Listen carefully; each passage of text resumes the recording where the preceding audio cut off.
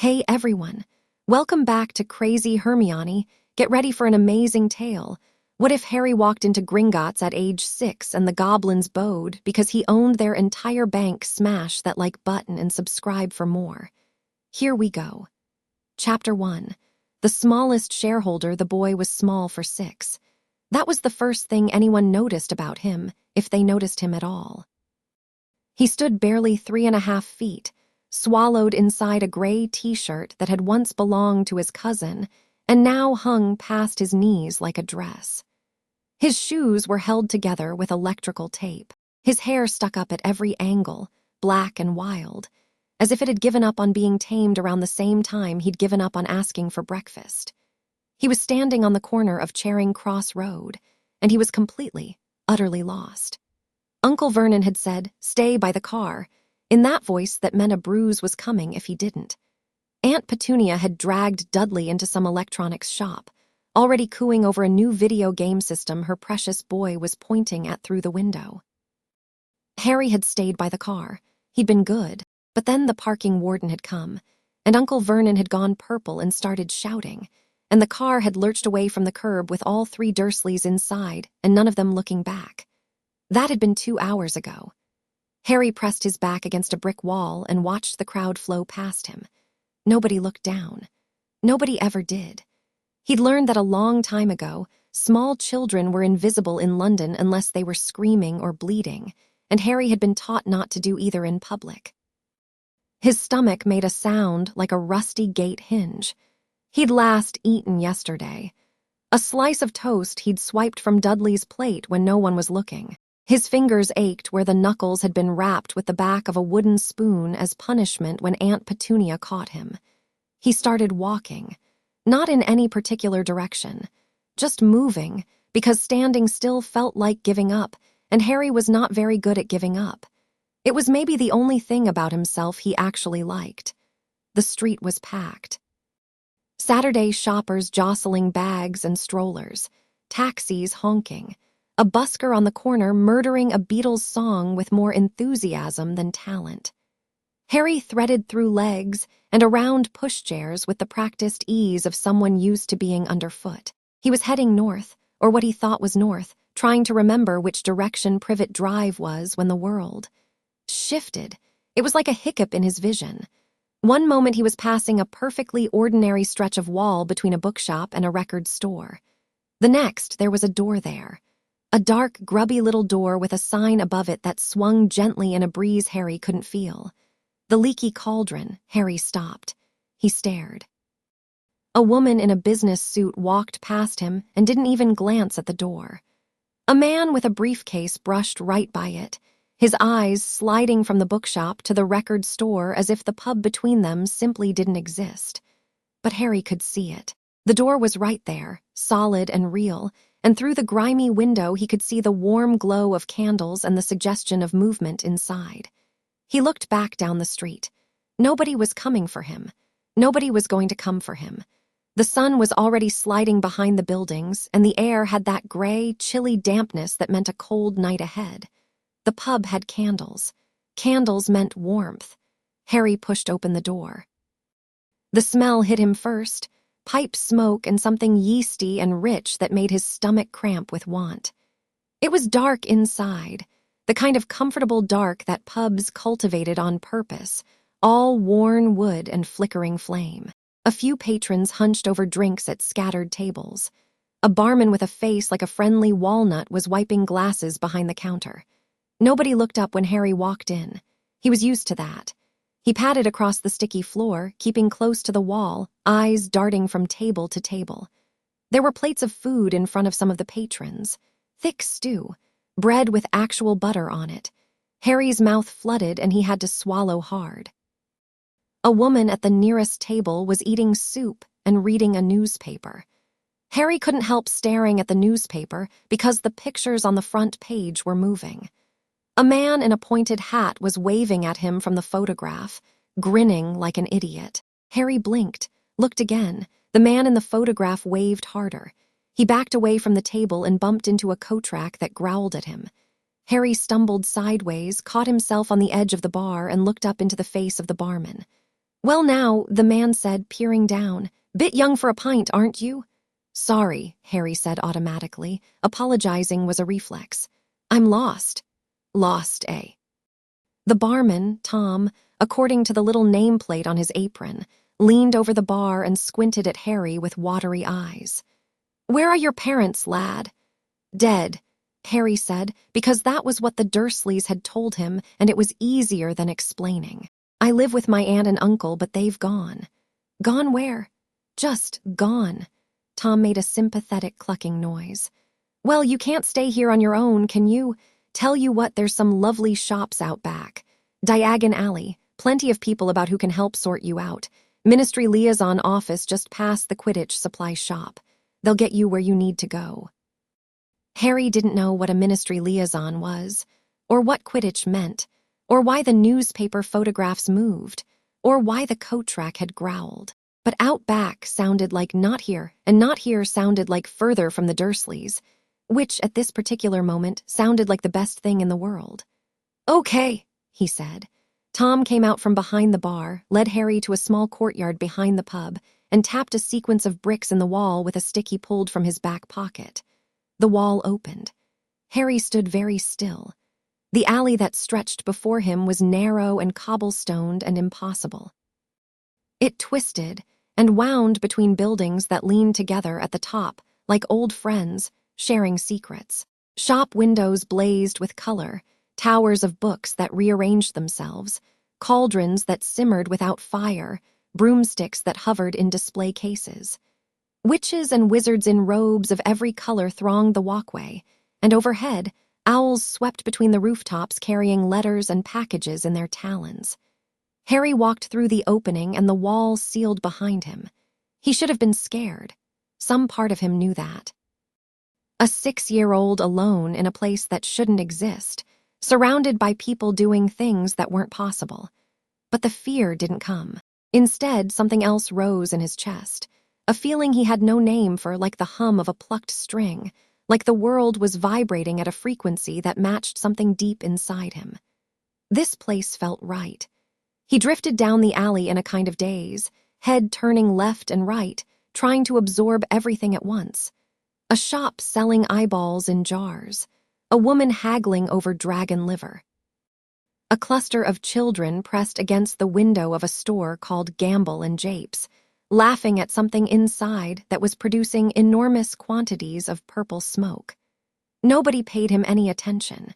He was just a small boy in oversized Muggle clothes, and Diagon Alley was used to strange sights. Harry walked until the crowd thinned and the alley opened into a small plaza, and there, at the far end, standing white and massive against the gray sky like a crooked marble wedding cake, was Gringotts. He didn't know what it was yet. He couldn't read the bronze letters above the doors from this distance, and even if he could, the name wouldn't have meant anything.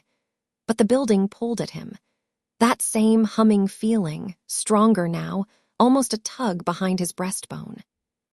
His feet moved without his permission, carrying him across the plaza, up the wide stone steps, past the bronze doors that stood open to the afternoon.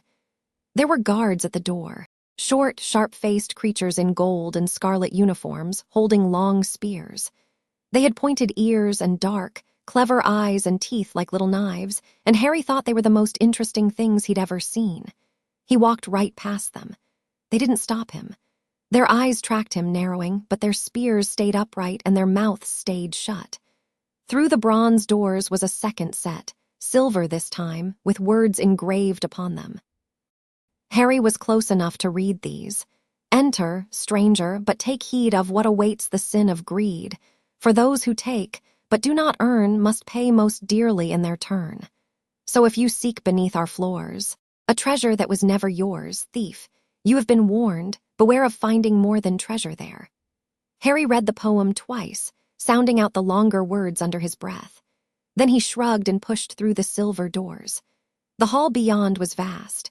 White marble floors, counters running the length of the room on both sides, and behind those counters, more of the small, sharp creatures, perched on high stools, weighing coins and gems and scratching in enormous ledgers with quills. The ceiling was lost somewhere far above in shadows, and the flicker of 1,000 candles. Harry stood just inside the doors, very small against all that marble, and the humming in his chest became a roar. Something happened. It didn't happen slowly. There was no gradual dawning, no growing awareness. One moment the hall was full of the ordinary sounds of banking, the scratch of quills, the clink of coins, the murmur of transactions. The next, every sound stopped. Every goblin in the room looked up at the same instant. Not turned their heads, not glanced over, looked up all at once. 100 dark eyes fixed on the small boy in the doorway with an intensity that should have been terrifying. Harry's scar prickled. Not painfully, just a warm buzz, like static electricity. The nearest goblin, an elderly creature with wire spectacles and ink-stained fingers, slowly climbed down from his stool. He walked around his counter. He stopped 6 feet from Harry, staring at him with an expression the boy couldn't read, and then he did something that made every wizard in the building turn and stare. He knelt, not bowed. Knelt. One knee on the marble floor, fist pressed to his chest, head lowered. The gesture was so fluid, so practiced, that it looked almost ceremonial. Then the goblin beside him did the same, and the one beside him, and the next, climbing down from their stools and kneeling in a wave that swept down both sides of the hall like dominoes falling. The sound of 100 goblin knees hitting marble was like a drum roll, sharp and rhythmic, echoing off the vaulted ceiling. Within 15 seconds, every goblin in Gringotts was on one knee. The wizards in the building stood frozen. A witch near the back actually dropped her money bag. Coins rolled across the floor in the silence, and nobody moved to pick them up. Harry looked at the nearest goblin, the one with the spectacles. The old creature's head was still bowed, but his lips were moving, whispering something in a language Harry didn't know. "Excuse me," Harry said. His voice came out thin and scratchy in the enormous hall. "I think there's been a mistake." The old goblin looked up. His dark eyes were wet. "There is no mistake," he said. "We have been waiting for you, Master Potter." Harry opened his mouth to say he wasn't anyone's master, that his name was just Harry, that he was lost and hungry, and could someone please tell him what was going on. But before he could speak, a sound rose from the depths of the building, from below, far below, a deep resonant boom like a drum being struck in the heart of the earth. Then another, and another. A rhythm, steady and ancient, rising through the marble floor and into Harry's bones. The old goblin's eyes went wide. "The deep drums," he whispered. "They haven't sounded in." He didn't finish. From a corridor behind the main counter, footsteps approached. Heavy, deliberate footsteps accompanied by the click of a metal-shod cane on stone. The goblins, still kneeling, pressed their fists harder to their chests. The figure that emerged was old, older than anything Harry had ever seen. He was a goblin, but where the others were small and sharp, this one was dense, compact and heavy, like a boulder shaped into roughly humanoid form. His skin was dark as mahogany, carved with scars that told stories in a language of violence. He wore black armor etched in gold, and his eyes, pale, almost white like quartz, fixed on Harry with a force that was almost physical. He carried a cane of black iron topped with a ruby the size of a fist, and he used it less for walking than for punctuation, striking it against the floor with each step like a judge's gavel. He stopped 10 feet from Harry. The deep drums fell silent. The building itself seemed to hold its breath. The old goblin studied Harry for a long, long moment. His quartz eyes traveled over the too-big shirt, the taped shoes, the bruise on the boy's forearm that was turning the specific shade of yellow that meant it was a week old and had been deep. Something shifted in those pale eyes, something dangerous. "You are Harry James Potter," he said. It wasn't a question. His voice sounded like gravel being ground under a millstone. "Yes, sir," Harry said, because he might not know what was happening, but he'd been hit enough times to learn manners. The old goblin's jaw tightened at the "sir," not in displeasure, in something else, something that lived in the space between fury and grief. "I am Ragnarok," he said, "director of Gringotts, king beneath the mountain, and I have waited 6 years, 2 months, and 14 days for you to walk through that door." Harry's stomach growled, loudly. The sound bounced off the marble walls like a small, embarrassing thunderclap. Ragnarok looked at the boy, looked at his too thin arms and the hollows of his cheeks and the careful way he held himself, weighed on the balls of his feet like someone who was always ready to dodge. "When," Ragnar said very carefully, "did you last eat?" "Yesterday," Harry said. "A bit of toast." "A bit of toast. I didn't get caught. I'm good at being quick." Ragnar closed his eyes. When he opened them, the temperature in the room seemed to drop. "Griffook," he said. A younger goblin materialized from somewhere, sharp-faced and wary, with the look of someone who'd been summoned to something they didn't understand and didn't like. "Director, bring food to the Founder's chamber, enough for a growing child, and send for healer Silverfang. The Founder's chamber hasn't been opened in. I am aware." Ragnar's cane struck the floor once. "Do it." Griffook vanished. Ragnar looked at Harry again. He seemed to be wrestling with something. Some protocol or tradition warring with something more immediate and less dignified. Then the king of the Goblin Nation, the director of Gringotts Wizarding Bank, holder of 9 Blood One titles and commander of 11,000 warriors, slowly lowered himself to one knee before a 6-year-old boy in taped-together shoes. "My lord," he said, "welcome home." The Founder's chamber was deep in the bank, down corridors that grew older and rougher as they descended, the polished marble giving way to hewn stone, and then to raw rock that glittered with veins of metal Harry couldn't name. Ragnar walked beside him, matching his short stride to Harry's shorter one, the iron cane keeping time. 2 guards flanked them, silent and watchful. Harry had 1,000 questions, but the one that came out first was, "Why did they all kneel?" Ragnar glanced down at him. "Because of who you are. I'm nobody." The cane struck the floor harder than usual. "You are many things, Harry Potter. Nobody is not among them, but this is a conversation for after you've eaten. I'll not have you fainting before I've finished the first sentence." They reached a door. It was massive, black iron banded in gold, covered in engravings that moved like the newspaper photographs. Tiny goblin warriors fought and feasted and forged across its surface in an endless loop. Ragnar placed his palm flat against the metal and spoke a word that Harry felt more than heard, a subsonic rumble that vibrated in his teeth. The door swung open. The room beyond was round and warm, lit by a fire that burned in a pit at its center without any wood or fuel that Harry could see. The walls were lined with weapons, swords and axes and things Harry didn't have names for, all gleaming, all clearly meant for use rather than display.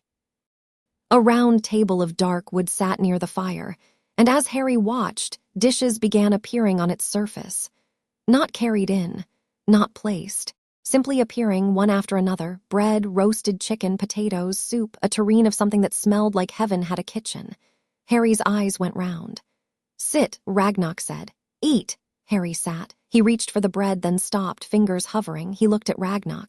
"Is this really for me?" Something in Ragnar's stone face cracked. "Just a fraction, just enough." "Everything in this room is for you," he said quietly. "As is a great deal more. Eat, child. No one is going to take it away." Harry ate. He tried to go slowly. Aunt Petunia said he ate like an animal, and he didn't want to prove her right. But the bread was warm and the butter was real, and the chicken tasted like nothing he'd ever been given in the cupboard under the stairs. He ate until his shrunken stomach cramped, and then he ate a little more because he didn't know when this would happen again. Ragnar sat across from him and didn't eat. He watched the boy with those pale quartz eyes, and his clawed hands rested on the ruby head of his cane, and he was very, very still. The guards stood by the door, still as statues, but their eyes weren't on Harry. They were on their king's face, and what they saw there made them afraid. Ragnar was angry, not the hot, explosive anger of a human. Goblin rage was geological. It built slowly under enormous pressure, and when it finally broke through, it reshaped landscapes. When Harry finally pushed his plate back, sighing, Ragnar spoke. "The bruise on your arm, how did you get it?" "Fell," Harry said automatically. "You did not fall." It wasn't an accusation. Ragnar said it the way you'd say water is wet, as a simple, unchallengeable fact. Harry looked at the table. "Uncle Vernon grabbed me. I was too slow getting the rubbish out. And the scar on the back of your hand, the one that's partially hidden by your sleeve." Harry pulled his sleeve down further. The stove. I was cooking and You cook. Breakfast and dinner. I'm not allowed to do lunch because Aunt Petunia says I use too much gas. The fire in the central pit flared. Harry flinched. But it wasn't the fire, it was the air itself, vibrating with something that radiated from Ragnok like heat from a forge. The guards at the door took a step back. Ragnok placed both hands flat on the table. The wood cracked under his palms. I see, he said. His voice was completely level. That was the most frightening thing about it. Griffook will bring the healer shortly. You will be examined, treated, and fed again in 4 hours. In the meantime, I believe I owe you an explanation. About the kneeling, Harry said. About everything. Ragnok stood and walked to the far wall where a tapestry hung that Harry hadn't noticed. It was old, so old that the colors had faded to whispers of what they'd been, but the images were still clear. A tall wizard shaking hands with a goblin over a pile of gold. A building rising from the earth. A document being signed in what looked like blood. What do you know about your family? Ragnok asked. They died in a car crash, Harry said. Mum and Dad were drunks. That's what Aunt Petunia says. Ragnok's cane shattered a flagstone. The crack echoed off the walls like a gunshot, and Harry almost fell out of his chair. Ragnok looked at the broken stone, then at his cane, then at Harry. My apologies, he said. I will endeavor to control myself. Your parents were not drunks. They did not die in a car crash. They were murdered, killed by the darkest wizard of the age in defense of your life. They were heroes. Your father, James Potter, was the last lord of the most ancient and noble house of Potter. Your mother, Lily, was one of the most gifted witches of her generation. And you, he pointed the cane at Harry, are their heir. Harry sat very still. The chicken was sitting heavy in his stomach now. I'm a wizard. You are a wizard, but that is the least of what you are.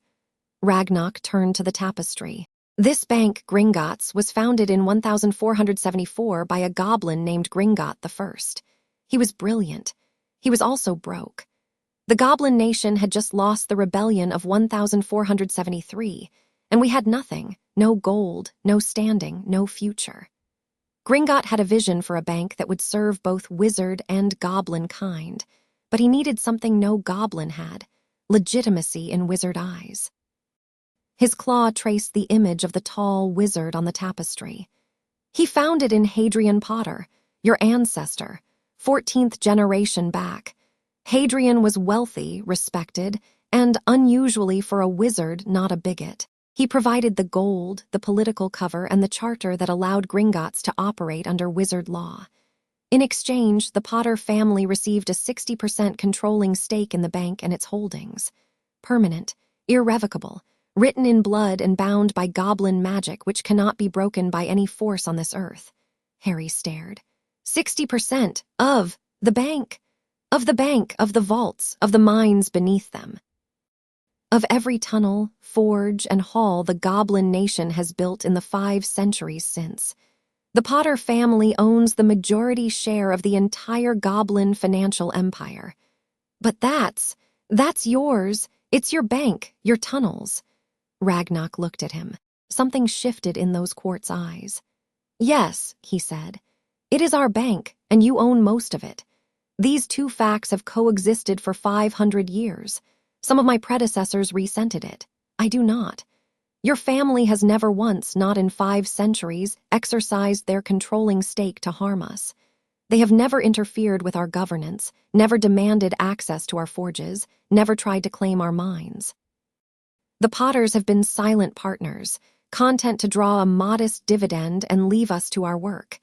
They have been, in the long and bloody history of wizard-goblin relations, the only humans who ever simply left us alone. He returned to the table and sat down heavily. But there is more. After the war, after your parents were killed and you survived the killing curse, yes, child, we will discuss that too. The wizarding world celebrated, but the goblins mourned. James Potter had been the best lord we'd served in generations. He knew our customs. He spoke passable gobbledygook. He once fought a duel with a ministry official who referred to us as creatures in legislation. Ragnok paused. Something that might have been a smile crossed his scarred face. He lost the duel, actually, but the point was made. Harry's throat was tight. My dad fought for you. Your father respected us. In 500 years of partnership, you would be amazed how rare that is. Ragnar's voice dropped. When he died, the controlling stake passed to you, but there was also the matter of the blood debt. The what? Voldemort, and Harry noticed that Ragnar said the name without flinching, without hesitation, as if it were just a word, had made financial arrangements with us. Before the war, dark artifacts stored in high-security vaults, investments through shell accounts. He used our bank to fund his campaign of terror, and we allowed it, because our laws required neutrality and his gold was as good as anyone's. It is the great shame of my reign. When you survived and he fell, the Goblin nation owed a blood debt, not because you defeated him, but because we had profited from the man who murdered our lord. He met Harry's eyes. By Goblin law, a blood debt to the controlling shareholder carries the weight of absolute fealty. The bank, the nation, the army, all of it falls under your authority until the debt is paid. Your family already owned 60% of our financial empire. The blood debt gave you dominion over the rest. The fire crackled.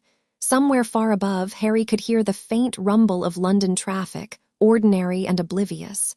So I own everything. You own everything. I don't want to own you, Harry said immediately. I don't want people to belong to me. Ragnar studied him for a long time. You are very much your father's son, he said at last. He said nearly the same thing when he inherited the stake, but one has little to do with it. The blood debt is a matter of law and magic. It cannot be wished away. It must be repaid through service, and that repayment requires a lord to serve. Harry chewed his lip. What if I just told you to be free? Would that work? Number goblin magic doesn't work on good intentions. It requires acts of equivalent weight. The debt was incurred through gold and blood. It must be repaid through gold and blood. Ragnar leaned forward. But that is a problem for another day. The immediate question is simpler. What do we do with you? What do you mean? You are 6 years old. You are malnourished, beaten, and living in a cupboard. Harry's head snapped up. How do you know about the cupboard? The bank knows everything about its lord. The moment you touched our doors, every protective enchantment in Gringotts activated. Your magical signature carries the echoes of your living conditions, cramped spaces, malnutrition, chronic stress. Our wards read you like a book. Ragnar's hands tightened on his cane. A book I very much wish I had not read. The door opened and Griffook entered, followed by another goblin. This one was female, the first Harry had seen, with silver hair pulled back in a severe knot and hands that moved with the precise economy of a surgeon. She carried a leather case that clinked softly. Healer Silverfang, Ragnar said. Examine the boy. Silverfang set her case on the table, opened it, and withdrew a smooth black stone about the size of a hen's egg. She held it out to Harry. Hold this, please. Harry took it. The stone was warm and pulsed once in his hand, like a heartbeat.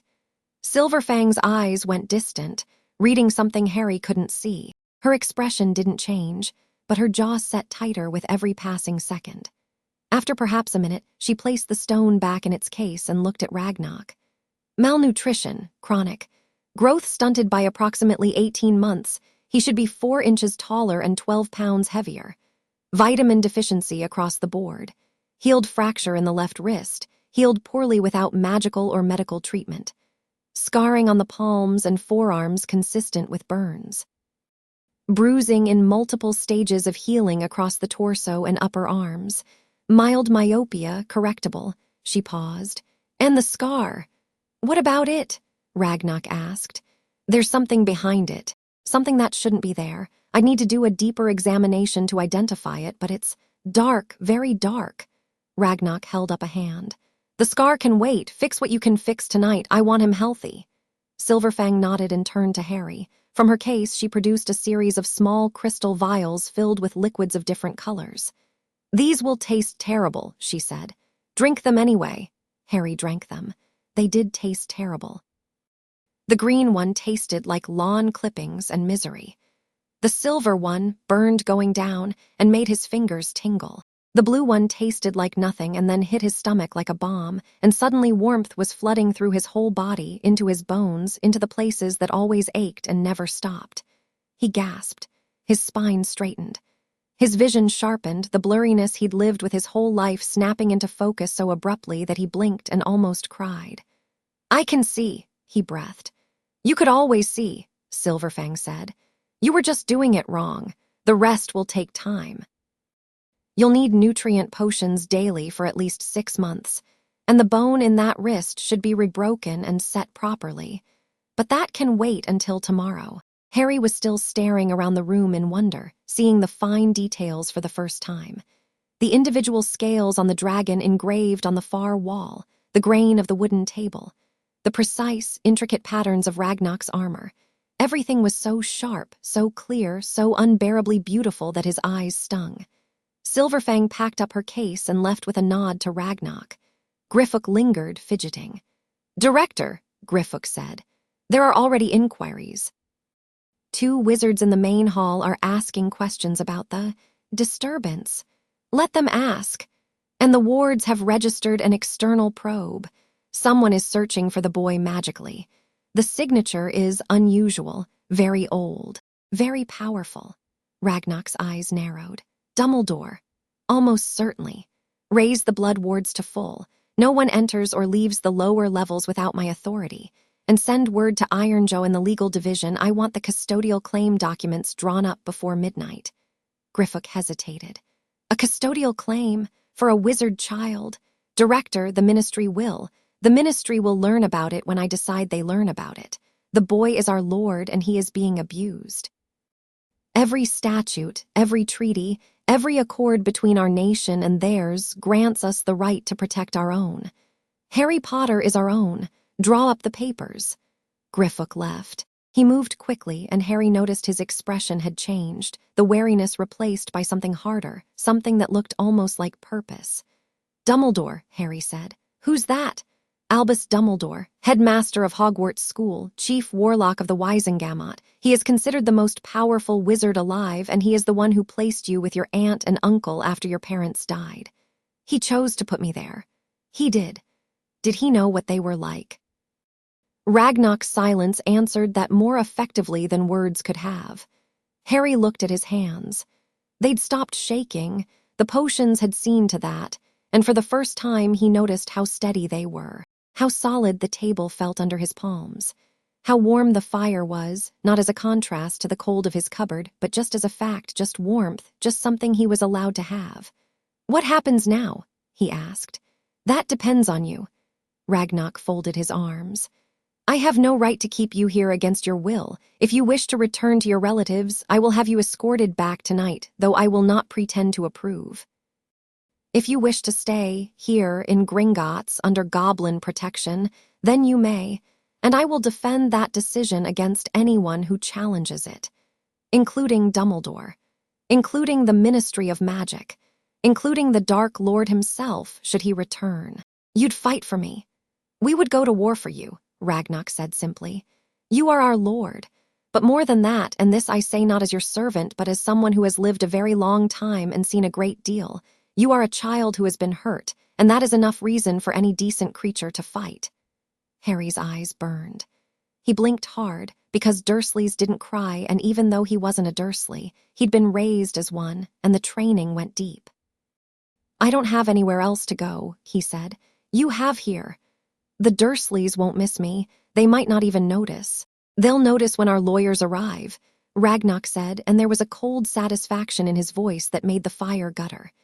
Harry looked around the Founder's chamber, at the weapons on the walls and the ancient tapestry and the fire that burned without fuel. At Ragnar, scarred and ancient and offering him something no one had ever offered before, a choice.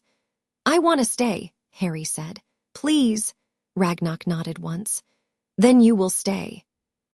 Griffook will be assigned as your personal liaison. He's young and irritable, but he's sharp and he'll serve you well. We'll begin with healing, then education. You have 5 years before Hogwarts and a great deal to learn." "Hogwarts?"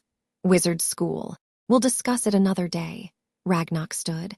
"For now, there is a bed being prepared in the royal quarters. It will be the first bed you've slept in since your parents were alive. I suggest you enjoy it." He moved toward the door, then stopped. Without turning, he said, "The blood debt, you said you didn't want to own us." I don't. Your father said the same thing, and then he spent his life trying to find a way to dissolve it. He never succeeded, but the effort earned him something more valuable than ownership, our respect. Ragnarok looked back over his shoulder. Do not try to be what you think we want, Harry Potter. Just be what you are. That boy who walked through our doors tonight, hungry, bruised, and still too polite to complain about it, that boy is enough. More than enough. He left. The door closed behind him with a sound like a vault ceiling. Harry sat alone in the founder's chamber in front of the ruins of the best meal he'd ever eaten in a building he apparently owned, at the center of a world he hadn't known existed 6 hours ago. His vision was clear. His stomach was full. His hands weren't shaking. For the first time in his memory, no one was going to hit him tonight. He put his head on his arms and cried. Griffook arrived 20 minutes later and found the boy asleep at the table, tear tracks drying on his cheeks. One hand still curled around a bread roll as if he was afraid it might disappear. The young goblin stood in the doorway for a moment, looking at this small human who apparently owned his entire civilization. He'd been angry when Ragnarok gave him the assignment. He was the fastest-rising account manager in the bank, destined for great things, and now he was a babysitter for a wizard child. The indignity was suffocating, but looking at the boy, really looking at the bruises and the too big clothes and the bread roll clutched like a lifeline, Griffook felt something shift in his chest. Not affection. Not yet. Goblins didn't do affection easily, but something adjacent to it. Something that felt like the first spark struck from flint, not yet a fire but undeniably headed in that direction. He picked the boy up. Harry weighed almost nothing, less than a goblin child half his age. Griffook carried him through the deep corridors to the royal quarters, which were being aired out by a squad of uniformed goblins who looked as startled by the activity as Griffook felt. The bed was enormous, a goblin king's bed, built for someone of Ragnarok's stature but still absurdly large for a human 6-year-old. Griffook laid Harry in the center of it and pulled the heavy furs up to his chin. The boy murmured something in his sleep and curled into the warmth. Griffook stood there for another moment. Then he pulled a chair from the corner, set it beside the bed, sat down, and began reviewing the Potter account files on his tablet. Someone should be here when the boy woke up. In case he was confused, in case he was afraid. Those were the reasons Griffook gave himself anyway. He was a very good liar, even to himself. Far above, in the main hall of Gringotts, the normal business of the bank resumed. Wizards and witches came and went, withdrawing and depositing, utterly unaware of what had transpired below. The goblins behind the counters returned to their ledgers, but there was something different about them now, a straightness to their spines, a sharpness to their eyes. Word had spread through the deep tunnels with the speed that only goblin gossip could achieve. The Potter heir had come. The Lord had returned, and he was a child. A hungry, beaten child who said please and thank you and didn't want to own them. The Goblin Nation hadn't had something to believe in for a very long time. In the legal division, deep in the eastern tunnels, Ironjaw the Elder was already drafting the custodial claim. His quill moved with furious speed, citing statutes and precedents in 3 languages, building a legal fortress around a 6-year-old boy that the entire Ministry of Magic would break itself against. He'd been a legal scholar for 200 years, and he had never drafted a document with this much vicious pleasure. In the healing ward, Silverfang was writing her medical report. She wrote it in clinical terms because she was a professional, but when she reached the section on the burns and the badly healed fracture, her quill pressed so hard it punched through the parchment. She started again on a fresh sheet, hand steadier, jaw clenched. In his chambers, Ragnarok sat alone in the dark. His armor was off, hung on its stand, and without it he looked older, scarred, and heavy, a creature who had carried a nation on his back for longer than most humans lived. He held a small painting in his clawed hands. It showed a young man with messy black hair and glasses, laughing at something outside the frame, one arm thrown over the shoulder of a red-haired woman who was rolling her eyes but smiling. James and Lily Potter. The painting had been a gift from James on the day he'd inherited the controlling stake. "So you don't forget what we look like," he'd said, grinning. Can't have my business partner not recognizing me. Ragnock looked at the painting for a long time. James waved at him. Lily smiled. Your son came home today, Ragnock told them. He is thin and he is hurt and he holds bread rolls in his sleep because he's afraid of going hungry. He has your eyes, Lily, and your stupid hair, James. The painting couldn't hear him. It was just paint and magic, echoes without understanding. I failed you, Ragnock said. I should have come for him sooner. I let the old wizard's assurances hold me back, and your boy suffered for it. He set the painting down carefully on the desk. I will not fail him. That is the only oath I have left that matters. He sat in the dark until the candles guttered. Miles away, in a castle in Scotland, Albus Dumbledore stood at the window of his office and watched the sun set with an expression of profound unease. The monitoring charms on number 4 Privet Drive had gone silent 3 hours ago. Not triggered, silent. As if the boy they were designed to track had simply ceased to exist. Dumbledore had immediately cast wider detection spells, searching for Harry's magical signature across Britain, and found nothing.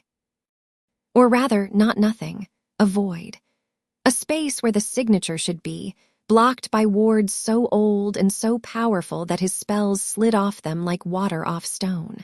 There was only one institution in Britain with wards like that. Gringotts, Dumbledore murmured. Fawkes, his phoenix, trilled a questioning note from his perch. Dumbledore stroked his beard. His mind, still formidable despite his years, was already running calculations. If Harry had somehow found his way to Gringotts, if the goblins had recognized him, if they had invoked the old charter rights, this was a problem. This was a very significant problem. He moved to the fireplace, threw in a handful of flue powder, and said, Arabella Fig. The fire turned green. A moment later, the worried face of an elderly woman appeared in the flames. Albus, I was just about to call you. The Dursleys came back from London hours ago without the boy. Vernon's gone purple, purpler than usual, and Petunia's locked herself in the kitchen. I don't think they've even noticed he's missing, or if they have, they don't seem to care. They haven't contacted the police. Number Dudley's playing his new video game. I don't think any of them have given Harry a second thought. Dumbledore closed his eyes. He'd known the Dursleys weren't ideal. He'd always known. The blood wards required a blood relative, and Petunia was the only option. He'd told himself the protection was worth the cost. He'd told himself Harry would be safe, that the wards would shield him from magical threats, that the boy would grow up humble and grounded and ready to be shaped when the time came. He hadn't told himself what humble looked like from the inside of a cupboard. I believe Harry may have found his way to Gringotts, Dumbledore said. Gringotts? The bank. Albus, he's 6. How would he? The leaky cauldron has been known to reveal itself to magical children in distress. Tom wouldn't have thought twice about pointing a lost child toward Diagon Alley. Dumbledore's voice was calm, but his hand, hidden from the fire, was gripping the mantelpiece hard enough to whiten his knuckles. If the goblins have him, this becomes complicated. Complicated how? The Potter family has certain historical ties to Gringotts, ties that give the goblins a legitimate claim to his protection. If they choose to invoke those claims, extracting Harry becomes a legal and political battle I am not certain we can win quickly. But he needs to come back. The blood wards are already failing, Dumbledore said quietly. They have been for some time. The protections require a home where the child is loved, Arabella. Number 4 Privet Drive hasn't qualified for quite a while. Silence. The fire crackled. What are you going to do? Arabella asked. I am going to go to Gringotts tomorrow morning and request a meeting. I am going to be polite, reasonable, and diplomatic. And I am going to hope very sincerely that the goblins are in a cooperative mood, because if they are not... He trailed off. If they're not... Dumbledore straightened up. His reflection in the dark window looked old and tired, and for perhaps the first time in decades, genuinely afraid. Then the most powerful piece on the board has just been claimed by a player I cannot control, he said. And everything I have spent the last 5 years building falls apart. The fire died. Dumbledore stood alone in his darkening office, listening to the distant sounds of the castle settling around him, and began to plan. In the deep vaults of Gringotts, Harry Potter slept in a bed for the first time in 5 years. The furs were warm. The room was dark and safe. Somewhere nearby, a young goblin sat in a chair reading financial reports and pretending he wasn't standing guard. The deep drums were silent. The boy dreamed of nothing at all, which was the best dream he'd ever had. Chapter 2. Blood and Gold. Harry woke up and didn't know where he was. That wasn't unusual. He often woke confused in the cupboard, disoriented by the dark and the smell of cleaning supplies and the spider that had taken up residence in the corner above his head. But this was different. The surface beneath him was soft, impossibly, luxuriously soft and warm, and the air smelled like stone and metal and something faintly sweet, like honey left too long near a fire. He opened his eyes. The ceiling above him was carved stone, vaulted and high, with veins of gold running through the rock like frozen lightning. Torches burned in iron brackets on the walls, their flames a deep amber that cast everything in tones of warmth. The bed he lay in was enormous, piled with furs and heavy blankets, and he was sunk into it like a pebble in a snowdrift. Memory crashed back. The pub, the alley, the bank, the kneeling. Ragnarok. He sat up fast and his vision swam, clear vision, sharp vision, vision that didn't blur at the edges, and when it settled, he found himself looking directly at Griffook, who was sitting in a chair 3 feet from the bed with a stack of parchment on his lap and a quill behind one pointed ear. "Good morning," Griffook said, in a tone that suggested mornings were a personal inconvenience he'd never forgiven the sun for inflicting. "Morning," Harry said. His voice was rough with sleep. "Was I? Did all of that really happen? If by all of that you mean your arrival at Gringotts, the revelation of your ownership stake, and the director of the bank kneeling before you in front of 100 witnesses, yes, it happened. I've been reviewing the paperwork ever since." He held up the stack of parchment. "There is quite a lot of paperwork." Harry pulled the furs up around his shoulders. "What time is it?" "Just past 7 in the morning. You slept for 11 hours. Healer Silverfang said to let you rest as long as possible. Apparently your body had significant recovering to do." Griffook set the parchment aside and stood. "There is breakfast waiting. Director Ragnarok wishes to see you afterward. He has things to show you." "What kind of things?" Griffook's mouth did something that wasn't quite a smile. "The kind of things that tend to change a person's understanding of the word inheritance." Breakfast was in a smaller room off the main corridor, a goblin dining hall, Harry guessed, with a low ceiling and long stone tables. It was empty except for Harry and Griffook, but the table nearest the door was loaded with food. Eggs, bacon, sausages, toast, porridge, fruit, and a steaming pot of something that Griffook identified as goblin tea, which tasted like black tea and iron and was somehow the best thing Harry had ever put in his mouth. He ate more carefully this time, remembering how his stomach had cramped the night before. But the potions Silverfang had given him seemed to have done something, because the food sat easier, and the gnawing ache in his belly was gone for the first time in as long as he could remember. Griffook sat across from him, not eating, making notes in a leather-bound ledger with sharp, precise handwriting. "Can I ask you something?" Harry said between bites of toast.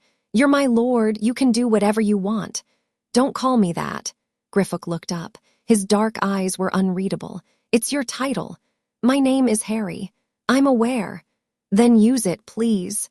The quill paused. Griffook studied him for a moment, the way you'd study an unfamiliar animal that had wandered into your house, not with fear, but with the careful attention of someone recalculating their assumptions. "Harry, then," he said. "What's your question?" "Last night, Ragnarok said you were assigned to me. He said you were irritable." "He said that to your face." "Are you irritable, I mean?" "Perpetually," Griffook said. "I was the youngest account manager in Gringotts history. I was handling portfolios worth millions of galleons. I had ambitions, plans, a very clear trajectory, and now He stopped himself. "Babysitting," Harry finished. Griffook had the grace to look slightly uncomfortable. "I wouldn't have put it that way. But you were thinking it." "Yes," Harry nodded. He took another bite of toast, chewed thoughtfully, swallowed. "I don't need a babysitter. I've been taking care of myself since I was 4. What I need is someone who will actually tell me the truth about things instead of just deciding what I should and shouldn't know. Can you do that? Griffook set his quill down. You're 6. I know how old I am. Most 6-year-olds want to be told stories and have their hands held. Most 6-year-olds haven't been cooking breakfast for a family of 3 since they could reach the stove. Harry met his eyes steadily. I'm not going to pretend to be something I'm not. I don't know anything about this world, magic, goblins, any of it. But I learn fast, and I'd rather have someone honest helping me than someone nice. Griffook was quiet for a long time. Then something happened to his face that Harry would later recognize as the goblin equivalent of deep respect. A slight tightening around the eyes, a fractional lift of the chin. All right, Harry, he said. Honest it is. Starting with this, about half the people who are going to find out you're here will want to use you, and the other half will want to control you. The goblins won't. We're bound by the blood debt and the charter, and Ragnarok would sooner cut off his own hand than harm a Potter. But the wizards. The ministry, the old families, the political players. You're a piece on their board, and they've been waiting 6 years to make their first move. What about Dumbledore? Griffook's expression hardened. Dumbledore is the most dangerous of all because he genuinely believes he's doing the right thing. A villain who knows he's a villain can be predicted. A good man who's convinced himself that his manipulations serve a higher purpose. That's something else entirely. Ragnarok said Dumbledore put me with the Dursleys. He did, for what he'd call protection. Blood wards, a type of magic tied to your mother's sacrifice. They required you to live with a blood relative, and your mother's sister was the only one available. It's clever magic. It's also the kind of thinking that sees a child as a chess piece first and a person second. Harry absorbed this. He didn't feel angry exactly. The anger was there, somewhere deep, but it was buried under layers of something more practical, the survival instinct of a boy who'd learned early that emotions were a luxury he couldn't afford. What do I do about it? He asked. That's what Ragnarok wants to discuss, after he shows you the vaults. Griffook gathered his parchment and stood. Finish your breakfast. We have a long way to go down. The carts were terrifying and wonderful. Harry had never been on a roller coaster. Dudley had, twice, and talked about it for weeks. But Harry had been left with Mrs. Figg and her cats, so he had no frame of reference for the experience of hurtling through the earth in a small metal cart at what felt like the speed of sound. The tracks twisted and plunged through tunnels of raw rock, lit by phosphorescent crystals that streaked past in blurs of blue and green. The air was cold and tasted of minerals and age. Harry gripped the edge of the cart and laughed.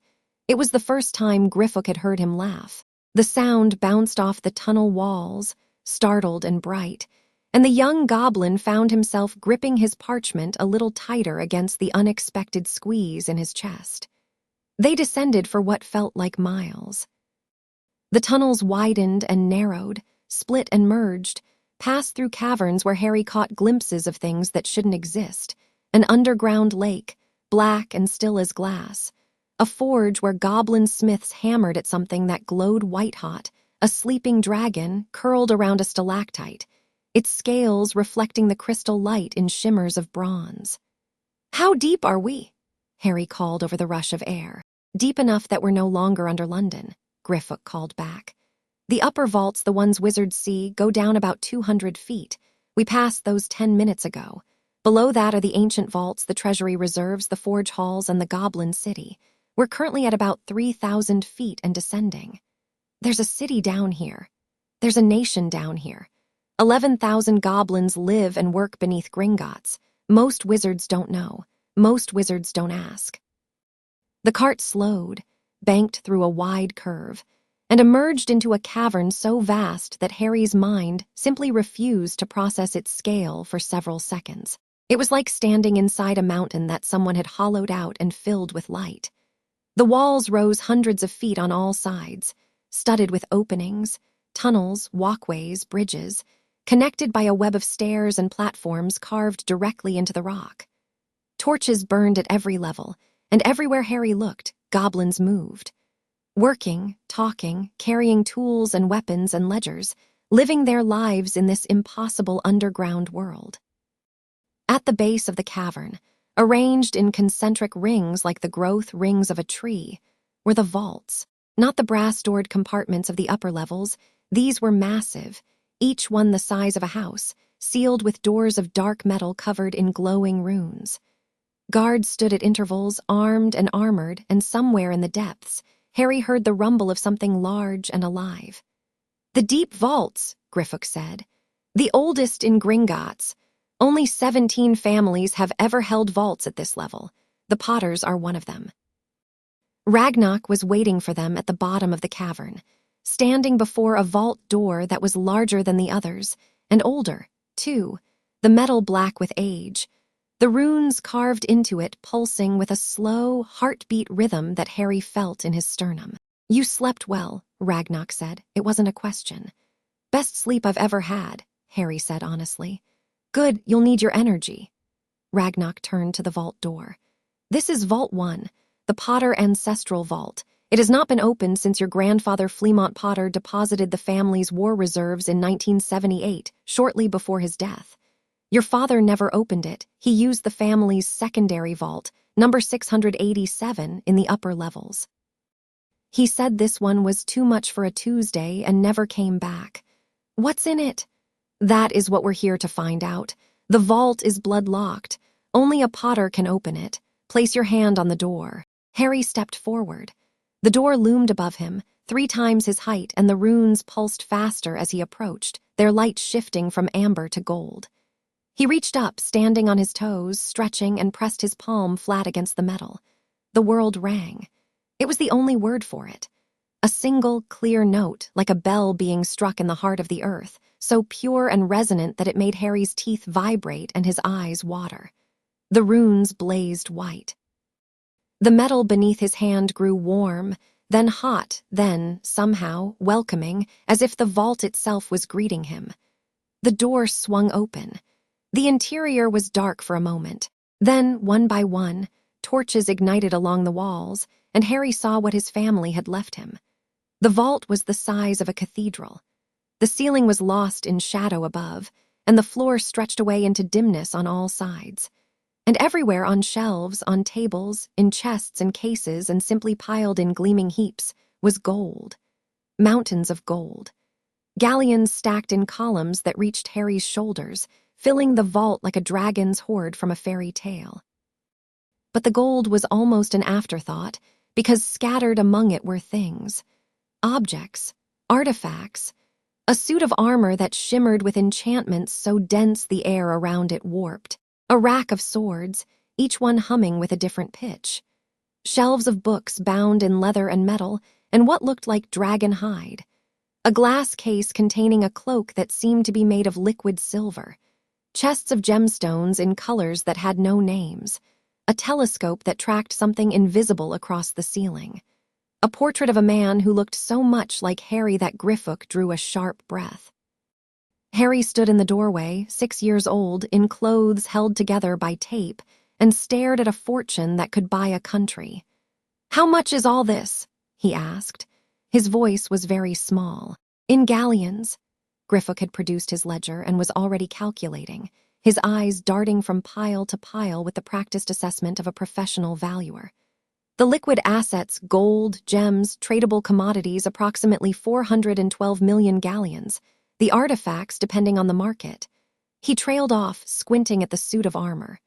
Some of these items are literally priceless. They don't have a market value because they can't be sold. They're unique. 400 million galleons, Harry repeated. "What's that in pounds?" "Roughly 2 billion. Harry sat down on the floor, not dramatically, not in a faint. He just sat, because his legs weren't working properly, and the floor seemed like a good place to be. Ragnarok watched him with those quartz eyes. "This is only the ancestral vault. There are also the investment portfolios, property holdings across magical Britain and Europe, shares in 47 wizarding businesses, the controlling interest in Gringotts itself, and the Potter seat on the Wisengamot, which carries political authority equivalent to a permanent vote in your wizard parliament." He paused. "And the properties?" "Properties," Harry echoed. "Potter Manor in Devon currently sealed, a townhouse in London, A cottage in Godric's Hollow, damaged but still standing. A villa in the south of France, an island. An island? In the Hebrides, your great-grandfather won it in a card game. It has a dragon reserve on it which generates a modest income. Harry put his face in his hands. He stayed like that for a moment. When he looked up, his green eyes were clear and dry and had something in them that made Griffook stop writing. I don't care about the gold, Harry said. Ragnock raised one scarred eyebrow. I mean, I care. It's a lot and it's important, and I'm not stupid. But right now, sitting here, what I care about is that yesterday I didn't know any of this existed. Yesterday I lived in a cupboard and I was hungry and nobody. His voice cracked, just slightly. He pulled it back under control with an effort that Ragnock recognized because he'd seen soldiers do the same thing. Nobody told me. About my parents, about magic, about any of it. I grew up thinking I was nothing, that I was a burden, that my parents were drunks who got themselves killed and left me behind and it was my fault for surviving. The torches in the vault flickered. So I don't care about the gold right now. What I care about is that I'm here, and for the first time someone is telling me the truth, and I need you to keep doing that. Both of you, no matter what. Even if you think I can't handle it, even if you think I'm too young. Because I spent 6 years in the dark and I am done with it. The vault was silent. Somewhere in the depths, a coin shifted and fell with a musical clink. Ragnock looked at the boy on the floor, this small, thin, fierce creature with his mother's eyes and his father's stubbornness, and a spine that had been forged in a crucible no child should have had to endure. Agreed, Ragnock said. No lies, no omissions. Not from me, not from Griffook, not from anyone in this bank. You have my word, and a goblin's word is iron. Same, Griffook said quietly. Though you might regret it, I've been told my honesty is excessive. Good, Harry said. He stood up, brushed off his knees, and looked back into the vault. Now, I want to know about everything in here. Not today, we don't have enough time for today. But I want to learn. And I want to understand what all of this actually means. Not just the money, but the responsibility. If I own all of this, then I have obligations, right? To the goblins, to whoever depends on these businesses, to the people who trust this bank with their savings. Ragnock and Griffook exchanged a glance. It was brief, but loaded, the kind of look that communicated entire conversations between people who'd known each other a long time. He's 6, Griffook muttered. He's a potter, Ragnock replied, as if that explained everything. And perhaps it did. They entered the vault. Harry walked among the towers of gold with the sober attention of someone inspecting a responsibility rather than a treasure. He asked questions about the armor, goblin-forged, created for Hadrian Potter, impervious to most known curses, about the swords, each one named, each one with a history, about the books, the Potter family library, one of the oldest private collections in the wizarding world. He stopped in front of the glass case with the silver cloak. What's this? Ragnock's expression shifted into something complex. That is the Cloak of Invisibility, one of 3 objects known as the Deathly Hallows. It has been in the Potter family for centuries. It makes the wearer completely invisible, not through a charm or enchantment, but through something older and stranger. It is, as far as anyone knows, the only true invisibility cloak in existence. Harry looked at the cloak, shimmering like moonlight on water. One of 3. What are the other 2? A wand and a stone. Their locations are contested. The story of the Hallows is long and tangled, and parts of it are more legend than fact. But the cloak is real, and it is yours. Harry nodded slowly. Can I take it? Everything in this vault is yours. You can take whatever you wish. Harry opened the case and lifted the cloak. It was lighter than silk, flowing over his hands like water, and when he draped it over his shoulders, his body vanished. He looked down and saw the floor through where his chest should have been. Wicked, he breathed. Griffook made a strangled noise. You just disappeared. I know. Harry pulled the cloak off and folded it carefully. I'm keeping this. They spent another hour in the vault. Harry found a photograph album in a leather chest near the back. Dozens of moving pictures of his parents, their friends, their wedding. A christening where a tiny baby with black hair was being passed between laughing adults. Harry sat on the floor and turned the pages one by one, touching the faces that smiled and waved at him, and didn't speak for a long time. Griffook pretended to be absorbed in his ledger. Ragnock stood with his back to the boy, examining a suit of armor with sudden intense interest. When Harry finally closed the album, his eyes were red but his voice was steady. "I'm ready to keep going." They took the cart back up to the inhabited levels, a slightly less terrifying ride than the descent, though Harry still laughed when they hit a particularly steep curve. Ragnock led them through a series of corridors Harry hadn't seen the night before, deeper into the Goblin City, past forges where the heat was so intense it pressed against Harry's skin like a physical force, past training halls where young goblins sparred with blades and spears, past a great hall carved from a single piece of quartz that split the torchlight into rainbows. Goblins stopped and stared as they passed. Some bowed. Others simply watched, dark eyes tracking the small boy walking beside their king with an expression Harry was beginning to recognize: hope. "They're looking at me," Harry murmured to Griffook. "You're the first Potter to walk these halls in 20 years. For most of them, you're the first Potter they've ever seen." Griffook paused. "And word has spread about what Silverfang found, the bruises, the malnutrition. Goblins don't have a lot of patience for those who harm children." "Do wizards?" Griffook's jaw tightened. "Some do, some look the other way. Your Dumbledore falls into the second category, it seems." They emerged into a chamber that Ragnock called the War Room, a circular space with a massive stone table at its center, its surface carved with a map of Britain that updated in real time. Tiny lights moved across it, some clustered in cities, some isolated in countryside, some blinking in patterns Harry didn't understand. "This is where we coordinate the bank's operations," Ragnock said, "and when necessary, the nation's defense. Every light represents a significant magical entity, a person, an artifact, a ward stone. The red ones are potential threats. The blue ones are allies. The green ones are neutral." Harry looked at the map. A bright golden light pulsed steadily in the center of London, right where Gringotts would be. "What's the gold one?" "You." Harry stared at the little light. It pulsed with his heartbeat. "And that one?" He pointed to a bright blue light in Scotland. "The big one. Hogwarts, the school. It's the largest concentration of magical energy in Britain, aside from Gringotts itself. There's a red one near it, right next to the blue." Ragnock's eyes narrowed. He leaned over the map. The red light Harry had noticed was very faint, almost lost in the glow of the Hogwarts beacon, but it was there, a dim, sullen crimson pulse like a coal buried in ash. "I don't know," Ragnock said slowly. "That's new. Or rather, it's been there for a while, but so faintly we attributed it to background noise. Hogwarts is full of dark artifacts in its various collections. We assumed it was one of those." "It's getting brighter," Harry said. Ragnock looked at Griffook. "Have the cartographers investigate. Cross-reference with Hogwarts ward records if we have them." Griffook nodded and made a note. "Now," Ragnock said, straightening, "we come to the matter of your immediate future." He gestured to a chair and Harry sat, the stone seat cold even through the thick new trousers Griffook had procured for him that morning, goblin-made, adjusted to his size with magic, infinitely better than Dudley's cast-offs.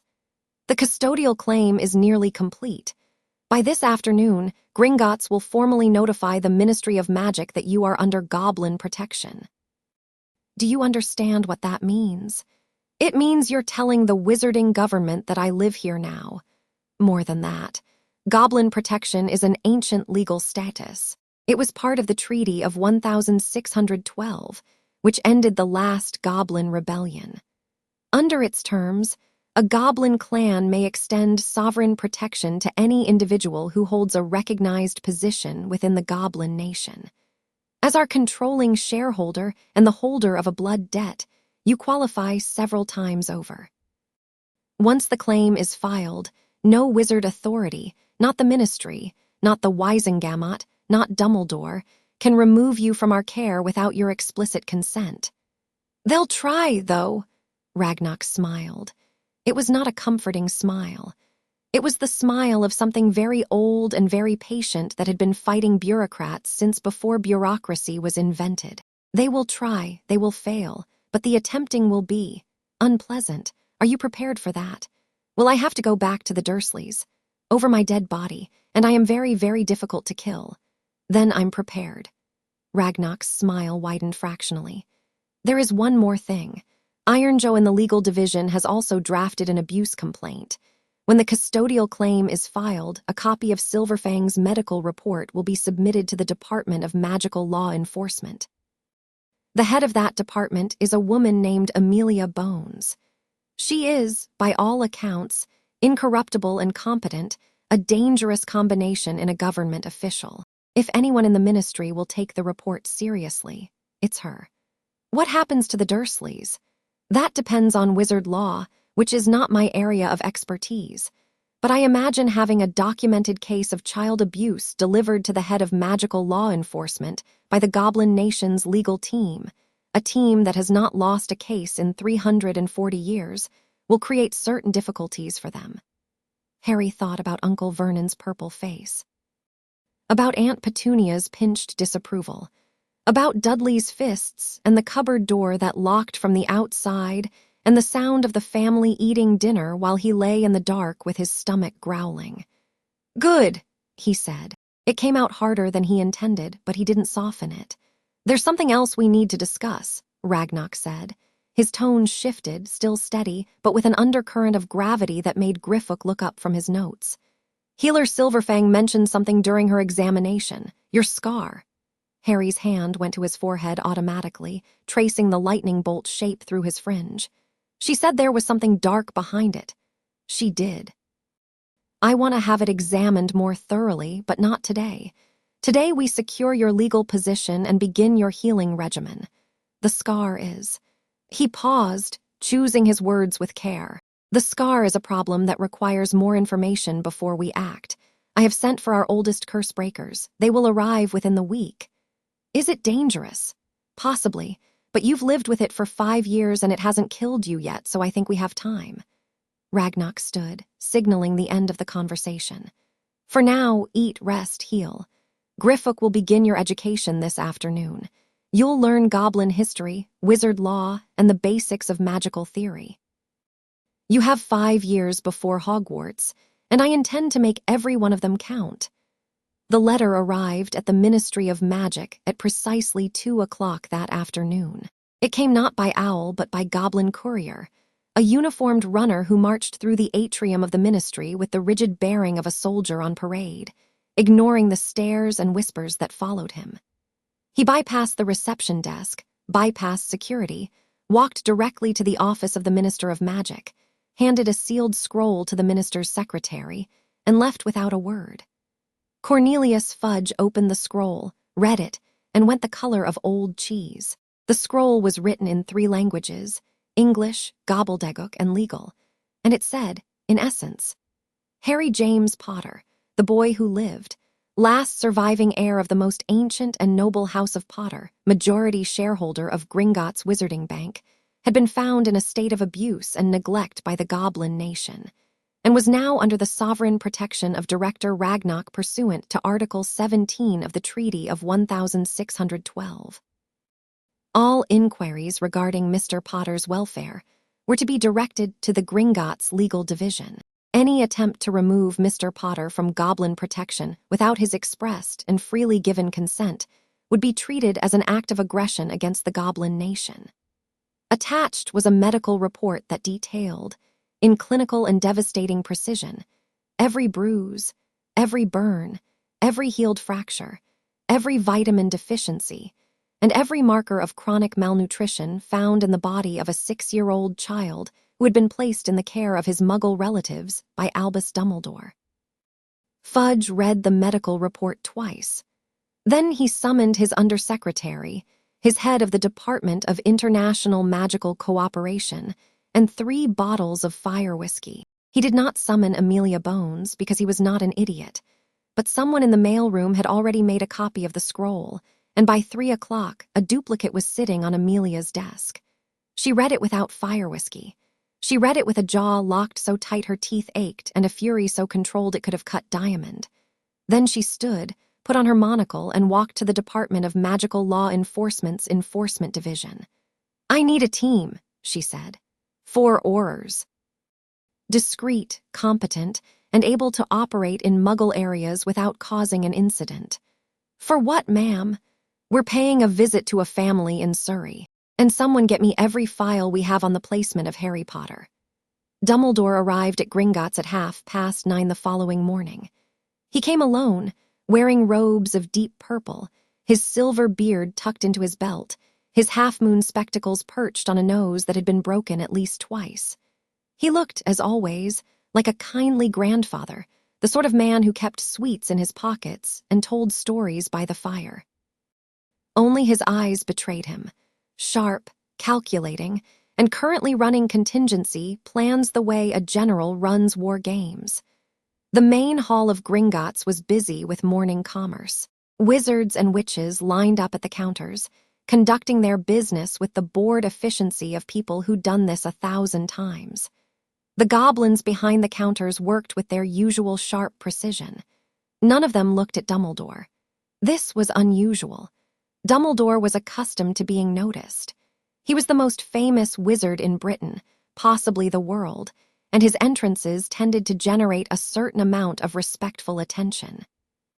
But the goblins processed customers and scratched in their ledgers as if he were just another wizard with a withdrawal slip. He approached the nearest counter. The goblin behind it, a middle-aged creature with a permanent squint, continued writing for 10 seconds before looking up. "Yes. Good morning. I am Albus Dumbledore, and I'd like to speak with Director Ragnarok regarding the custody of Harry Potter. Do you have an appointment?" "I do not, but I believe the director will. The director is unavailable without an appointment. Would you like to make one?" Dumbledore smiled. It was a very good smile, warm, disarming, the kind of smile that made people want to help him. It bounced off the goblin like a pebble off a tank. "Perhaps you could send word that I'm here," Dumbledore said. "I'm quite happy to wait." The goblin regarded him for a moment, then made a note on a scrap of parchment and passed it to a runner. "Wait over there." He pointed to a wooden bench against the wall. "Someone will be with you eventually." Dumbledore waited on the bench. He waited for 45 minutes, which was 44 minutes longer than anyone had made him wait for anything in at least 3 decades. He used the time to observe the bank, watching the goblins work, noting the slightly heightened security, extra guards at the doors, a tension in the air that hadn't been there on his last visit. At 10:15, Griffook appeared. "Dumbledore." The young goblin's tone was perfectly professional and utterly devoid of warmth. "The director has agreed to see you. Follow me." He led Dumbledore through a side door, down a corridor, and into a meeting room that was austere by goblin standards: stone walls, a stone table, 2 stone chairs. No refreshments, no courtesies. The room said very clearly, "This will be brief." Ragnarok was already seated. He did not stand when Dumbledore entered. He did not offer his hand. He sat behind the table with his iron cane resting across his knees and his quartz eyes fixed on the old wizard with an expression of polite, absolute hostility. "Chief Warlock," Ragnarok said. "Sit." Dumbledore sat. He arranged his robes, adjusted his spectacles, and folded his hands on the table. "Ragnarok, old friend, we are not friends." The words landed like a slap. Dumbledore's expression didn't change, but his hands tightened fractionally. "Very well," he said. "Director, I've come about Harry. Obviously. I understand you filed a custodial claim. I've also seen the medical report. I want you to know that I am deeply disturbed by what was found, and Are you?" "I beg your pardon."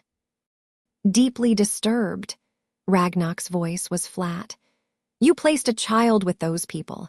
You were told by several sources, I'm given to understand, that the family was unsuitable. Minerva McGonagall argued against the placement on the first night. Arabella Figg has filed reports of concern for years, and you left him there." Dumbledore's jaw tightened. "The Blood Wards failed. You know they failed. Your own monitoring charms would have told you the protections were degrading. Blood Wards require a home of love, Dumbledore. That house was never a home, and those people are not capable of love, not for that boy. I made a judgment call. I believed the protection outweighed. You believed wrong. Ragnok leaned forward. Let me tell you what your judgment call produced. A child with the growth profile of a 4-year-old. A healed fracture in his wrist that was never treated. Burns on his hands from being forced to cook. Bruising patterns consistent with being grabbed and struck repeatedly. He sleeps in a cupboard under the stairs. He eats scraps. He was told his parents were worthless drunks who died in a car crash. Each sentence fell like a hammer blow, and with each one, something in Dumbledore's face eroded, the genial mask cracking to reveal something older and rower underneath. He didn't know he was a wizard. He didn't know magic existed. He didn't know his own name was famous. He is 6 years old, Dumbledore, and when I asked him when he'd last eaten, he told me yesterday a bit of toast and then apologized for being a bother. The room was very silent. Dumbledore removed his spectacles and pressed his fingers to his eyes. When he spoke, his voice was stripped of performance, and what remained was an old man who was very tired. I failed him. Yes. I told myself the wards were necessary, that the threat of Voldemort's followers was too great. That Harry needed to be hidden, protected, kept out of the spotlight until he was old enough to be useful to you. Dumbledore's head snapped up. That is not what isn't it? Ragnok's cane tapped the floor once. You left him ignorant and isolated. You placed him where he'd be mistreated, where he'd grow up desperate and grateful for any scrap of kindness. And then, when he turned 11, you planned to swoop in, the kindly headmaster, the twinkle-eyed grandfather, and guide him. Mold him. Make him into whatever you needed him to be for the war you know is coming. Don't insult my intelligence by pretending otherwise. Dumbledore opened his mouth, then closed it. His hand trembled on the table. I want to see him, he said. He is a wizard child. He belongs in the wizarding world, and he is in the wizarding world. He is under the protection of the Goblin Nation, which is part of the wizarding world, whether your ministry acknowledges it or not. He has been healed, fed, clothed, and told the truth about his parents for the first time in his life. He is staying here. The goblin tunnels are no place for a child to grow up. And a cupboard under the stairs is. Ragnok's voice could have frozen magma. You've lost the moral high ground, Dumbledore. You lost it the moment Silverfang's diagnostic stone catalogued 37 separate indicators of abuse and neglect. You don't get it back by sitting in my office and telling me what's best for a boy you couldn't be bothered to check on for 5 years. Dumbledore sat very still. The calculation was visible behind his eyes, political angles, legal leverage, the dozen different plays he could make. Ragnok watched him think and waited. The custodial claim is legally sound, Dumbledore said at last. I've had my people review the Treaty of 1612. You're within your rights. I know, but there will be political consequences. Fudge is already under pressure from the old families. Lucius Malfoy was at the ministry within an hour of the announcement, demanding a special session of the Wisengamot. They'll argue that a wizard child can't be raised by goblins, that it's unprecedented, that it violates. Let them argue. Our legal division has been waiting 300 years for someone to challenge Article 17. They're quite looking forward to it. Dumbledore leaned back. I could make things very difficult for you. And I could release the full contents of Tom Riddle's financial records. Ragnok's smile was sharp as a blade. Every transaction, every deposit, every vault access, including the names of every individual who made financial arrangements with us on his behalf. I believe the term is following the money. It would make for very interesting reading in the Daily Prophet. The color drained from Dumbledore's face. You wouldn't. Client confidentiality. Client confidentiality applies to clients in good standing. Voldemort defaulted on his accounts when he attacked our Lord's family. His records are ours to do with as we please. They stared at each other across the table. Two old creatures, each holding weapons that could destroy the other's carefully built world. The silence stretched until it hummed. I don't want a war with you, Ragnok, Dumbledore said quietly. Then don't start one. The boy is safe. The boy is being cared for. When he's ready, when he decides, Not you, not me. He'll attend Hogwarts and take his place in the wizarding world. But he'll do it on his terms, with his eyes open, as a Potter, not as a weapon you've spent a decade preparing. You think I see him as a weapon. I think you see everyone as a piece on a board, and I think you've been playing chess so long you've forgotten the pieces are people. Ragnock stood. The meeting was over, whether Dumbledore wanted it to be or not. You may submit a written request for a meeting with Harry. He will be informed of the request and will decide for himself whether to accept. That is all I can offer you. He's 6, Ragnock. He can't. He can. You'd be surprised what that boy can do when someone gives him a choice instead of making one for him. Ragnock walked to the door and opened it. Griffook will escort you out. Dumbledore stood slowly. At the door, he paused and looked back. I do care about him, you know, whatever you think of my methods. I believe you, Ragnock said. But caring isn't enough, not when you use it as an excuse to control. You've read enough history to know what happens when powerful men confuse love with ownership. Dumbledore left without another word. Griffook walked him to the main hall in pointed silence and left him at the front doors without a farewell. The old wizard stood on the steps of Gringotts and looked up at the building, the marble columns, the bronze doors, the goblin guards with their spears. And for the first time in a very long time, he didn't know what to do next. He turned and walked away into Diagon Alley, his purple robes trailing behind him like a flag of surrender. Harry didn't learn about Dumbledore's visit until the evening, when Griffook mentioned it over dinner with the forced casualness of someone delivering news they'd been told to deliver casually. Dumbledore came by today, wanted to see you. Ragnock turned him away. Harry looked up from his soup, goblin mushroom soup, thick and savory and the third best thing he'd ever eaten after goblin tea and the roast chicken from his first night. What did he say? A lot of things, most of them calculated to make Ragnock feel guilty. It didn't work. Did he seem angry? Dumbledore doesn't do angry, he does disappointed. It's more effective and harder to argue with. But Ragnock's been arguing with wizards since before Dumbledore was born, so.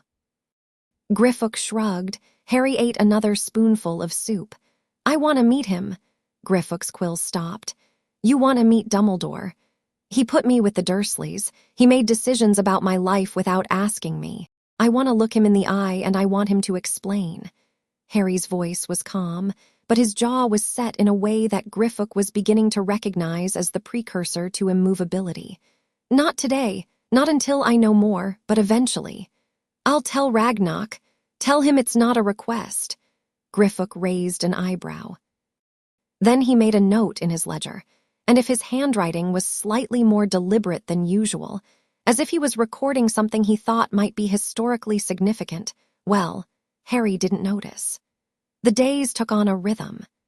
Harry woke early, because years of making breakfast for the Dursleys had trained his body to rise before dawn whether he wanted to or not. He ate with Griffook in the small dining hall, working through the mountain of food that Silverfang's healing regimen required, nutrient potions in the morning, followed by a breakfast that would have fed 3 Dudleys. His body was responding to the treatment with almost frightening speed. In the first week, he gained 4 pounds and grew half an inch. His skin lost its grayish pallor. The bruises faded, and the burns on his hands smoothed over under salves that tingled and smelled of copper. After breakfast, education.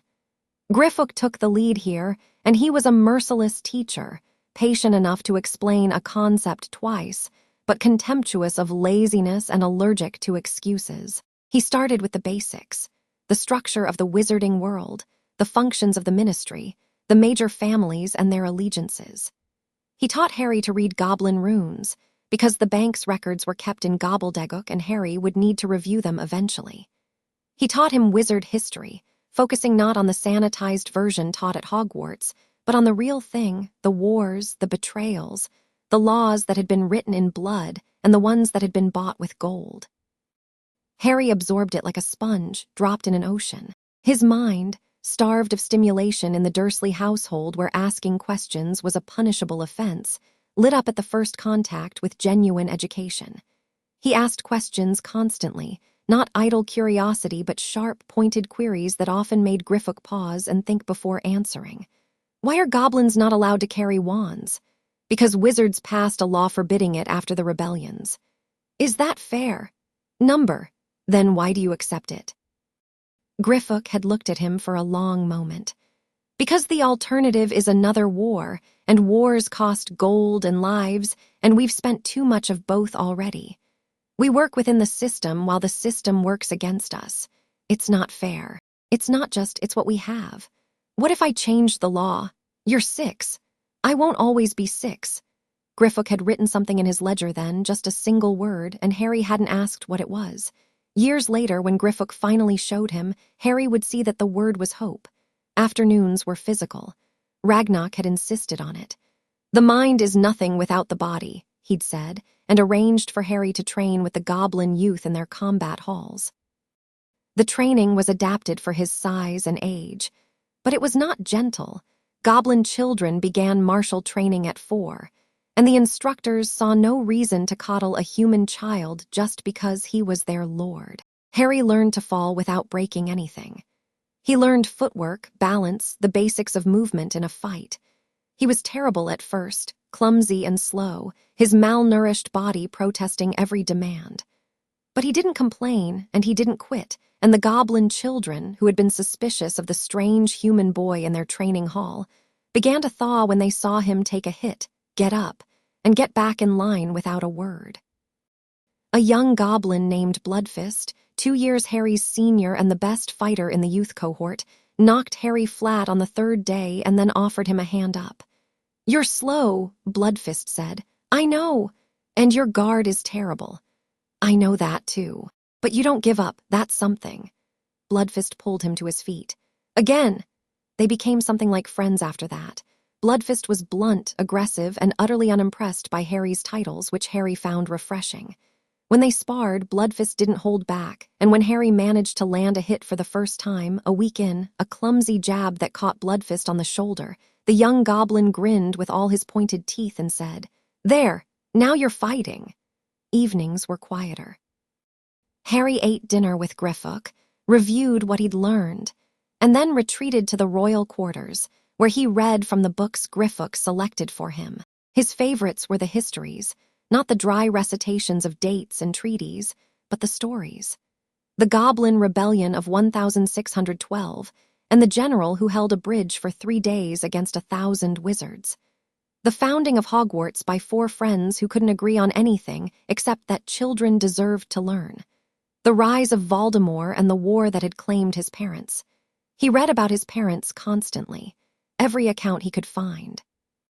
He learned that his father had been a troublemaker and a genius and hopelessly in love with his mother from the age of 14. That his mother had been brilliant and fierce and had a temper that could melt stone. That they'd married young, fought in a war, defied a Dark Lord 3 times, and died protecting their son with a love so powerful it had done something magic couldn't explain. He kept the photo album on his bedside table and looked at it every night before sleep. One evening, 2 weeks into his stay, Harry found Ragnarok in the war room, studying the map table alone. The old goblin was staring at the red light near Hogwarts, which had been growing steadily brighter. "Ragnarok!" The director looked up. "Harry." "You should be in bed." "I can't sleep." Harry climbed into the chair beside him, his feet dangling off the ground. He'd grown another inch, the potions were working overtime, but he was still small for his age. "I've been thinking. A dangerous habit. You said the blood debt can't be dissolved by good intentions. It needs acts of equivalent weight, gold and blood." Ragnarok watched him carefully. "Yes. What if I created a new charter, a partnership, not ownership, real partnership? Goblins and Potters as equals, with the controlling stake dissolved and the debt repaid through a binding agreement that gives the Goblin nation full sovereignty over its own affairs." Ragnarok was very still. "That would require the consent of the Wisengamot, since the original charter was filed under wizard law. I have a seat on the Wisengamot." "You're 6. Everyone keeps saying that. Because it's relevant." Harry met his eyes. "Is the idea wrong?" "No," Ragnarok said slowly. "The idea is elegant. a restructuring of the charter to convert ownership into partnership, with the debt repaid through the act of liberation itself. It would require extraordinary political capital and a level of legal innovation that hasn't been attempted in centuries. But the theory is sound. Then we start working on it. Not now, I know I'm not ready, but it goes on the list. When I take the Potter's seat, it's the first thing I do. Ragnock looked at the boy, at the messy hair and the green eyes and the stubborn set of his jaw that was pure James Potter and the quiet conviction behind it that was pure Lily. As you say, my lord. Harry wrinkled his nose. Harry! Harry! The old goblin allowed himself a thin, scarred smile. Go to bed, we have a long day tomorrow. What's happening tomorrow? Silverfang's curse breakers have arrived. They want to examine your scar. Ragnock's smile faded. I won't lie to you, I'm concerned about what they'll find. But whatever it is, we'll deal with it, together. Harry nodded. He slid off the chair, padded toward the door, then stopped. Ragnock, yes, thank you for all of this, for taking me in and feeding me and teaching me and just for being honest. Nobody's ever been honest with me before. Ragnock's clawed hand tightened on his cane. Honesty costs nothing and is worth everything. Your father taught me that. He sounds amazing. He was, and so are you. Now go to sleep before I have Griffook carry you. Harry went. His footsteps faded down the corridor, light and sure, steadier than they'd been 2 weeks ago when he'd been a ghost in oversized clothes, flinching at shadows. Ragnock sat alone in the war room, watching the lights move on the map. The golden light that was Harry pulsed steady and strong in the heart of Gringotts, surrounded by the blue lights of allies. The red light near Hogwarts flickered in its own dark rhythm. Somewhere in the world, a war was brewing. Not a war of armies and battlefields, not yet, but a war of moves and countermoves, of legal filings and political maneuvers, of an old wizard's fraying plans, and a dark lord's scattered remnants, and a ministry that was already cracking under the pressure of something it didn't understand. And at the center of it all, a 6-year-old boy who'd walked into a bank hungry and walked out owning a nation. Ragnock reached for the speaking stone on the table, a communication device linked to every senior official in the bank, and activated it. This is the director. All department heads, war room, dawn. We have work to do. He turned off the stone and sat in the flickering light, planning. The deep drums sounded once far below like a heartbeat in the dark. At number 4 Privet Drive, the Dursleys were having a very bad evening. The Aurors had arrived at 6 o'clock. 4 of them, dressed in what Vernon later described as bloody, ridiculous robes. Led by a woman with a monocle who introduced herself with the kind of cold politeness that made Vernon's bluster wither in his throat. Amelia Bones stood in the pristine hallway of number 4 and looked at the cupboard under the stairs, at the thin mattress inside, at the drawings scratched into the wall by small fingers, at the camp bed with its single, threadbare blanket and the spiders and the dark and the lock on the outside of the door. She looked at it for a long time. Then she turned to Vernon Dursley, who was turning interesting shades of puce and sputtering about trespassing and warrants and how dare they, and she said, in a voice like winter, Mr. Dursley, I'm going to give you one opportunity to explain why a child in your care was sleeping in a cupboard. I suggest you take it, because after this moment, things are going to get significantly worse for you. Vernon explained. He explained loudly, at length, with great emphasis on how ungrateful the boy was, how much of a burden, how he ate their food and took up space and was probably a criminal just like his parents. Amelia held up a hand. Vernon stopped. The child's parents were murdered by a terrorist while protecting their son. Her voice didn't rise. It didn't need to. The child was then placed in your care by a trusted authority, and you put him in a cupboard, you beat him, you starved him, you told him his parents were worthless. Now see here, I am not finished. Amelia stepped closer. Vernon actually flinched, a large, meaty man recoiling from a witch half his size, because something in her eyes made it very clear that the wand at her side was not decorative. This matter is now under investigation by the Department of Magical Law Enforcement. You will not leave this country. You will not contact Harry Potter or attempt to locate him. And you will not speak to anyone about the existence of magic, as per the International Statute of Secrecy, violation of which carries penalties I will be happy to describe if you'd like to test me." She turned on her heel and walked out. Her aurors followed. The door closed behind them with a click that sounded, to Vernon's ears, very much like the lock on a cell. Petunia stood in the kitchen doorway, white as paper, hands shaking. "Vernon," she whispered. "What have we done?" Vernon didn't answer. He was staring at the cupboard under the stairs, and for the first time, the very first time, he was seeing it the way the woman with the monocle had seen it. He went to the cabinet and poured himself a very large whiskey and didn't say another word for the rest of the night. Miles below London, Harry slept. The bed was warm. The room was safe. On the bedside table, a photograph of James and Lily Potter smiled at the darkness, and somewhere in the tunnels, a young goblin sat in a chair outside Harry's door, reading legal precedents by candlelight and telling himself it was simply because the royal quarters were quieter than his own rooms. In the depths of the bank, curse-breakers unpacked their tools. In Scotland, a red light pulsed. And in a forest in Albania, something that had once been a man, something thin and broken and terrible, stirred in the shadows and felt, for the first time in years, a flicker of fear it couldn't explain. The game was changing. The smallest player had finally sat down at the board. Chapter 3. The world notices the Daily Prophet hit doorsteps across Wizarding Britain at 6 in the morning, delivered by owl post with the mechanical reliability of a system that had operated for 3 centuries without a significant interruption. On most mornings, the front page featured some combination of ministry announcements, Quidditch scores, and society gossip, the comfortable wallpaper of a community that preferred its news tepid and its surprises minimal. This was not most mornings. Boy who lived found in goblin custody, Potter heir removed from Muggle home, abuse allegations rock ministry.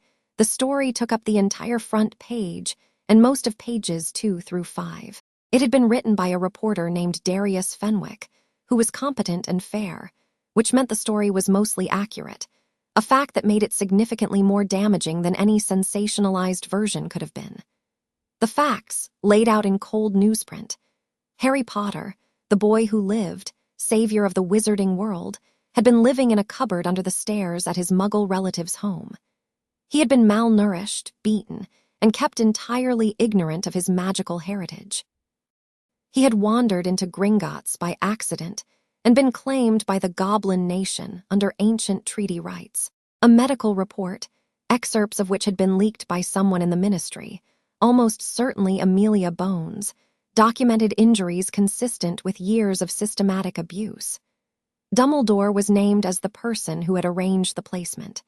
The Goblin Nation had refused all requests for comment except a single statement from the Gringotts legal division. Harry Potter is safe, healthy, and under the protection of the Goblin Nation. His welfare is our paramount concern and our sovereign right. By 8 o'clock, the ministry's mailroom was buried under 3,000 owls. By 9, the atrium was packed with reporters. By 10, Cornelius Fudge had given 4 contradictory statements to 4 different journalists and retreated to his office, where he was reportedly on his 3rd bottle of fire whiskey. The wizarding world was not handling the news well. In the deep halls of Gringotts, Harry was unaware of the firestorm above. He was sitting cross-legged on the floor of the training hall, breathing hard, with a wooden practice sword across his knees and a bruise forming on his right shoulder where Bloodfist had tagged him with a particularly creative feint. "Your footwork's getting better," Bloodfist said, dropping onto the floor beside him. The young goblin wasn't even winded, which Harry found deeply unfair. "But you're still leading with your shoulder when you strike. It telegraphs the angle." "I know. My arms aren't long enough to compensate." "Then change the angle. You're taller than me, use it. Come in from above instead of the side. Overhead strikes are harder to read and you've got the reach for it." Harry rolled the practice sword in his hands, thinking. 3 weeks of daily training had begun to reshape his body in small but meaningful ways. The potions handled the malnutrition, but the training was building something on top of that foundation. Not bulk, not at his age, but coordination, balance, and the beginning of the wiry endurance that would define his frame as he grew. He moved differently now. The flinching had stopped almost entirely, replaced by a watchful readiness that the goblin instructors approved of. "Again?" Bloodfist asked. "In a minute." Harry wiped his face with his sleeve. "Can I ask you something? You always ask me things. Do you know what's happening up top? Griffook's been weird all morning. He keeps checking his communications stone and muttering." Bloodfist's expression shifted. Goblins weren't good at concealing their emotions from each other. Their social structure prized directness over diplomacy, and Harry had gotten surprisingly good at reading them. "The newspaper," Bloodfist said. "Your story's all over the wizard papers. The whole country's talking about it. About me living here. About you being hurt. About the cupboard and the all of it." Bloodfist picked at a callus on his palm, not meeting Harry's eyes. "People are angry. At me. At the ones who did it to you, and the ones who let it happen." Harry sat with that for a moment. The idea that thousands of strangers were angry on his behalf was so foreign that he couldn't quite fit it into his understanding of how the world worked. In his experience, people either didn't notice him or actively wished he'd go away. "I didn't want everyone to know," he said quietly. "Too late for that, but Ragnarok controls what comes out of the bank. Nobody's getting in here to bother you." Bloodfist stood and offered his hand. "Come on, one more round. You're not getting out of overhead strikes." Harry took the hand and pulled himself up. As he settled into his stance, feet apart, weight centered, sword up, he noticed Griffook standing in the doorway of the training hall, watching. The young goblin's face was carefully blank, which Harry had learned meant something significant was happening. He finished the round with Bloodfist, lost, but lasted 30 seconds longer than the previous attempt, racked his practice sword and walked over. "What is it?" Griffook held up a scroll. The seal on it was elaborate, deep purple wax stamped with a phoenix. "Dumbledore's written to you, requesting a meeting. Ragnarok said it was your decision." Harry took the scroll and broke the seal. The handwriting inside was elegant, looping, and slightly shaky, the hand of someone who'd written a letter several times before settling on a version. "Dear Harry, I hope this letter finds you well and that you are being treated with the kindness you deserve. I understand that you may have questions for me, and I have much I wish to explain. I would very much like to meet with you, at your convenience in a place of your choosing. I owe you an apology. Several, in fact. I hope you will give me the opportunity to deliver them in person.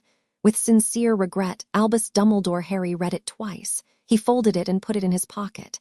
"Tell Ragnarok I'll meet him, tomorrow, here in the bank on our ground, and I want Ragnarok in the room."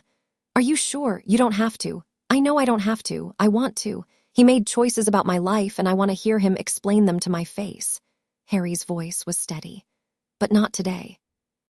Today I want to keep training, finish my reading on the Wisengamot Charter, and eat that soup again for dinner. Tomorrow I deal with Dumbledore." Griffook nodded. If he was impressed, he didn't show it. If he was worried, he didn't show that either.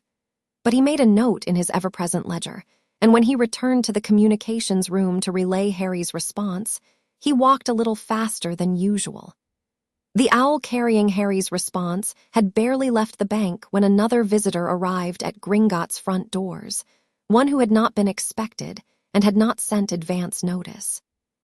Augusta Longbottom was 73 years old, 4 feet 11 inches tall, and capable of generating more sheer intimidation per square inch than most dark wizards. She wore a stuffed vulture on her hat because she liked it, carried a handbag that had once been used to knock a Death Eater unconscious, and had a voice that could strip paint at 20 paces. She swept into the main hall of Gringotts with her grandson trailing behind her like a dinghy behind a battleship. Neville Longbottom was 7, round-faced and anxious, clutching a toad that was making a determined bid for freedom from his jacket pocket. "I wish to access the Longbottom vault," Augusta announced to the nearest teller, in a tone that suggested the goblin should feel honored by her presence. "And I wish to speak with someone regarding the Potter boy." The teller looked at her over his spectacles. "The Longbottom vault is available, Madam Longbottom. Regarding Mr. Potter, all inquiries are to be directed to the legal division." "I'm not making an inquiry. I'm making an offer." Augusta set her handbag on the counter with a thud that made the teller flinch. "Frank and Alice Longbottom were friends of James and Lily Potter. They fought together, bled together, and suffered together. My son and his wife are in St. Mungo's because of the same war that killed the Potters. That boy in your tunnels has no family in the wizarding world, and I'll be damned if a Longbottom stands by while a Potter is alone." The teller opened his mouth, closed it, and sent for Griffook. Griffook arrived to find Augusta tapping her foot with the rhythmic impatience of a woman who had been moving at a faster pace than the rest of the world for 7 decades and resented having to wait. Neville stood behind her, trying to prevent Trevor the Toad from escaping and largely failing. "Madam Longbottom," Griffook said, "I understand you wish to. I wish to visit Harry Potter. I have no political agenda, no legal claim, and no interest in whatever games the Ministry and Dumbledore are playing. I knew his parents. I want to see that the boy is well and offer the support of the Longbottom family, which, in case your records don't reflect this, has maintained a standing alliance with the Potters for over 600 years. Griffook checked his ledger. The alliance was, in fact, on record. The Potters and Longbottoms had been allied since 1371, bound by a mutual defense pact that had survived 4 wars, 2 goblin rebellions, and a centuries-long dispute over a shared property boundary in Hampshire. "I'll send word to Director Ragnarok," Griffook said. "If you'll wait, I'll wait in the Longbottom vault. Come along, Neville." She swept past Griffook toward the cart depot. Neville scurried after her, shooting Griffook an apologetic look that was so earnest it was almost painful. Trevor croaked. Word reached Harry 20 minutes later. He was in his quarters, halfway through a chapter on the structure of the Wisengamot when Griffook knocked. "You have a visitor. Augusta Longbottom, matriarch of the Longbottom family. She says your parents were friends with her son. She's brought her grandson." Harry closed his book. "My parents' friends? Close friends, from what the records show. Frank and Alice Longbottom were Aurors, dark wizard catchers, who fought alongside your parents in the First War. They were tortured into insanity by Death Eaters shortly after Voldemort's fall. They're alive, but not present. They live in the permanent ward at St. Mungo's Hospital." Harry's stomach tightened. "And their son, Neville, he's 7, raised by Augusta since infancy." Griffook paused. "She seems genuine, terrifying, but genuine. Let them in." Griffook raised an eyebrow. "No screening, no security review. You said the Longbottoms and the Potters have been allies for 600 years. Alliances can be exploited. Griffook, fine, I'll bring them down." Augusta Longbottom entered the Founder's chamber like a ship under full sail. She stopped 3 steps inside the door, fixed Harry with a stare that could have cored an apple at 50 yards, and for a long moment said nothing at all.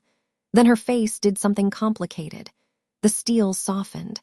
The vulture hat tilted as she lowered her head slightly, not a bow, but an acknowledgement of something she recognized. "You look like James," she said. "Except the eyes, those are Lily's." "Everyone keeps telling me that," Harry said. He'd stood when she entered, because the etiquette books Griffook had given him said you stood for matriarchs of allied families, and he was finding that goblin-taught manners were thorough to the point of exhaustion. "Ma'am, I'm glad to meet you. I've been reading about your son and his wife. They were very brave." Augusta's hand tightened on her handbag. "Yes, they were." She cleared her throat. "I didn't come for politics, boy. I came because James Potter saved my Frank's life twice during the war, and Lily Potter was the best friend Alice ever had, and no child of theirs is going to grow up without knowing there are people who remember." "Thank you," Harry said. He meant it so completely that the words felt inadequate. "Don't thank me, just don't turn out to be an idiot. The world's got enough of those." Augusta turned and gestured sharply. "Neville, stop lurking and come say hello." Neville Longbottom edged into the room with the caution of a boy who'd spent most of his life being told he wasn't good enough. He was round where Harry was thin, soft where Harry was sharp, and his eyes had the particular quality of someone who expected to be found wanting. He was clutching Trevor so hard the toad was bulging at the seams. "Hi," Neville said. "I'm Neville. Sorry about Gran, she's—" "Standing right here," Augusta said. "Wonderful, she's wonderful." Neville went red. Harry looked at this anxious, round-faced boy and felt something click into place, some recognition that bypassed logic and went straight to the gut. He knew that look. He'd worn it every day for 6 years, the look of a child who'd been told in 1,000 small ways that they weren't enough. "I like your toad," Harry said. Neville blinked. "Really, most people think he's a bit rubbish. Gran wanted me to have an owl. Owls are boring. Can I hold him?" Neville held out Trevor with the stunned expression of someone who'd just been handed an unexpected gift. Harry took the toad gently, cradling it in both hands. Trevor, who had been trying to escape Neville's grip for the better part of an hour, immediately settled in Harry's palms and croaked contentedly. "He likes you," Neville said, wonder in his voice. "He doesn't like anyone. Animals like me, I don't know why. There was a snake at my aunt's house that used to talk to me through the garden wall. Snakes can't talk. This one did. We had whole conversations." Neville stared at him. Then unexpectedly he grinned. It was a small grin, shy and uncertain, but it transformed his face from anxious to warm in a way that made Harry grin back. "Do you want to see the training hall?" Harry asked. "They're teaching me sword fighting." "Sword fighting?" "Goblin style. I'm terrible at it, but it's brilliant." "Gran, can I—" "Go," Augusta said. She'd settled into one of the heavy chairs by the fire, watching the exchange with sharp eyes and a carefully neutral expression that hid a savage, aching tenderness. "I'll be here." Harry led Neville out of the Founder's chamber and into the corridors of the deep bank, chattering about goblin forges and the underground lake and the training hall where Bloodfist had taught him to do a proper overhead strike. Neville listened with wide eyes, asking questions in a voice that grew steadily louder and more confident as he realized Harry wasn't going to laugh at him for not knowing things. They passed a group of goblin workers who bowed to Harry. Neville nearly tripped over his own feet. "They bowed to you. They do that. I've asked them to stop, but it's a cultural thing. Griffook says it's like asking the English to stop queuing, technically possible but practically unthinkable." "Why do they bow?" "Because I own the bank." Neville stopped walking. "You what?" "My family founded Gringotts. Well, co-founded. It's complicated. There's also a blood debt and a controlling stake and a bunch of legal stuff that makes Griffook's eye twitch when he explains it. But basically, yeah, I own the bank." Neville looked at him, this skinny boy in goblin-made clothes, barely taller than the guards they just passed, and said the first thing that came into his head. "That's mental," Harry laughed. It was becoming easier to laugh here in the tunnels.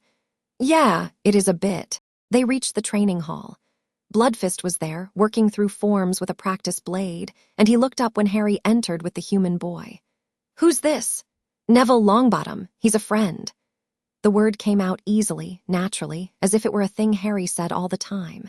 He didn't notice the way Neville's face changed when he heard it, the slight widening of the eyes, the involuntary swallow, the quick blink that might have been fighting tears. Nobody had ever introduced Neville as a friend before.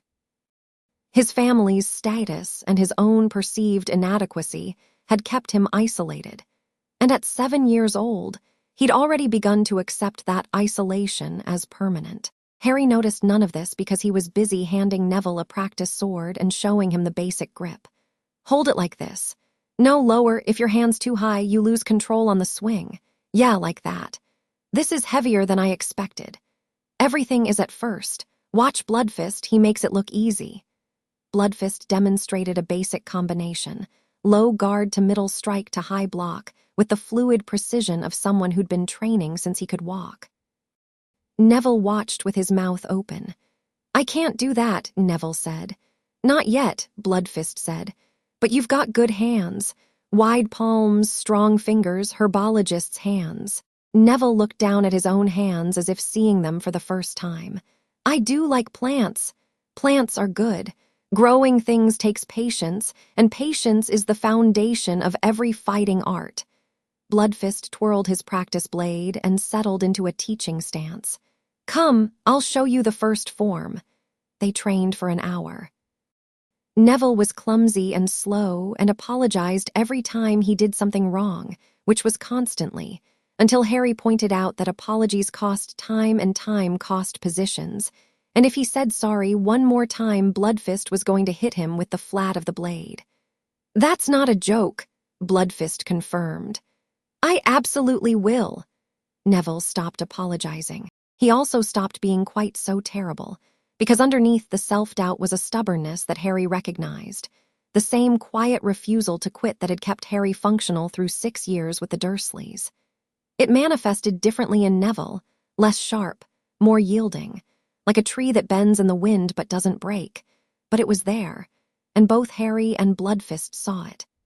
By the end of the session, Neville could hold a basic guard position for 15 seconds without dropping the sword. This was not objectively impressive. Bloodfist told him so. Neville's ears went red, but he didn't look away, and when Harry said, "Same time tomorrow," Neville's face lit up like a sunrise. Can I? If your Gran says yes. She will.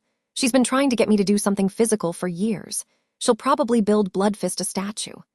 They walked back to the Founder's chamber, where Augusta was drinking goblin tea and interrogating Griffook about the bank's investment portfolio with the intensity of a woman who'd been managing the Longbottom fortune for 4 decades and could smell a suboptimal return at 100 yards. We're allies, you and I, she said to Harry as she stood to leave. That's not a figure of speech. The Longbottom Potter Pact is 600 years old, and I intend to honor it. If you need anything, a voice in the Wisengamot political support, someone to yell at the minister, you send word. Thank you, Madam Longbottom. Augusta, if we're going to be allies, we're going to be honest about it. She fixed him with another of her coring stares. You're a remarkable boy, Harry Potter. Don't let anyone use that against you. She swept out. Neville hesitated at the door. Harry, yeah. Thanks for today, for. He gestured vaguely at everything, the training hall, the sword, the introduction, the word friend. Just thanks. Come back tomorrow. We'll work on your overhead strike. Neville grinned, clutched Trevor, and hurried after his grandmother. The door closed. Harry stood in the Founder's chamber, and the silence that followed was different from the silences he'd known at Privet Drive. That silence had been cold, punitive, the silence of being ignored. This silence was warm. It was the silence after something good has happened and you're still feeling it settle into your bones. You just made an ally, Griffook said from his chair, where he'd been taking notes throughout the visit. Augusta Longbottom commands significant influence in the Wisengamot. Her support will be valuable when you claim your seat. I didn't do it for politics. I know, that's why it'll work. The next morning, Dumbledore came. He was brought to the Founder's chamber by Griffook, who walked 3 steps ahead and 2 to the left, and managed to convey, through posture alone, that the old wizard was being tolerated rather than welcomed. Ragnarok was already there, standing beside the fire pit with his iron cane and his stone face, and the kind of stillness that suggested a coiled spring. Harry sat at the round table, dressed in goblin-made clothes that fit him properly, dark trousers, a white shirt, a vest of deep green that Griffook had chosen because it matched his eyes. He looked different than he had 3 weeks ago. The hollows in his cheeks were filling out. His skin had color. His eyes were clear and sharp and met Dumbledore's without flinching. Dumbledore entered the room and stopped. He looked at Harry for a long moment, and something passed across his face, surprise, recognition, regret, before settling into an expression of careful warmth. Harry, he said, thank you for seeing me. Sit down, Professor. Harry gestured to the chair across from him. His voice was polite but carried none of the awe or deference that Dumbledore was used to receiving from, well, everyone. We have a lot to talk about. Dumbledore sat. He looked older up close, the lines deeper, the blue eyes less twinkly and more tired. He folded his hands on the table, mirroring Harry's posture, and for a moment the two of them just looked at each other across 3 feet of ancient wood. You look well, Dumbledore said. I am well, for the first time in my life. The words landed. Dumbledore absorbed them without visible reaction, but his hands tightened. "I owe you an apology," he began. "You owe me an explanation first," Harry said. "Apologies are easy. Understanding is harder. I want to know why." Dumbledore nodded slowly. "You're right. You deserve the truth." He took a breath. "When Voldemort killed your parents and the curse rebounded, you became the most famous person in the wizarding world overnight. You were 15 months old. Every witch and wizard in Britain knew your name, and a significant number of them wanted access to you, some out of genuine concern, some out of curiosity, and some out of a desire to use your fame for their own purposes. So you hid me. I placed you where I believed you would be safest. Your mother's sacrifice created a powerful protection, a blood ward anchored to her sister, your Aunt Petunia.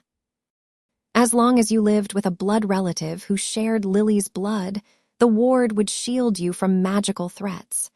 No Death Eater, no follower of Voldemort could touch you while that protection held. It didn't protect me from the Dursleys." Dumbledore's voice was quiet. "It didn't. You knew they hated magic. You knew Petunia hated my mother. You knew they didn't want me. Your own people told you, McGonagall, Mrs. Figg, and you left me there anyway. I believed the protection was necessary. Voldemort is not dead, Harry."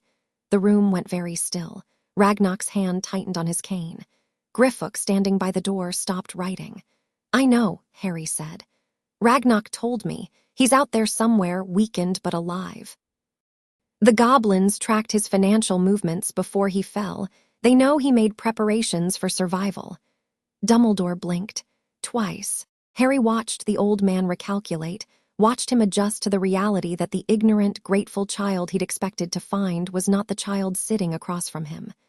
"Ragnar has been thorough in your education," Dumbledore said carefully. "He's been honest. That's all I asked for. Harry, there are things about Voldemort, about your connection to him, that are dangerous to discuss openly. Things I've spent years researching, things that— You mean the Horcruxes." The word hit the room like a stone dropped into a still pond. Dumbledore went pale. Actually, genuinely pale, the blood draining from his face so fast that for a moment he looked like a very old, very startled ghost. "How do you— The Goblins have been tracking dark artifacts for centuries. When Voldemort stored objects in their vaults, they cataloged the magical signatures. The dark resonance of a Horcrux is distinctive. They've suspected what he did for years." Harry held Dumbledore's gaze. "I know what a Horcrux is. I know he made more than one. And I know there's something in my scar that shouldn't be there." The silence that followed was so profound that Harry could hear the fire breathing. Dumbledore stared at him.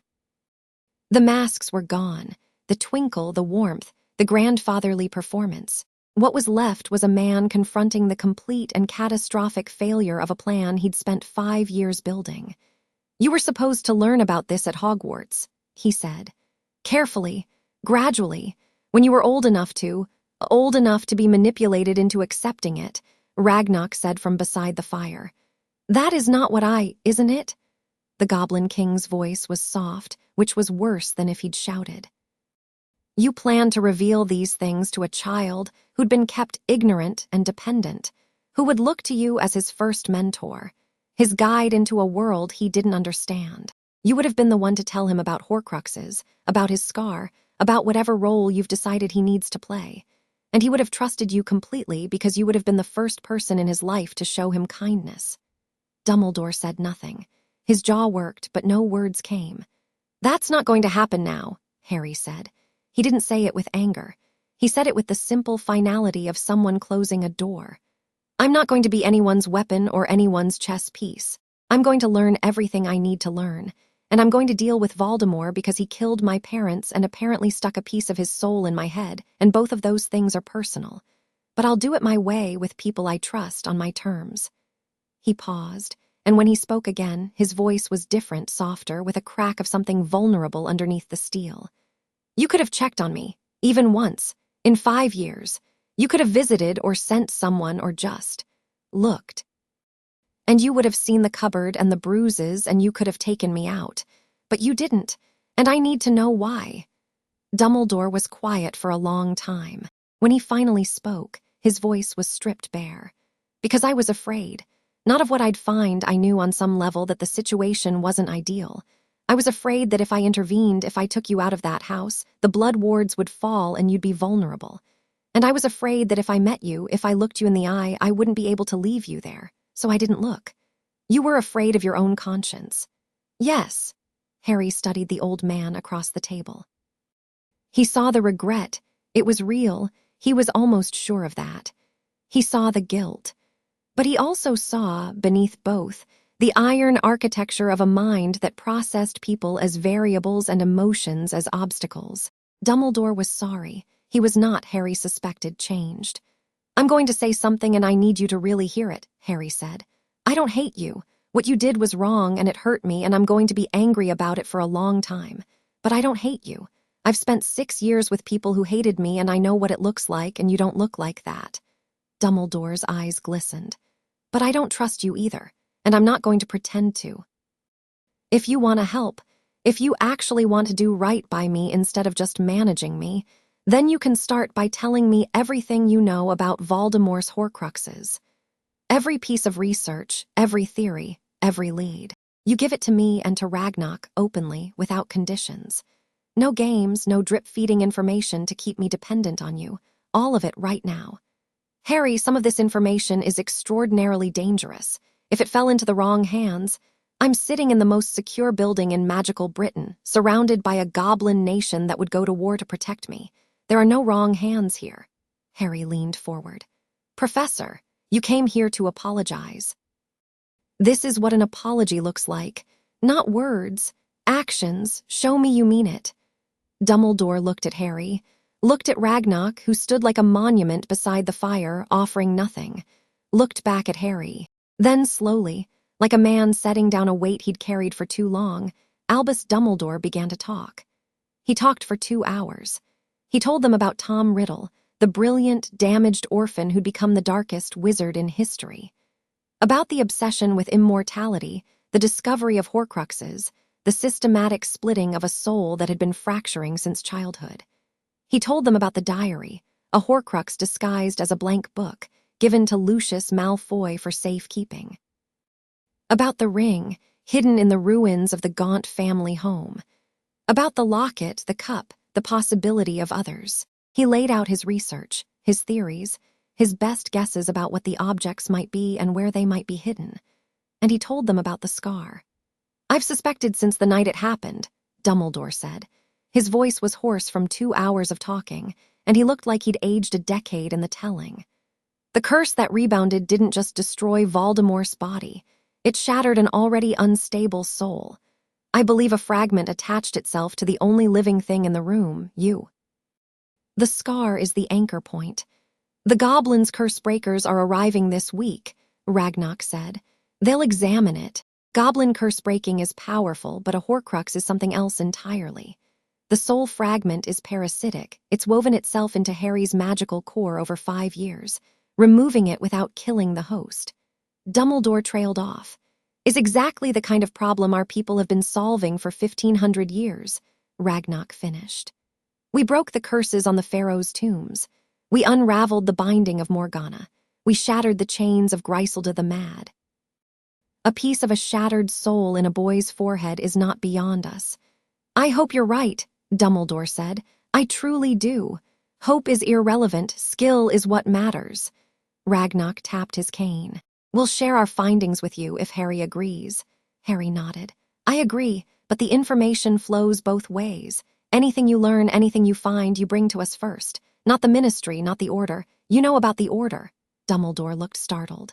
The Order of the Phoenix, your secret resistance group from the First War. Griffook briefed me. Harry almost smiled at the expression on Dumbledore's face. You're not the only one who does his homework, Professor. Dumbledore let out a long, slow breath. You are not what I expected, Harry Potter. Good. Being what people expect is how you get put in a cupboard. Harry stood, and the meeting was over. Thank you for being honest. I know it wasn't easy. It wasn't, Dumbledore admitted. He stood as well, and for a moment he looked down at the boy, this small, fierce, impossible child who dismantled 5 years of careful planning in a single conversation, and something that looked very much like hope crossed his face. You're going to change the world, Harry. I'm just not sure anyone's ready for how. They'll adapt, Harry said. Or they won't. Either way, I'm not going back in the cupboard. Griffook escorted Dumbledore out. At the door of the Founder's chamber, the old wizard paused. Griffook, yes, take care of him. The young goblin met his eyes, and for a moment the professional mask slipped. We will.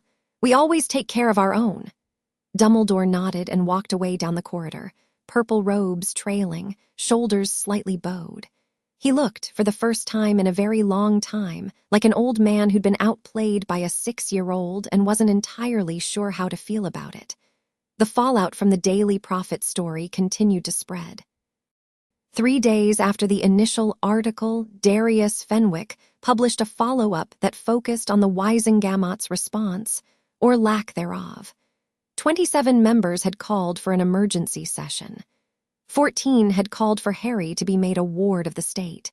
9 had called for the goblin custodial claim to be challenged in court. And 1, Augusta Longbottom, had called for an investigation into every magical child placement made by the ministry in the last 20 years. If we failed one child this badly, Augusta was quoted as saying, how many others have we failed? The question landed like a grenade. The ministry's Child Services Division, an underfunded, understaffed department that most people didn't know existed, suddenly found itself under scrutiny for the first time in its history. Within a week, 3 more cases of abuse or neglect were uncovered. The head of the division resigned. At Malfoy Manor, Lucius Malfoy read the papers and planned. He was not a stupid man. That was the thing people consistently underestimated about Lucius. They saw the silver hair and the aristocratic sneer, and the peacocks on the lawn and assumed vanity was his defining trait. It wasn't. Lucius Malfoy's defining trait was a cold, precise intelligence that operated several moves ahead of most of his contemporaries and treated the wizarding world as a chess board in which every piece had a price. Harry Potter's emergence at Gringotts was not, in Lucius's analysis, a crisis. It was an event, a shift in the board that created both threats and opportunities. The threats were obvious.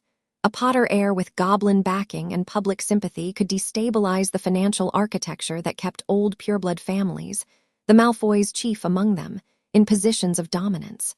The Malfoy fortune flowed through Gringotts. The Malfoy investments were held in Gringotts vaults.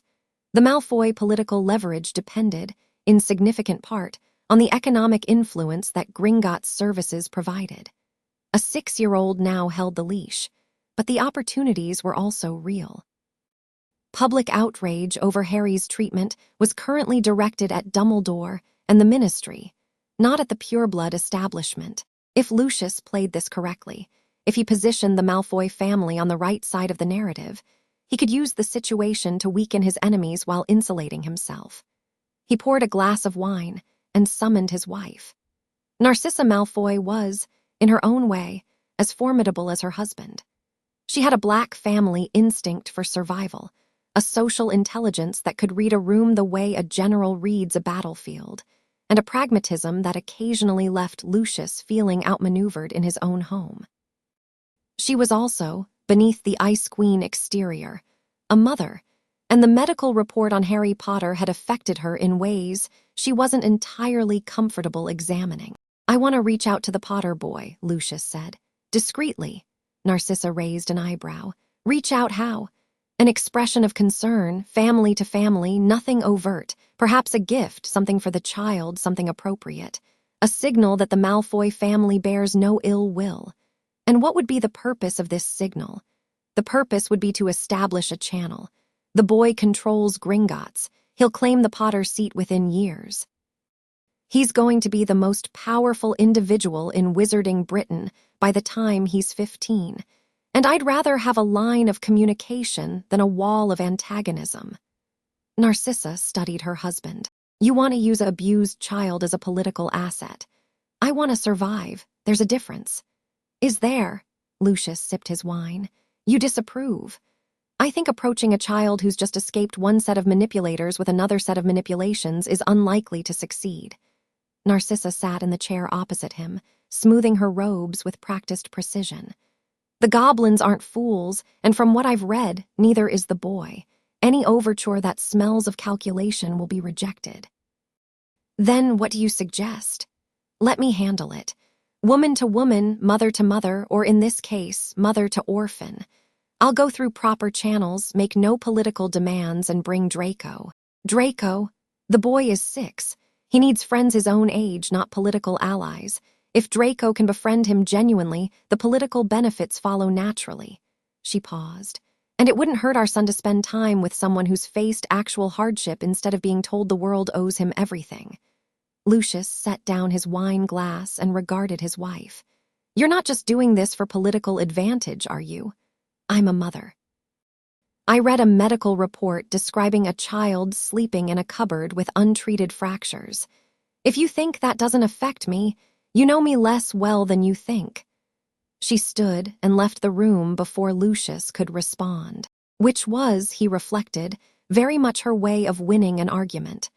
The letter from Narcissa Malfoy arrived at Gringotts 2 days later, addressed to Harry personally. It was brief, elegant, and carefully worded. Dear Mr. Potter, I hope you will forgive the presumption of a stranger writing to you unbidden. My name is Narcissa Malfoy, née Black. The Black and Potter families have a long and complicated history, and I find myself compelled to reach out not as a representative of either family, but as a mother. The reports of your treatment have been deeply distressing to many of us. I wish to express, simply and without agenda, my hope that you are being well cared for and my willingness to offer any support that might be welcome.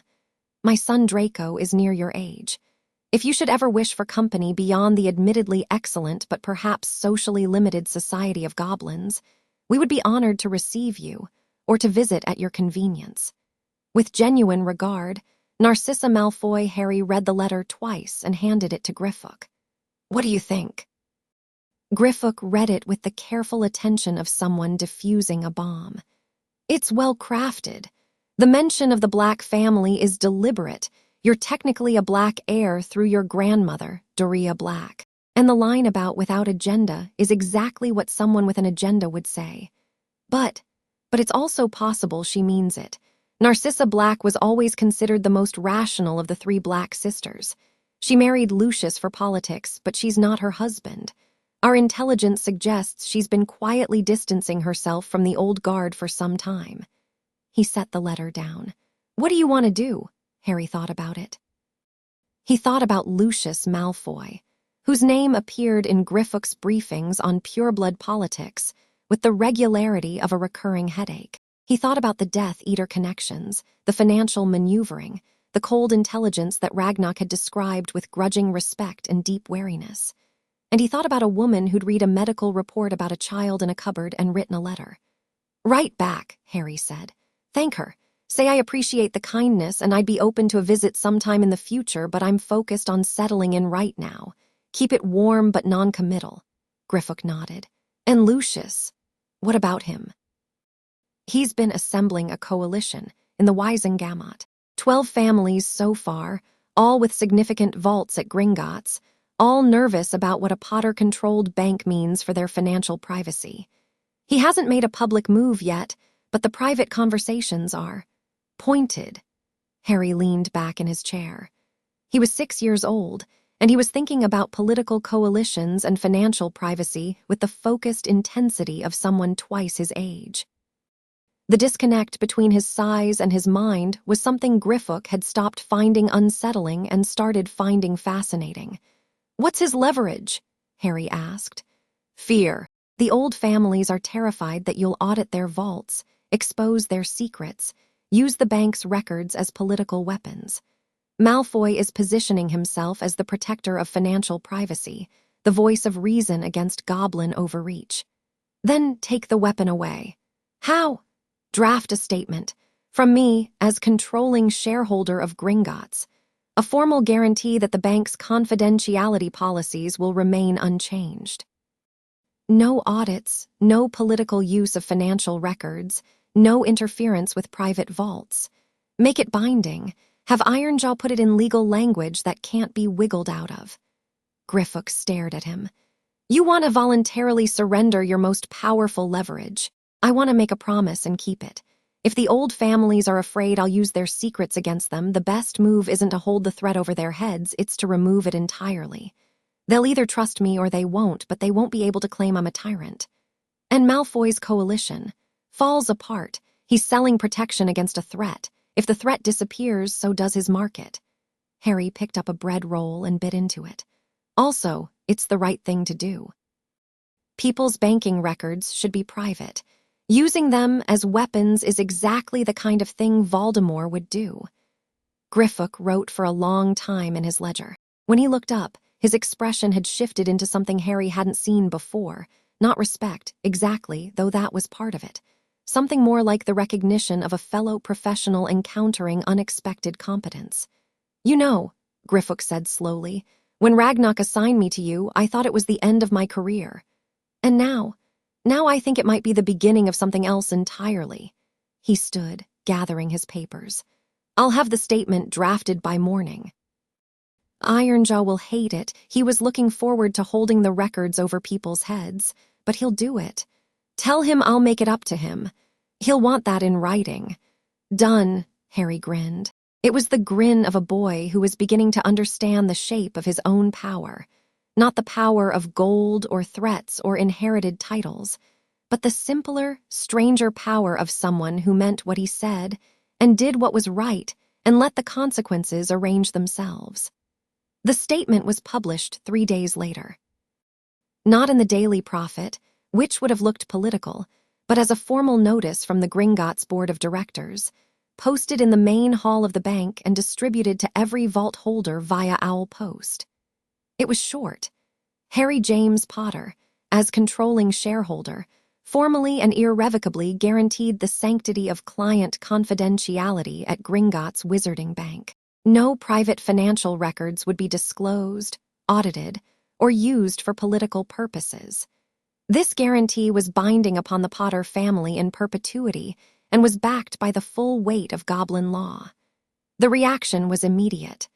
Lucius Malfoy's coalition, which had been building momentum in whispered conversations and private meetings, lost 4 members overnight. 2 more followed the next day. The remaining 6 grew quieter, their grievances harder to articulate now that the specific threat they'd been organized against had been formally eliminated. Lucius read the notice in his study, set it down on his desk with precise care, and said a word that would have shocked his son and impressed his wife.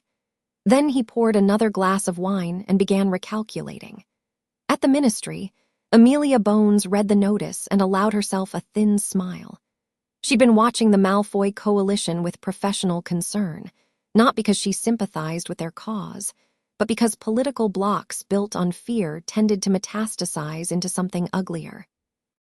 The Potter boy had just performed a surgical strike on the coalition's foundation without raising his voice or making a threat.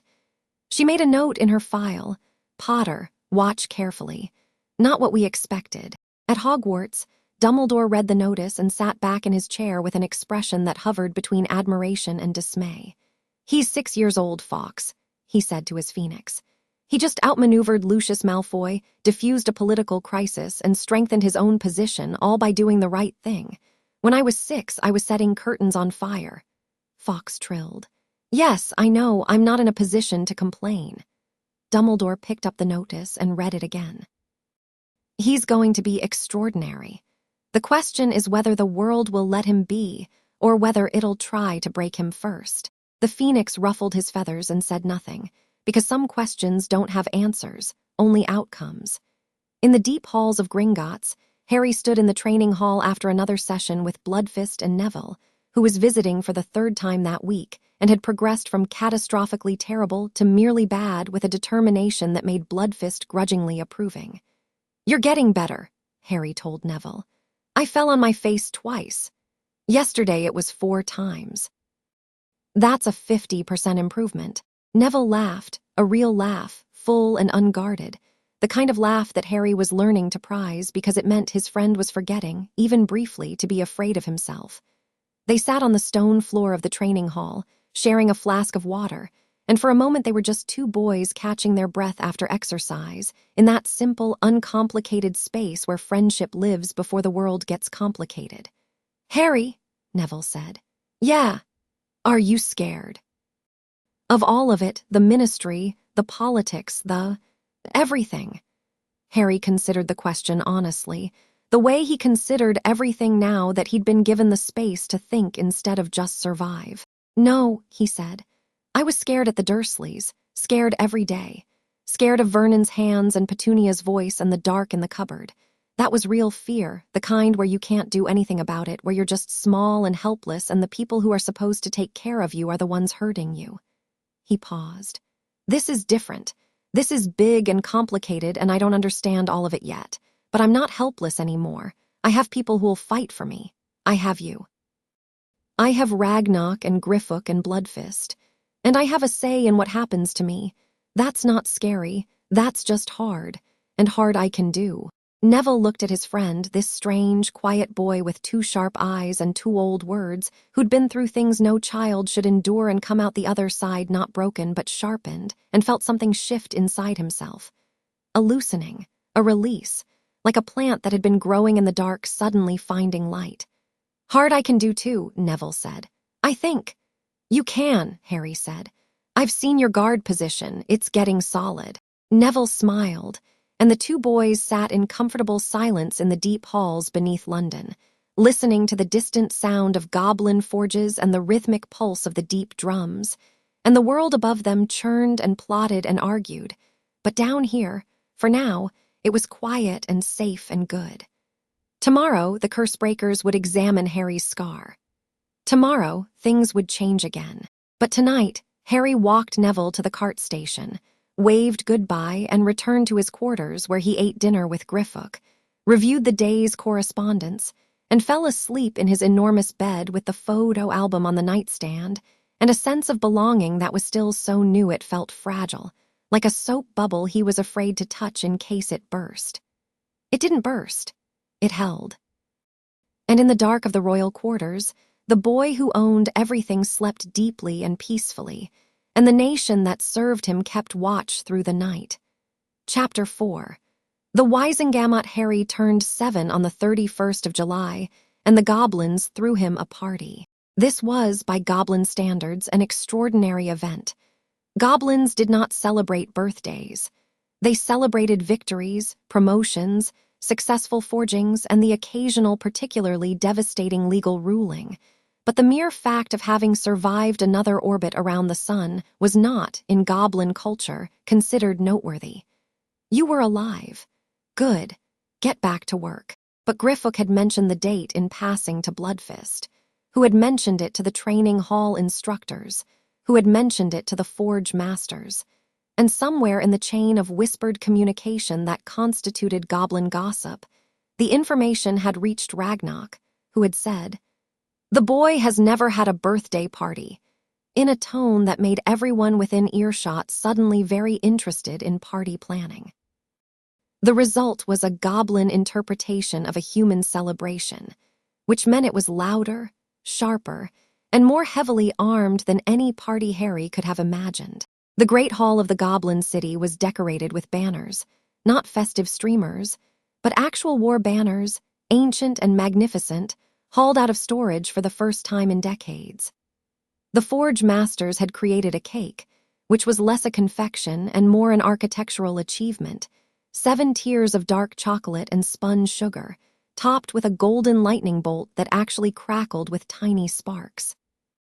Neville came, clutching a wrapped package and looking terrified by the sheer volume of goblins in attendance.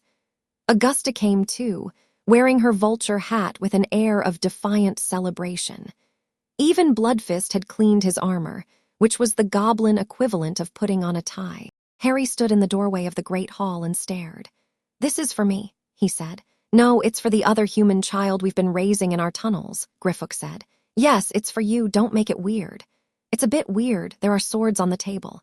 "Those are gifts, goblin tradition, you give weapons to people you respect." "I'm 7. You're our lord. The distinction between 7 and lord is one the goblin nation has decided to ignore." Griffook nudged him forward. "Go, eat cake." Accept swords, try to look happy about it.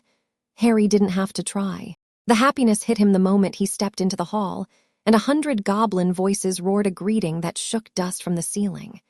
It rose through him like warm water, filling spaces that had been hollow for so long he'd forgotten they were there. He ate cake. He accepted 7 swords, a set of goblin-forged armor sized for a child, a shield that sang when struck, and from Ragnarok personally, a dagger of black steel with a ruby in the pommel that matched the one on the director's cane. "This was your father's," Ragnarok said, placing it in Harry's hands. "He carried it for 12 years. When he died, it was returned to us. I've been keeping it for you." Harry's fingers closed around the grip. It was warm, as if it remembered being held. "Thank you," he said, and his voice cracked, and he didn't care. Neville's gift was a potted plant, a small, silvery thing with leaves that chimed softly when touched. "It's a moonbell," Neville explained, going red. "They're supposed to help you sleep. I grew it myself." "It's not much compared to, swords, but—" Harry set the moonbell on the table beside his plate, touched one of its leaves, and listened to the tiny silver chime. "It's my favorite," he said, and meant it. The party lasted 4 hours, which was 3 hours longer than any goblin celebration in recorded history. There was music, deep, rhythmic drum patterns that the forge masters played on instruments made from scrap metal and stretched hide. There was sparring, because a goblin party without at least one fight was considered a failure. And there was, to everyone's surprise, dancing, when a group of young goblins pulled Harry into a stomping, whirling circle dance that had no discernible rules and appeared to be scored entirely on enthusiasm. Harry laughed until his ribs ached. When the party wound down and the hall began to empty, he sat at the long table with Neville on one side and Bloodfist on the other, picking at the remains of the cake and feeling a contentment so profound it was almost painful. "Good birthday?" Bloodfist asked. "Best birthday," Harry said. "Only birthday, actually, but also best." Bloodfist shook his head. "Humans are strange. You get emotional about cake. The cake has lightning on it. Lightning cake is worth getting emotional about." They sat together in the emptying hall, and Harry thought, this is what it feels like. This is what having a family feels like. Not the Dursleys' cold house with its locked cupboard and its rationed affection. This, a hall full of people who'd chosen to celebrate him, who'd made a cake and hung banners and given him swords and a plant that sang and a dagger his father had carried. He held the dagger in his lap and traced the lines of the blade with his thumb, and the metal hummed against his skin like a purring cat. The months that followed were the fullest of Harry's life. His education accelerated. Griffook, having determined that Harry's mind could absorb information at a rate that was frankly unreasonable for a 7-year-old, expanded the curriculum. Mornings were split between magical theory and goblin runecraft. Harry couldn't perform spells without a wand, and wouldn't get one until age 11, but understanding the theory behind magic was, as Griffook put it, like understanding engineering before picking up a wrench. You didn't need to build the bridge to understand how it worked. Harry devoured it. The principles of magical theory, intent, focus, the channeling of ambient magical energy through a focusing medium, clicked into place in his mind with an almost audible snap. He asked questions that made Griffook's eyebrow climb toward his hairline and occasionally sent the goblins scrambling through reference texts. "Why do wands choose the wizard?" Harry asked one morning, halfway through a chapter on magical focuses. "Resonance. A wand's core, dragon heartstring, phoenix feather, unicorn hair, vibrates at a specific magical frequency. When it matches the wizard's core frequency, the wand responds. But goblin-forged weapons channel magic too. The dagger Ragnarok gave me hums when I touch it." Griffook set down his quill. "That's not supposed to happen." "It does, though, every time." Goblin-forged metal is magically conductive, but it's not a focus. It shouldn't respond to a wizard's touch like that. Well, it does. Harry pulled the dagger from his belt. He wore it constantly now, as naturally as breathing, and laid it on the table. The black steel vibrated faintly, a low hum that Griffook could feel through the wood. The young goblin stared at the dagger, then at Harry. I'm going to need to talk to Ragnak about this. Is it bad? I don't know. It's unprecedented, which in my experience is worse. The discovery opened a new avenue of study. Ragnak brought in the forge masters, ancient goblins whose knowledge of metallurgy and magical craftsmanship predated the founding of Hogwarts, and they tested Harry's interaction with goblin-forged items. The results were consistent and baffling. Every piece of goblin-forged metal Harry touched responded to him, warming, humming, and in one memorable instance, a display sword in the Great Hall actually glowed when he picked it up. The metal recognizes him, the eldest forge master, a goblin named Imberclaw who was so old he made Ragnak look youthful, said after a week of testing. Not as a wielder, as an owner. The forging magic in goblin steel is tied to the nation's blood, our history, our craft, our identity. He's connected to that through the charter and the blood debt. The metal doesn't just know he's the Lord. It knows he belongs to us and we to him. What does that mean practically? Harry asked. It means you can channel magic through goblin steel the way a wizard channels through a wand. Not perfectly, you'll still need a wand for precision work, but raw power, intent-driven magic. Imberclaw shook his head, his ancient eyes gleaming. Pick up that dagger and think about light. Harry drew the dagger.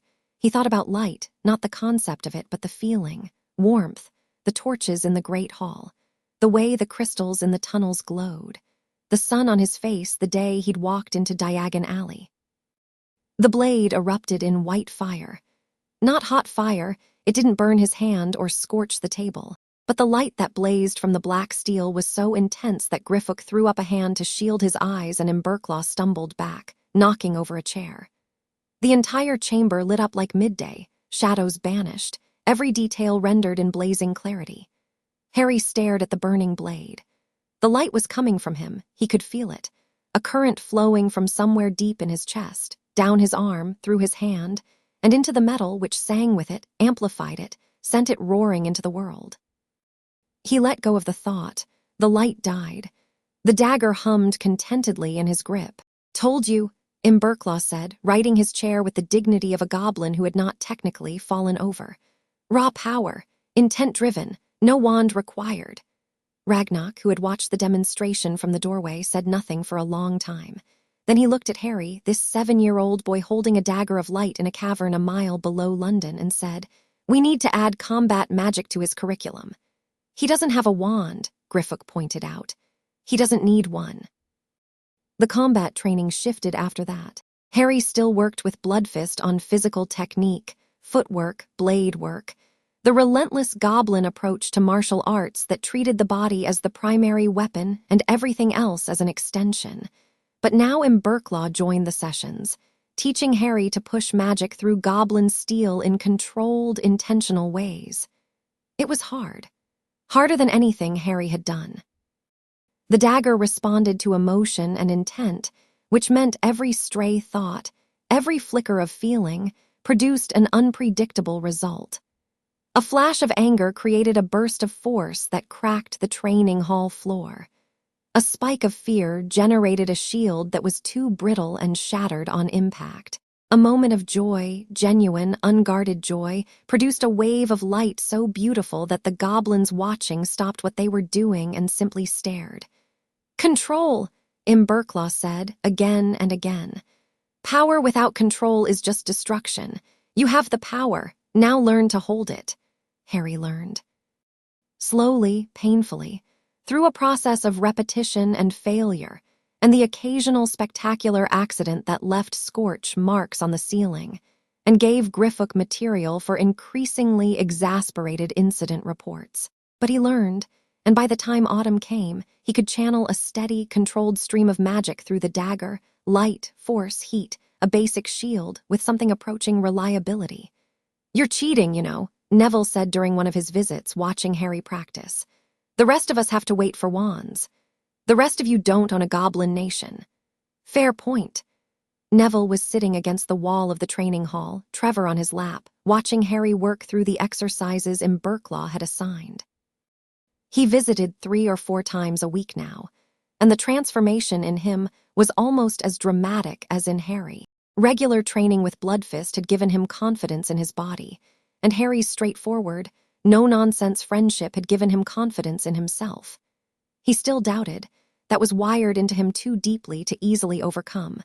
But the doubts were quieter now, and the voice that said you're not enough was increasingly drowned out by a louder voice that said get up and try again. "I've been reading about the Wisengamot," Harry said, sheathing the dagger and sitting down beside Neville. "I need to claim the Potter seat." "You're 7, Harry." "I know. There's no age requirement in the charter. That was something my family negotiated in the original founding documents. A Potter can claim their seat at any age, as long as they can demonstrate competence before the full body." "Demonstrate competence? How?" "I have to address the Wisengamot, answer questions from the members, and convince a majority that I'm capable of fulfilling the seat's responsibilities. It's a formality for most families. They claim at 17, give a short speech, get rubber stamped. But I'm 7, so it's going to be a fight. Everything's going to be a fight. I'd rather pick the ones I start." The preparation took 3 months. Ironjaw led the legal work, constructing a case for Harry's competence that was so thorough and so aggressively footnoted that it arrived on Griffook's desk looking less like a legal brief and more like a siege engine made of parchment. It cited every precedent, every loophole, every historical parallel, and there were more than anyone expected. The Potters weren't the only family to have claimed a seat young. The record was held by a 12-year-old Longbottom in 1643 who had claimed during a succession crisis and subsequently led the family through a civil war. "I'll have to beat that record by 5 years," Harry said, reviewing the brief. "You'll have to do more than that," Griffook said. "Malfoy's been rebuilding his coalition. He lost the financial privacy battle, but he's found a new angle, child welfare. He's going to argue that allowing a 7-year-old to claim a Wisengamot seat is itself a form of abuse, that the Goblins are exploiting you for political power. That's clever. It's Lucius. He's always clever. The question is whether the Wisengamot buys it." Harry leaned over the map table in the war room, studying the political landscape with the intensity he'd once reserved for surviving the Dursleys. The Wisengamot was divided into roughly 3 factions: the old pureblood families, who feared change, the progressive bloc, who wanted reform but lacked leadership, and the neutrals, who voted based on self-interest and the political weather. Dumbledore sat nominally above it all as chief warlock, but wielded enormous informal influence. "How does Dumbledore vote?" Harry asked. "He doesn't. The chief warlock presides but doesn't cast a vote except in ties. His power is procedural. He controls the agenda, recognizes speakers, and interprets the rules." Griffook paused. "He could help you or he could bury you, depending on how he manages the session." "He said he wanted to help. He said a lot of things. The question is what he does when it costs him something." Harry nodded. He'd been in regular correspondence with Dumbledore since their meeting, carefully worded letters that shared information about Horcruxes and dark magic while maintaining a respectful distance. The old wizard had been true to his word so far, providing detailed research on Voldemort's known Horcruxes and their possible locations. But trust was a slow build, and Harry was in no rush. "I want Augusta to sponsor my claim," Harry said. "Longbottom's sponsoring Potter. It's a 600-year alliance being publicly renewed. It gives the neutrals a reason to support me that isn't about goblin politics. Augusta will do it. She's been waiting for you to ask." Griffook made a note. "What about the competence demonstration? You need to show them you can do the job." "I know, and I know what I'm going to talk about." Harry straightened up from the map. "The blood debt, the charter, the plan to restructure the Goblin-Potter relationship from ownership to partnership." Griffook's quill froze. "You want to lead with the single most radical proposal in 5 centuries of wizard-goblin relations. I want to lead with the truth. The Wisengamot needs to understand what I stand for and what I'm going to do with the seat. If I walk in there and give a safe speech about tradition and duty, I'm just another family air-mouthing platitudes. If I walk in there and tell them I plan to fundamentally change the relationship between wizards and goblins, that gets their attention. It'll also get Lucius's attention. Lucius already has his attention on me. At least this way he's paying attention to something real. Griffook closed his ledger and studied Harry with an expression the boy had come to recognize as the goblin's highest form of compliment. Reluctant, slightly irritated acknowledgement that someone else had outthought him. "Ragnar's going to love this," Griffook said. "That's why I haven't told him yet. I want to surprise him. You want to ambush the king under the mountain with a proposal to restructure his entire nation's legal framework in front of the wizarding parliament without warning. Is that a problem?" Griffook's mouth twitched. "Not for me. I'll be in the gallery with a very large bag of popcorn." The date was set for November 15th. Harry Potter would address the Wisengamot and claim the Potter seat. The announcement hit the Daily Prophet 4 days before the session, and the wizarding world went sideways. The debate consumed every pub, parlor, and office in magical Britain. Was a 7-year-old capable of holding a Wisengamot seat? Was the Goblin Nation overstepping? Was this the natural evolution of wizard-goblin relations or the first step toward a constitutional crisis? Opinion was violently divided, and the Daily Prophet ran dueling editorials for 3 consecutive days that generated more reader mail than the paper had received in a decade. Lucius moved fast. Within 48 hours of the announcement, he had secured 12 votes against Harry's claim and was working on a 13th. His argument was polished and persuasive. The child was being used. The goblins were pulling strings. Allowing a 7-year-old to claim a political seat was a mockery of the institution and a danger to the boy himself. It played well in the conservative bloc and found traction among some of the neutrals. Amelia Bones watched the maneuvering from her office and made her own calculations.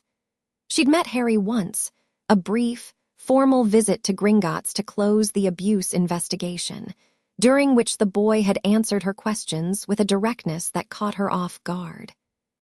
She'd left the meeting thinking 2 things. First, that the child was genuine, and second, that the child was considerably more dangerous than anyone in the ministry appreciated.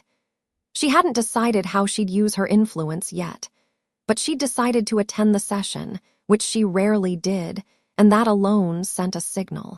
The morning of November 15th broke cold and gray over London. Harry woke at 5, dressed in the formal robes Griffook had commissioned for the occasion, black, with the Potter crest on the breast and silver trim that caught the light, and spent 30 minutes standing in front of the mirror in his quarters, practicing his opening statement. Ragnar found him there at 5:30 and leaned against the doorframe, watching. "Nervous?" the old goblin asked. "Number." Harry adjusted his collar. "Terrified." "But not nervous. There's a difference. Nervous means you don't think you can do it. Terrified means you know what's at stake." Ragnar's scarred face creased in something between amusement and pride. "Who taught you that?" "You did, 3 weeks ago when I asked you about the Battle of Thornfield Ridge." "Ah, I was hoping you'd remember the tactical part, not the emotional philosophy." I remembered both. Ragnar stepped into the room and handed Harry the black steel dagger. "Wear this, in the open on your belt where they can see it. Is that a message?" "Everything is a message. A goblin-forged weapon on a Potter heir says, 'I am armed, I am backed, and I am not afraid.' Let them read what they want into it." Harry belted the dagger at his hip. It hummed against his thigh, warm and steady, like a second heartbeat. "There's something I haven't told you about today," Harry said. "About what I'm going to say in there. I assumed as much. You've been evasive about your speech for 2 weeks, which means you're planning something you think I'll object to." "You won't object, but you might be surprised." Ragnar studied him. "I don't like surprises. You'll like this one, I hope." Harry met his eyes. "Trust me." The question hung in the air between them. A 7-year-old boy asking the king under the mountain for trust, standing in a room carved from living rock, wearing a dagger his dead father had carried, about to walk into the seat of wizarding power and challenge everything it believed about who was allowed to have a voice. "Always," Ragnar said. "Now come. The cart leaves in 10 minutes and I want you to eat breakfast first. No one faces the Wisengamot on an empty stomach."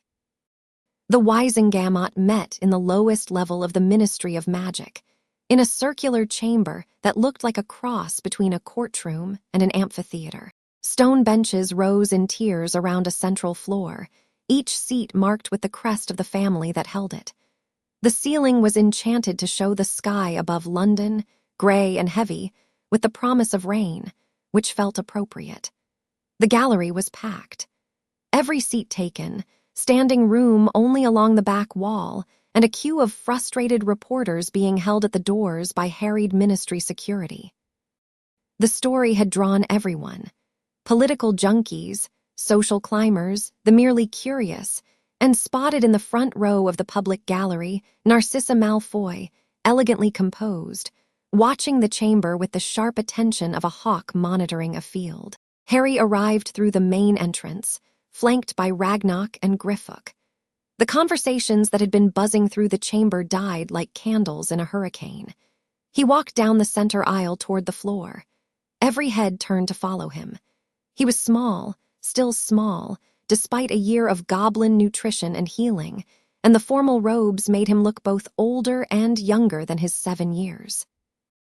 Older because of the way he carried himself, straight-backed and steady, with none of the fidgeting or uncertainty you'd expect from a child in a room full of powerful adults.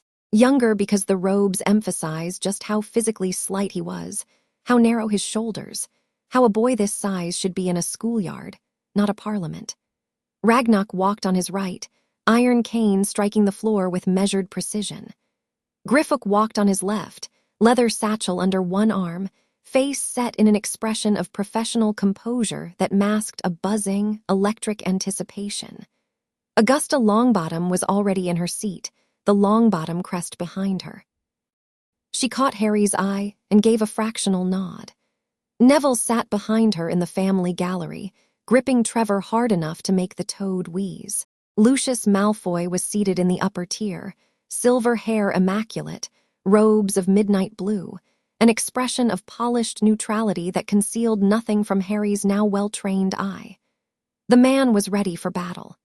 Everything about his posture said so: the angle of his chin, the way his fingers rested on the armrest of his chair, the slight tension in his jaw. He looked at Harry the way you look at an equation you're about to solve. Dumbledore sat at the high seat, the chief warlock's chair, elevated above the chamber, giving him a view of the entire room.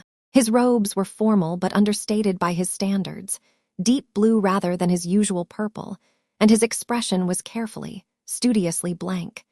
Harry reached the center floor and stopped. The silence in the chamber was so complete he could hear the scratching of quills from the reporters in the gallery. "Harry James Potter," Dumbledore said, his voice carrying easily through the chamber. The sonorous charm on the chief warlock's chair ensured it reached every corner.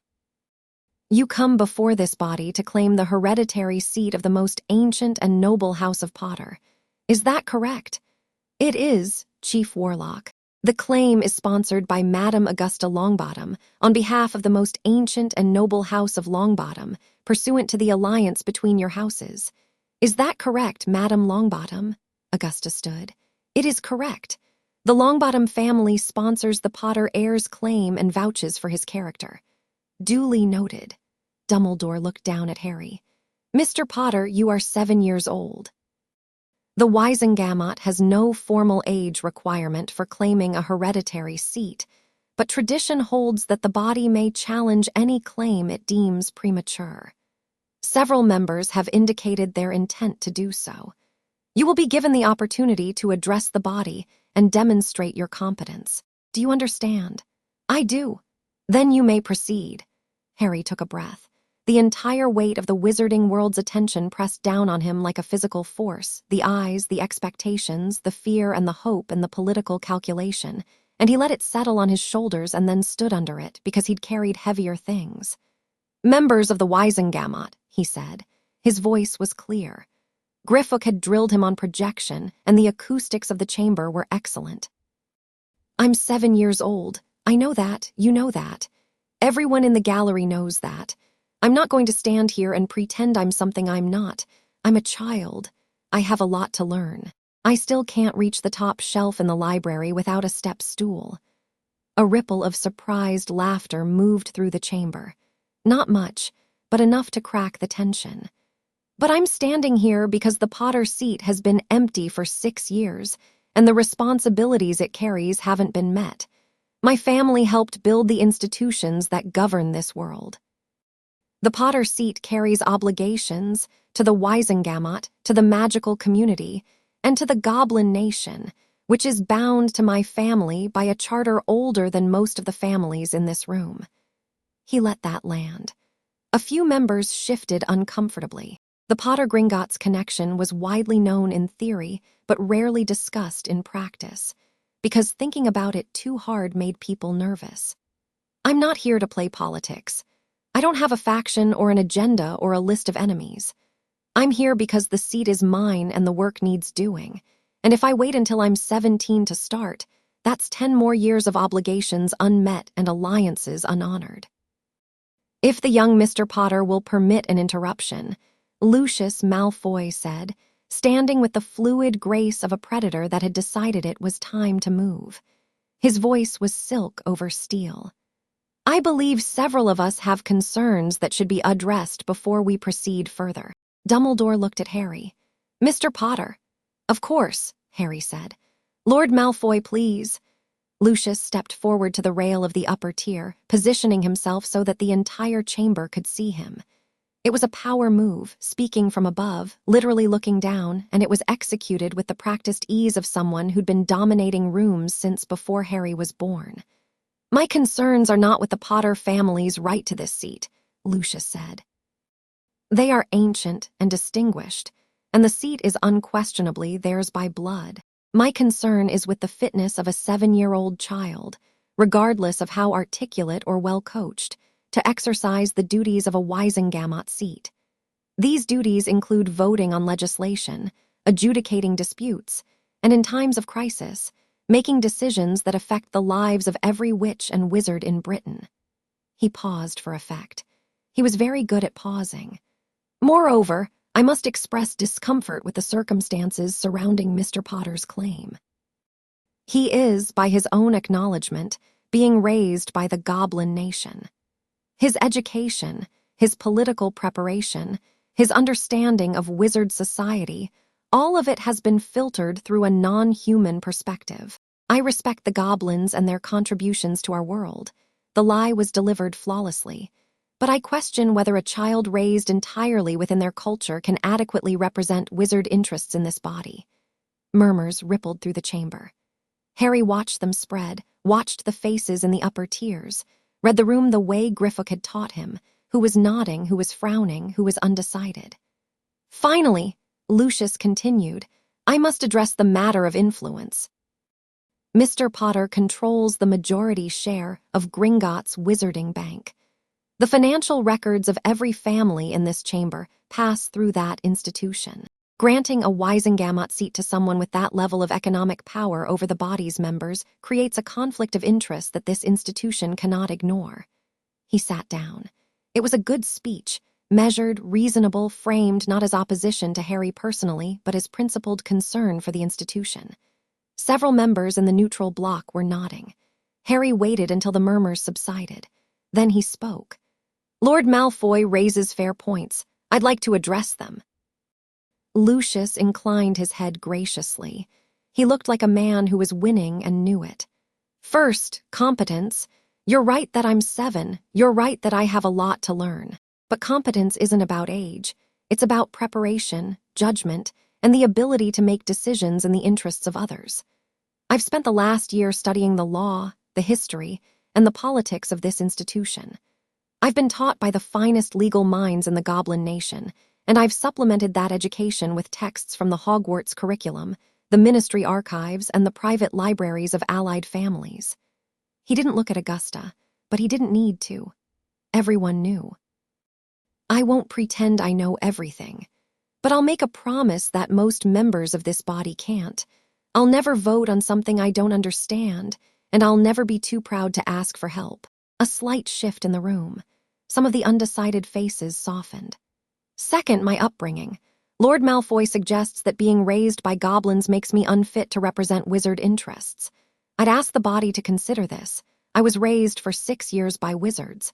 By the muggles Albus Dumbledore chose for me. During those 6 years, I was starved, beaten, and locked in a cupboard under the stairs. The Goblin Nation took me in, healed me, educated me, and treated me with dignity. If Lord Malfoy is arguing that the quality of my upbringing determines my fitness for office, I'd suggest the Goblins have a significantly better track record than the alternative. The chamber went silent. Several members who had been nodding along with Lucius's speech were now looking at Harry with something closer to shame. In the gallery, a reporter was writing so fast her quill was smoking. Lucius's expression didn't change, but Harry saw his jaw tighten, a micro-movement, barely perceptible, but Harry had learned to read faces the way other children learn to read books. Third, the conflict of interest. Harry reached into the inner pocket of his robes and produced a folded parchment. 6 months ago, I issued a formal guarantee that Gringotts' client confidentiality would be absolute and inviolable. No audits, no political use of financial records, no interference with private vaults. That guarantee is binding in perpetuity. But I understand that promises on paper may not be sufficient to address Lord Malfoy's concerns. He unfolded the parchment and held it up. This is a voluntary recusal charter. I drafted it with the Gringotts legal division. It states that I will voluntarily recuse myself from any Wisengamot vote that directly affects Gringotts operations, Goblin financial policy, or banking regulation. The recusal is automatic and binding. I don't decide when it applies. The Chief Warlock does, based on clearly defined criteria. It removes any possibility of conflict of interest while preserving my right to vote on all other matters. He set the parchment on the central podium. I'm not trying to accumulate power. I'm trying to do a job, and I'm willing to limit my own authority to prove it. The silence that followed was different from the ones before. It was the silence of a room recalculating. Lucius's argument had been built on the assumption that Harry wanted to wield the seat as a weapon, an extension of his financial power. The recusal charter cut the legs out from under it so cleanly that there was an almost audible crash. Lucius stood again. His composure was intact, barely, but Harry could see the machinery working behind his eyes, searching for an angle. "A generous gesture," Lucius said, "but it doesn't address the fundamental question of whether a 7-year-old child should be making decisions that affect Lord Malfoy." Harry's voice cut through the chamber with a clarity that silenced the older man mid-sentence. Not rude, not aggressive, just the absolute certainty of someone who was done being interrupted. "I respect your position. I understand your concerns, but I'd like to ask you a question." Lucius paused. The room held its breath. "When you were 7 years old, your father held this seat. He used it to vote against the Muggle Protection Act, to block funding for the Auror Division, and to support legislation that classified goblins as beings of limited sentience. He did these things not out of incompetence, but out of ideology, an ideology he passed to you and which you have continued to advance throughout your career." Harry let the words settle. He spoke with no anger, no accusation, just facts, delivered with the calm precision of someone reading from a ledger. "I'm 7. My judgment is untested. That's fair. But the question isn't whether I'm too young to hold this seat. The question is whether I'll use it better than the adults who have been sitting in theirs for decades. And based on the record, I'm willing to take my chances." The chamber erupted.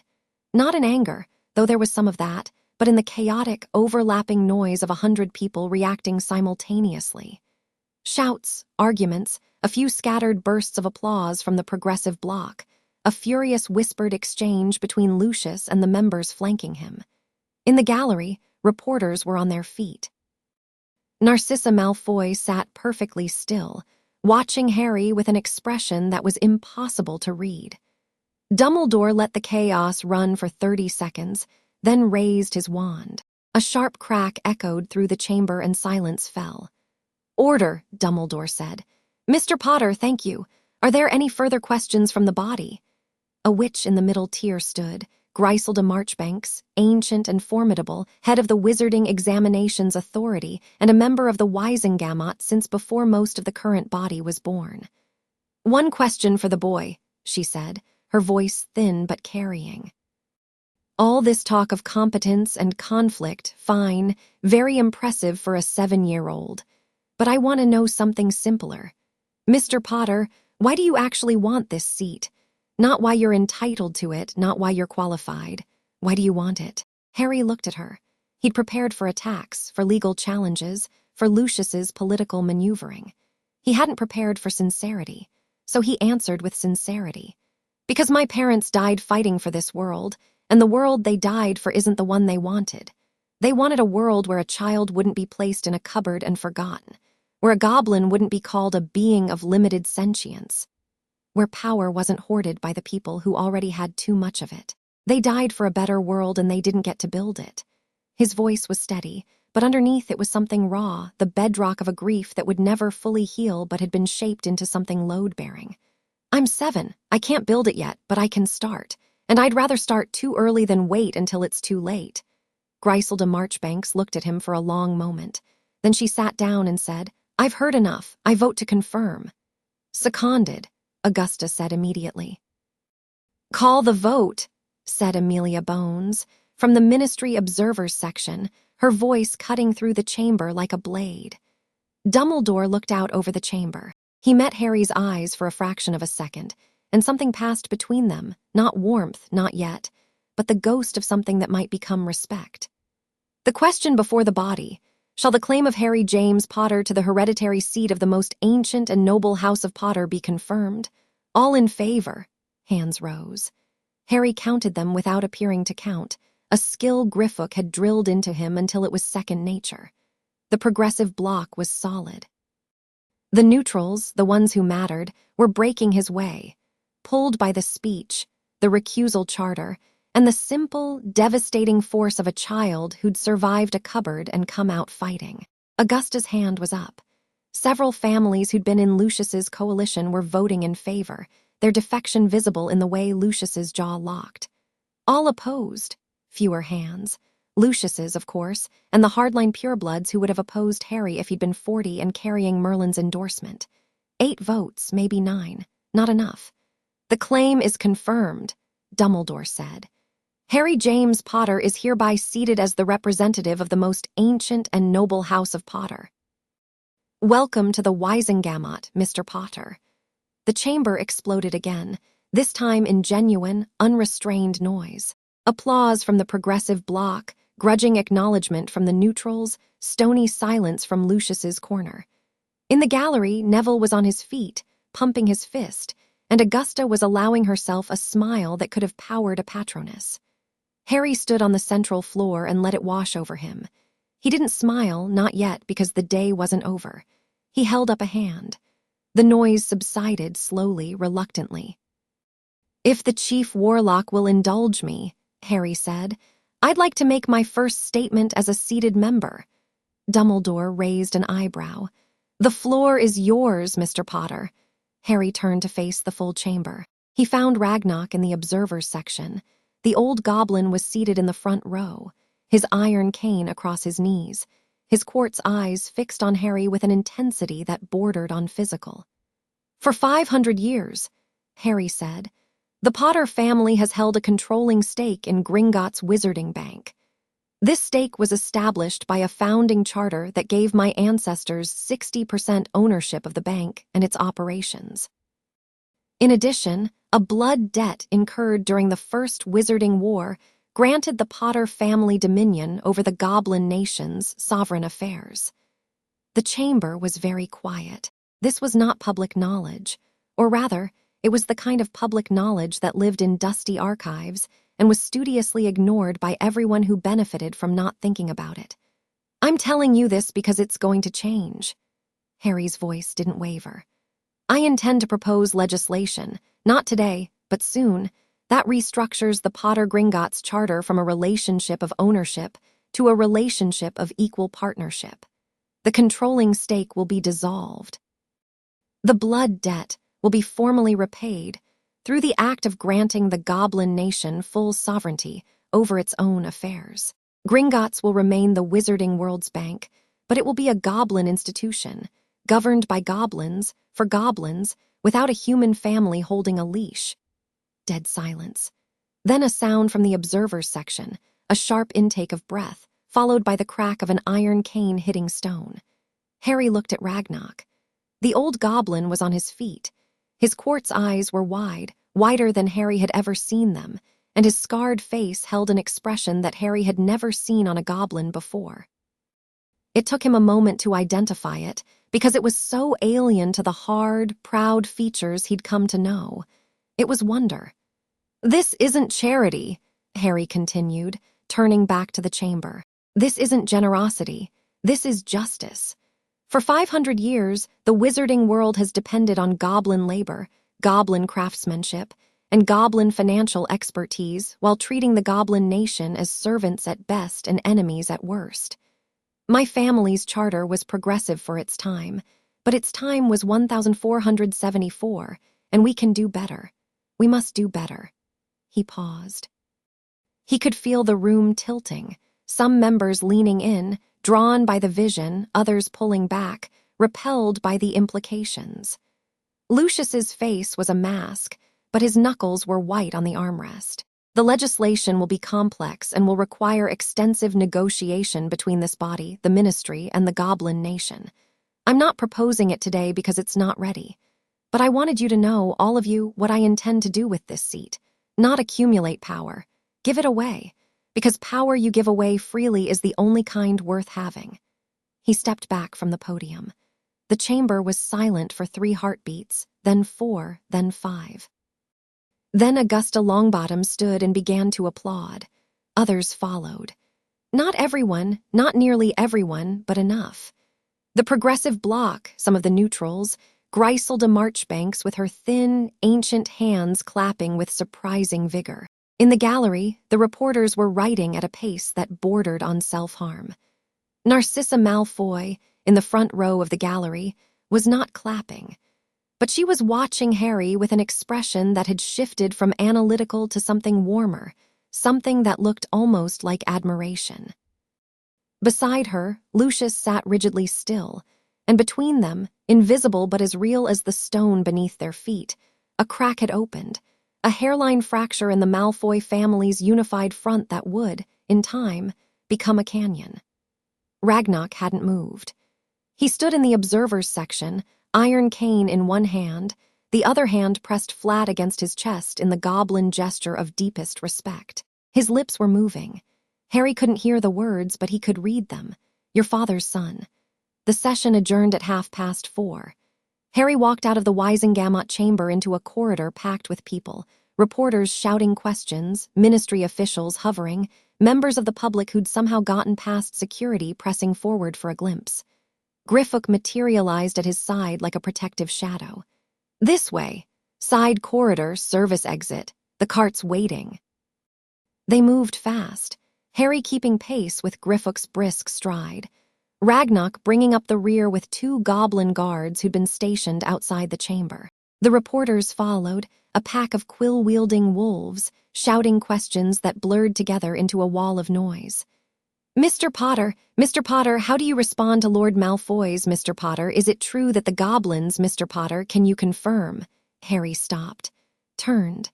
The corridor went quiet. "I'll take one question," he said. The reporters fell over each other.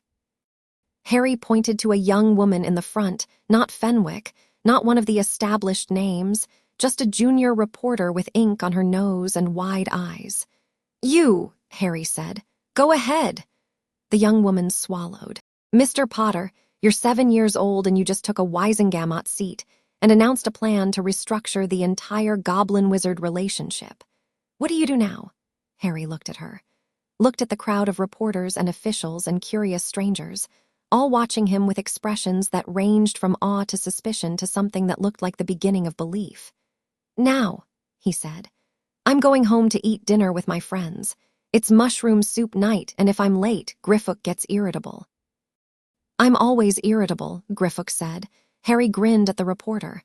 "See, can't keep him waiting." He turned and walked away down the corridor, flanked by goblins, a 7-year-old boy in formal robes with a dagger at his hip and the weight of a nation's hope on his shoulders. And the reporters watched him go and then began writing stories that would run in every magical newspaper in Europe by morning. The cart ride back to Gringotts was quiet. Harry sat between Ragnarok and Griffook as the cart hurtled through the dark tunnels, and for a while nobody spoke. The adrenaline was fading, replaced by the heavy, shaky exhaustion that follows sustained intensity. Ragnarok broke the silence first. "You didn't tell me." "Number. You stood in front of the entire Wisengamot and announced your intention to dissolve 5 centuries of Potter ownership over the Goblin Nation, and you didn't tell me first. Would you have tried to stop me?" "Number, but I would have liked to prepare myself. I'm an old goblin with a heart condition and you nearly killed me." "You don't have a heart condition." "I do now," Harry laughed. It came out shaky, half exhaustion and half relief, and it echoed off the tunnel walls like something breaking free. "Thank you," Ragnarok said. The words were simple. The weight behind them was not. "Don't thank me yet. It's going to take years of legislation and negotiation and probably several screaming arguments with the Wisengamot." "I know. I look forward to everyone." Ragnarok's scarred hand reached over and rested on Harry's shoulder. It was heavy and warm and impossibly gentle. "Your father would be very proud of you today." Harry's throat closed. He nodded once and looked away into the rushing dark, and Ragnarok's hand stayed on his shoulder all the way home. That evening, in the Founder's Chamber, Harry ate mushroom soup with Griffook and reviewed the day's events with the clinical detachment that was becoming his signature. They mapped the votes, identified the swing members, cataloged the opposition, and drafted a preliminary timeline for the partnership legislation. Then Griffook left, and Harry was alone. He sat at the round table, in the warm light of the fire, and pulled the photo album from where he kept it in his robes. He opened it to the wedding photograph, James and Lily, young and luminous, laughing at the camera with the reckless joy of people who didn't know what was coming, but wouldn't have changed a thing if they had. "I took the seat today, Mum," he said quietly. "Dad, I wore your dagger. I think it helped." The photograph smiled at him. James waved. Lily tucked her hair behind her ear and mouthed something that might have been "we know." Harry closed the album. He went to bed. He slept without dreaming, and in the morning the Daily Prophet's headline was 3 inches tall. "The Boy Who Changed Everything," and beneath it, a photograph of Harry Potter, 7 years old, standing on the floor of the Wisengamot with a goblin-forged dagger on his hip and the light of 100 candles in his green eyes, looking up at a room full of the most powerful people in the wizarding world, and not flinching. Not once. Chapter 5. What lives in the scar the curse breakers had been working for months. Harry had given them access to his scar on 3 separate occasions, since their arrival, controlled sessions in a warded chamber deep below the forge halls, surrounded by protective runes carved into the living rock. Each session lasted no more than an hour, because that was as long as the curse breakers could sustain their diagnostic enchantments without the thing behind Harry's scar pushing back. It was alive. That was the first thing they confirmed. Not alive in the way a person was alive. It didn't breathe or grow or change. But it reacted. It flinched from goblin diagnostic magic, the way a parasite flinches from medicine, curling tighter into its host, digging deeper into the magical pathways that connected Harry's scar to his core. It was small, and it was dark, and it had been feeding on Harry's magic since the night it lodged there. The head cursebreaker was a goblin named Thornback, and she was the oldest non-retired goblin in the nation. She had broken curses on pharaonic tombs, unraveled Babylonian binding spells, and once spent 6 years dismantling a single hex on a Roman aqueduct that had been drowning the Italian countryside since the fall of the empire. She was methodical, brilliant, and completely devoid of anything resembling bedside manner. "It's a Horcrux," she told Ragnarok after the 3rd session, in a tone that suggested this was simultaneously the worst and most interesting thing she'd encountered in a very long career. "Soul fragment, anchored to the scar tissue and woven into the boy's magical core through 5 years of passive integration. The good news is it hasn't corrupted him. His core is remarkably clean, which speaks to either extraordinary magical resilience or an unusually powerful innate defense. The bad news is that removal will be the most complex extraction I've ever attempted, and I've extracted curses from inside beating hearts. Can it be done? Ragnarok asked. Yes, if the boy survives. Elaborate. Thornback spread her hands on the table, gnarled, scarred hands, mapped with the burns and cuts of a lifetime spent handling cursed objects. The fragment is parasitic. It feeds on his magic. Over 5 years, it's grown tendrils, think of roots, spreading through soil that connect it to his core. If I simply rip it out, the tendrils tear free and take chunks of his magical core with them. Best case, he loses a significant portion of his power. Worst case, the shock kills him. And if you don't simply rip it out, then I need to sever each tendril individually, disconnect the fragment from his core without damaging either, and then extract the fragment through the scar, which is the original entry point and the path of least resistance. She paused. It will require a full ritual circle, at least 6 assistants, and the boy will need to be conscious throughout. He'll need to fight it. Fight it how? The fragment will resist extraction. It will use every weapon it has: pain, fear, memory, hallucination. It will try to make him want to keep it.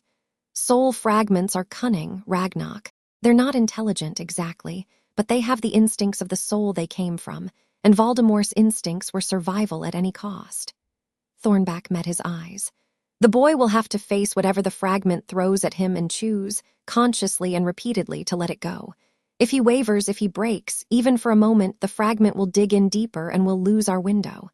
How long? The ritual itself, perhaps 2 hours. The internal battle, that depends on the boy. Ragnarok was quiet for a long time. The war room was empty except for the 2 of them, the map table glowing softly between them. Harry's golden light pulsed steady and strong at the center of London. When? Ragnarok asked. I need a week to prepare the ritual space. After that, the sooner the better. The fragment's been agitated since the boy started channeling magic through goblin steel. Every time he uses the dagger, every time he pushes power through the metal, the fragment feels it and responds. It's getting stronger because he's getting stronger. If we wait too long, the tendrils will be too deep to sever safely. A week, then. A week. Thornback stood, gathering her instruments. At the door, she paused. Ragnarok, the boy needs to know what he's facing, all of it. No softening, no omissions. If he goes into this unprepared, he dies. I know, I'll tell him tonight. Tell him something else, too. Tell him that in 1,500 years of goblin curse breaking, no one has ever attempted to extract a Horcrux from a living host. We're in uncharted territory. I'm the best there is, and I'm giving him 70-30 odds. 70 for survival. 70 for survival, 30 for. She didn't finish. She didn't need to. Good night, director. She left. Ragnarok sat alone with the map and the golden light and the weight of a conversation he didn't want to have. He told Harry after dinner. They sat in the founder's chamber, just the 2 of them. Griffook had been asked to wait outside. Harry would tell him later, but for this conversation, this particular exchange of terrible truths, Harry wanted it to be just him and Ragnarok. The old goblin laid it out plainly, as he'd promised to do the day Harry arrived.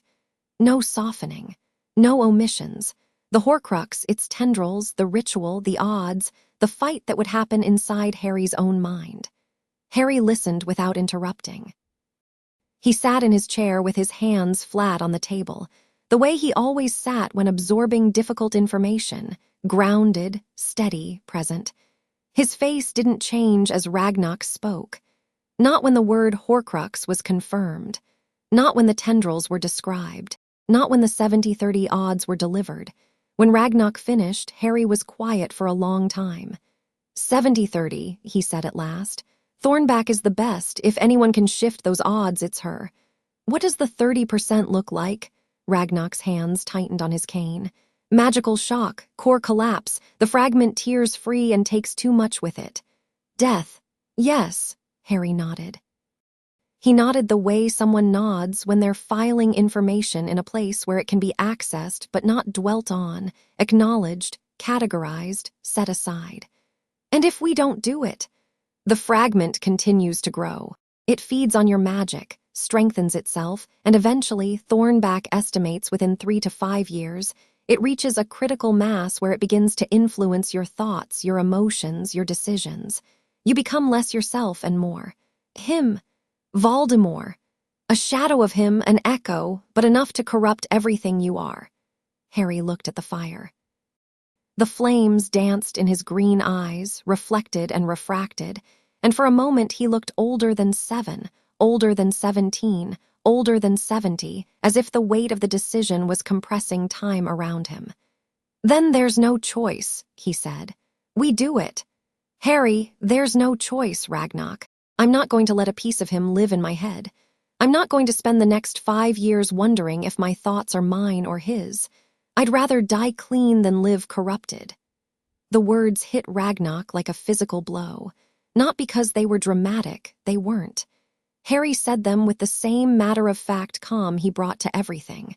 That was what made them devastating. A 7-year-old boy, sitting in a firelit chamber, choosing death over compromise with the absolute certainty of someone who'd already survived worse than dying. "You are the bravest person I have ever known," Ragnarok said, "and I have known warriors who charged dragon fire without flinching. I'm not brave. I'm practical. There's only one option that ends with me being me, so I take that one. That's what bravery is, you impossible child." Harry almost smiled. "When?" "1 week. Thornback needs time to prepare the ritual space." "Okay, 1 week." Harry drummed his fingers on the table. "I want Neville to know, and Griffook, and I want to write a letter." "To whom?" "Dumbledore. He's been researching Horcruxes longer than anyone. If he has information that could help Thornback, I want it." Ragnarok nodded. "I'll have the letter sent tonight. Priority owl." "And Ragnarok?" "Yes. If I don't make it," Harry held up a hand before Ragnarok could interrupt. "I need to say this. If I don't make it, the controlling stake passes to nobody. The Potter line ends with me. That means the blood debt is void and the charter dissolves. The Goblin nation would be free, completely free, with no human family holding any claim." Ragnarok stared at him. "You're telling me that your death would accomplish the very thing you proposed to the Wisengamot. Funny how that works." Harry's mouth twisted. "I'd rather do it the long way, but if I can't, at least the outcome is the same." "The outcome is not the same." Ragnarok's voice was rough in a way Harry had never heard. "The outcome, if you die, is that a 7-year-old boy is dead and a nation is free, and the freedom tastes like ashes because it was bought with a child's life. That is not the same outcome. Don't you dare pretend it is." Harry looked at the old goblin, at the scars and the quartz eyes and the iron cane and the armor that had weathered centuries of wear, at the creature who had carried a nation on his back and somehow found room to carry a boy as well. "I'll try very hard not to die," Harry said softly. "See that you do." They sat together in the firelight, and neither of them spoke again for a long time, and the fire burned low, and the shadows grew long, and somewhere in the tunnels, a deep drum sounded once, like a heart. The letter reached Dumbledore at midnight. The old wizard was in his study, surrounded by books and the remains of a dinner he'd barely touched. His research into Horcruxes had consumed the last several months, driven by a quiet, desperate need to prove himself useful, to contribute something meaningful after the catastrophic failure of his plans. He'd been corresponding with Harry regularly, sharing findings, receiving sharp questions in return that forced him to think harder than he had in years. The letter was brief. "Professor Dumbledore, the Goblin Cursebreakers have confirmed the Horcrux in my scar. They plan to extract it in 1 week. The procedure is dangerous. I'd appreciate any information you have that might improve our odds, specifically regarding the behavior of soul fragments under extraction and any defensive measures the host can take during the process. I know you wanted to handle this your way in your time. That's not possible anymore. The fragment is growing. It has to come out now. If you have something that can help, send it. If you want to be present for the ritual, ask Ragnarok. I'll leave that decision to him. Thank you for everything you've shared. It's made a difference." Harry Dumbledore read the letter 3 times. Then he stood, walked to his bookshelf, and began pulling volumes with a speed that belied his age. He worked through the night, compiling every scrap of research, every theory, every fragment of knowledge about Horcruxes and soul magic that he'd accumulated over decades of study. He wrote annotations in the margins, added his own observations, flagged the passages he thought most relevant. By dawn, he had a package 6 inches thick, wrapped in protective enchantments and sealed with his personal sigil. He attached it to Fawkes's leg. Owls were too slow, too vulnerable, and sent the phoenix south toward London. Then he sat down at his desk and wrote a letter to Ragnarok. "Director, Harry has informed me of the planned extraction. I will not pretend to authority I've lost or influence I've forfeited. But I have studied soul magic for longer than most of your curse breakers have been alive, and I may be of use. I am asking, not demanding, not maneuvering, simply asking to be present for the ritual. Not as an advisor, not as a supervisor. As a pair of hands. If there is anything I can do to improve the odds for that boy, I want to do it. I am aware that this request may be denied. I will accept that decision without argument. With respect that I hope is no longer entirely unearned, Albus Dumbledore, he sent the letter by owl and sat in the growing light of dawn, waiting. Ragnarok's reply came at noon. It was one word. Come. The week passed too fast and too slow at the same time. Harry trained harder than ever, pushing his body and his magic with an intensity that worried Griffook and impressed Bloodfist. In the training hall, he worked through combat forms with the dagger until his arms burned, channeling magic through the blade with a control that had become almost instinctive. Light, force, heat, shield, the basic elements of goblin steel magic flowed through him with increasing precision, and each successful channeling felt like an anchor, a reminder that his magic was his and no parasite was going to take it. He spent time with Neville.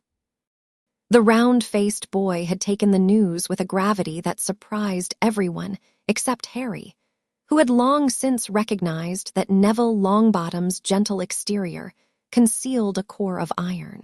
"You're going to be fine," Neville said, with a conviction that wavered only slightly. They were sitting in the training hall after a session, sharing a flask of water, Trevor croaking contentedly between them. "You survived the killing curse when you were a baby. You survived the Dursleys. You survived the Wisengamot. This is just one more thing. One more thing with a 30% fatality rate. 25 now. Gran says Dumbledore's research knocked 5 points off. Your Gran is an optimist." "My Gran is the scariest woman alive, and she says you're too stubborn to die. I believe her." Neville paused, then reached into his pocket and pulled out a small, smooth stone, dark green and warm to the touch. "Here, it's a Remembrall stone. Not one of the commercial ones, a real one, old. It was my mum's. She used to carry it during missions. Said it helped her remember what she was fighting for." Harry took the stone. It was warm, pulsing faintly, and when he closed his fingers around it, he felt a whisper of something, not a voice, not a thought, but a presence. Steady and calm and brave. "I can't take this, Neville, it's your mum's. She'd want you to have it. She'd want it to be useful." Neville's jaw was set in that particular way it got when he'd made a decision and wasn't going to be argued with. "Bring it back when you're done. You can return it to her yourself. She's in St. Mungo's, 4th floor. She won't know you, but she'll know the stone." Harry closed his hand around the warm green rock and felt the whisper strengthen. Alice Longbottom. Auror. Mother. Brave enough to face the Cruciatus curse and survive, even if surviving meant losing everything she'd been. "I'll bring it back," Harry said. "Promise." Dumbledore arrived at Gringotts 2 days before the ritual. He was shown to a guest chamber, austere, goblin standard, and spent his time working with Thornback and her team, sharing his research and learning theirs. The collaboration was tense at first. Thornback regarded Dumbledore with the professional skepticism of an expert encountering another expert from a rival tradition, and Dumbledore had to swallow decades of academic pride to accept that goblin curse-breaking, in many ways, surpassed anything the wizarding world had developed. But they found common ground in the work. Thornback's ritual framework was brilliant, a layered approach that used goblin blood magic as the primary extraction force, with a secondary containment matrix that would trap the fragment once it was separated from Harry's core. Dumbledore's contribution was in the theory of soul magic, specifically the vulnerabilities of a Horcrux during the transition between host and freedom. The fragment will be weakest in the moment of separation, Dumbledore explained, drawing diagrams on a sheet of parchment that Thornback studied with narrowed eyes. A Horcrux attached to an object has a symbiotic relationship. It feeds on the object's stability. But a living host is different. The fragment has been feeding on Harry's magic for 6 years. When you sever the tendrils, you're cutting off its food supply. It will be starving, desperate, and irrational. That's when it's most dangerous, but also most vulnerable. How do we exploit that? Goblin-forged metal. Your steel absorbs dark magic. That's why goblin blades can destroy Horcruxes. If the containment matrix is lined with goblin-forged silver, the fragment won't be able to resist it. It'll be drawn in the way a drowning man is drawn to air. Thornback leaned back. That changes the design significantly. We'd need Emberclaw to forge the containment vessel. I've already spoken with him. He's willing. You spoke with Emberclaw before consulting me. I asked a craftsman if he could make something. I didn't presume to tell the Cursebreaker how to use it. Thornback regarded him for a long moment. Then something that might have been approval crossed her scarred face. You're more useful than I expected, wizard. I have my moments. They worked through the night, refining the ritual, building the containment vessel, testing and retesting every element.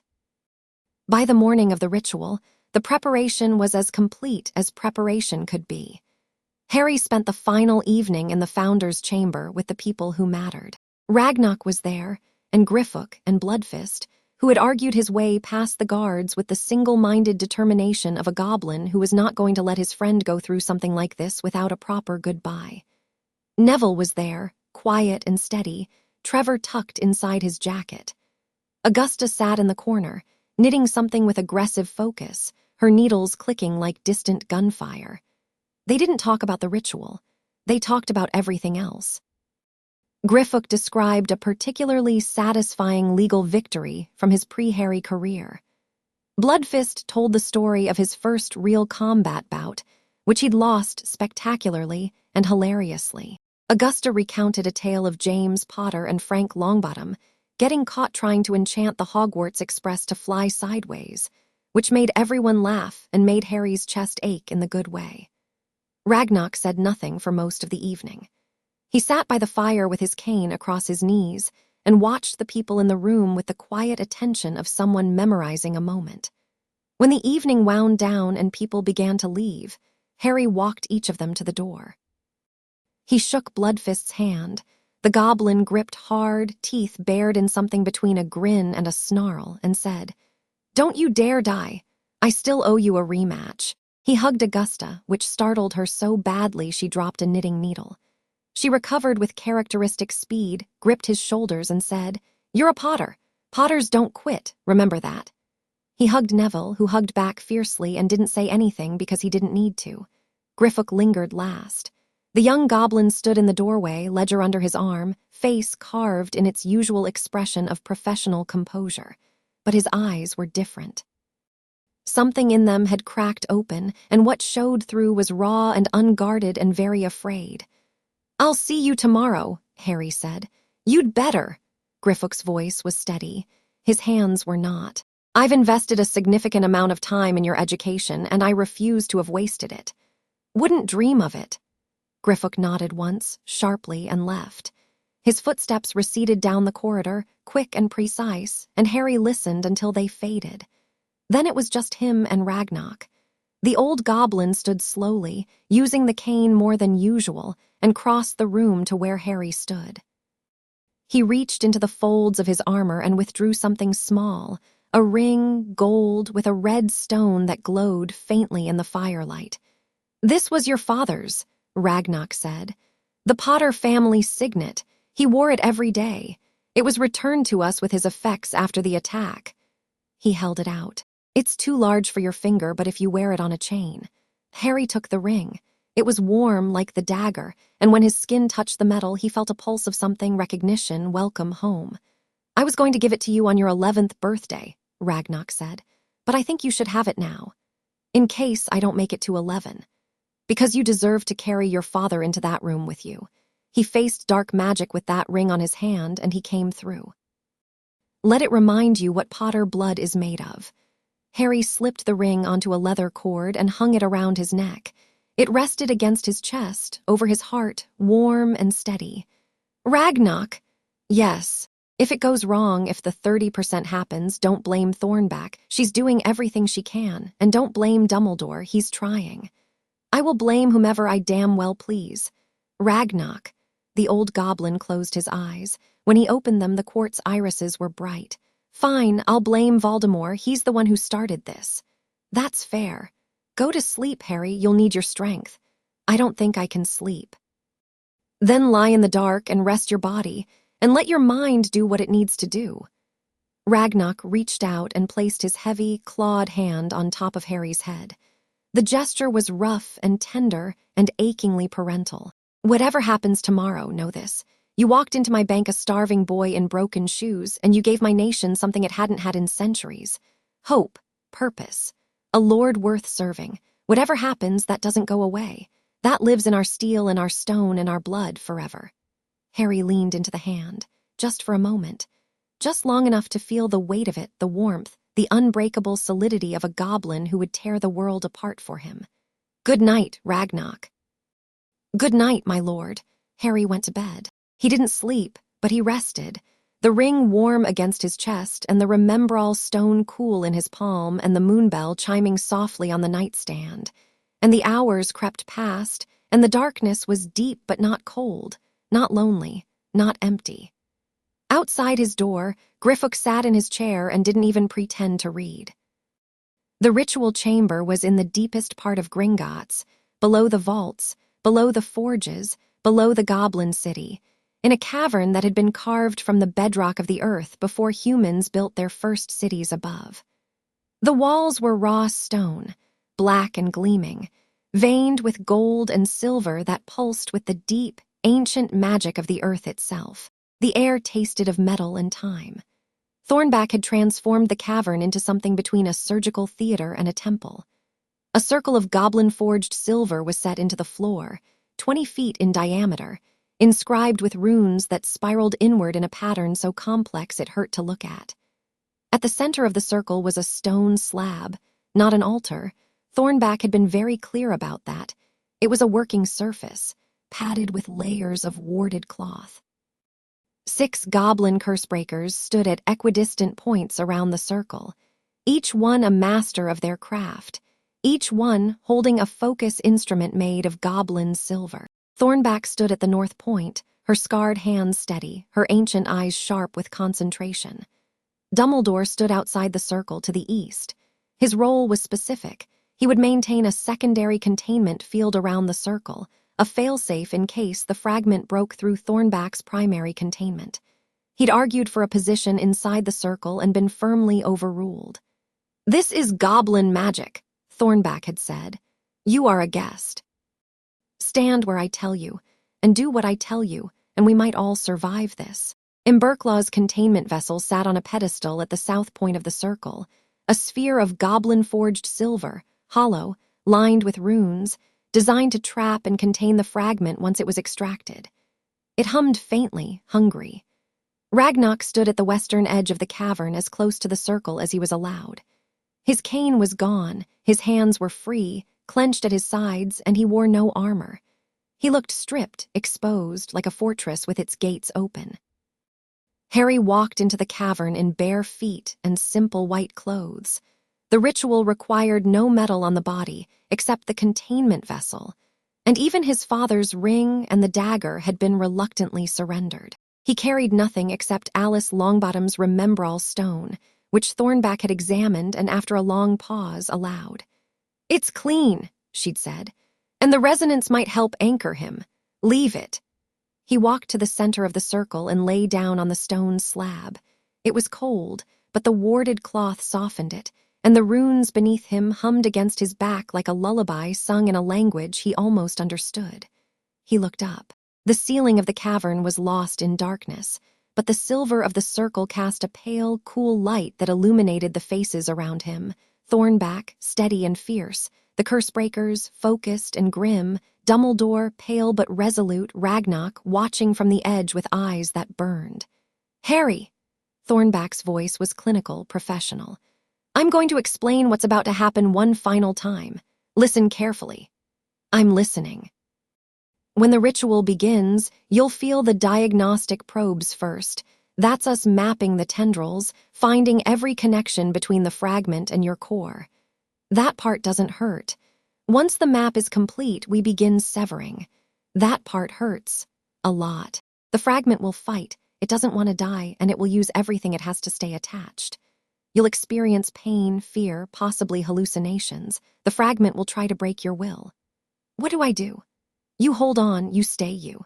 Whatever it shows you, whatever it says, whatever it makes you feel, you remember who you are and you don't let go. The stone in your hand will help. Focus on it when things get bad. It carries a mother's love, and there's not much in this world that's stronger than that." Harry's fingers tightened around the Remembrall stone. He could feel Alice's presence, faint but steady, like a hand on his shoulder. When the last tendril is severed, the fragment will be free but unanchored. That's the critical moment. It'll try to reattach, to you, to one of us, to anything living. Imberklaw's vessel is designed to draw it in, but we need the fragment exposed and moving for the vessel to capture it. That means there will be a window, maybe 10 seconds, where a piece of Voldemort's soul is loose in this room. "And that's where I come in," Dumbledore said from outside the circle. "The secondary containment will prevent the fragment from leaving the circle. It goes into the vessel or it goes nowhere." 10 seconds, Harry said.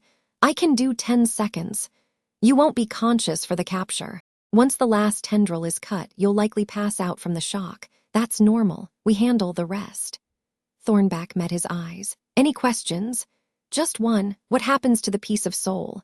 "It goes into the vessel. Then the vessel goes into a goblin forge and we melt it down until there's nothing left. Goblin fire destroys dark magic absolutely and permanently. Whatever's in your scar right now, by tomorrow morning, it won't exist." Harry nodded. He lay back on the slab, Remembrall stone in one hand, eyes on the dark ceiling above. "I'm ready." Thornback raised her focus instrument, a rod of silver etched with runes, sharp as a surgeon's scalpel. The 6 Cursebreakers mirrored her movement. Dumbledore raised his wand and began the secondary containment, a shimmering blue dome that settled over the circle like a bell jar. "Begin," Thornback said. The runes ignited. Silver light blazed up from the floor, pouring through the channels and spirals of the inscribed pattern, racing inward toward the slab. It hit Harry like a wave, not painful, not harsh, but thorough, flooding through his body, mapping every magical pathway, every nerve, every cell. He could feel the probes moving through him with delicate, precise fingers, tracing the architecture of his magic, with the care of a cartographer mapping uncharted territory. And then the probes found the tendrils. Harry gasped. It was like touching a live wire, a jolt of wrongness of other that made his entire body seize. The tendrils lit up under the probe's touch, visible to him for the first time, dark lines, black as ink, threading through his magical core like roots through soil. There were dozens of them, hundreds. They radiated from a central point behind his scar, spreading through his chest, his arms, his spine, weaving into the fabric of his magic so intimately that it was impossible to tell where they ended and he began. "Oh!" Thornback breathed, and for the first time, her voice carried something that wasn't clinical. "There are more than we thought." "How many?" Ragnarok's voice from the edge. 312 distinct connections, this is." She shook her head, refocused. "Adjusting the approach, we go slow, one at a time, starting with the peripheral connections and working inward." The first tendril was severed. Harry screamed. The sound tore out of him before he could stop it, raw, primal, the sound of something being ripped from deep inside. It wasn't just pain, though the pain was extraordinary. It was loss. Like a piece of himself being cut away. The tendril had been part of him for so long that his magic didn't know the difference, and losing it felt like losing a finger, a hand, a lung. The fragment woke up.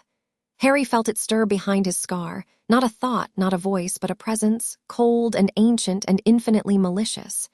It had been dormant, feeding passively, content in its slow consumption. Now it was awake and it was afraid, and fear made it dangerous. The world went dark.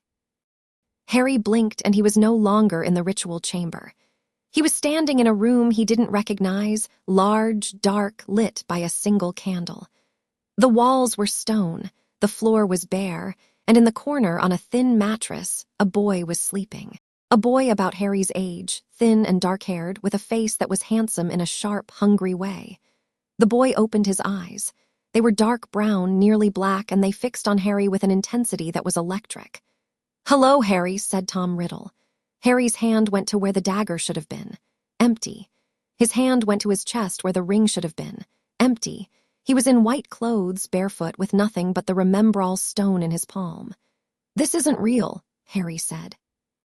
"Everything is real. Reality is just a question of perspective."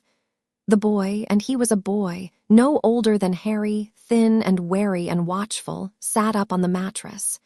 "You're trying to kill me. You're a piece of Voldemort's soul. You don't get a vote. I'm a piece of you. I've been part of you for 6 years. Everything you are, your strength, your magic, your stubbornness, I fed that. I helped build it. Without me, you'd be just another boy. Without you, I'd be a boy without a murderer in his head. I'll take that trade." Tom Riddle stood. He was exactly Harry's height, Harry's build, a mirror image in darker tones, like a photograph negative.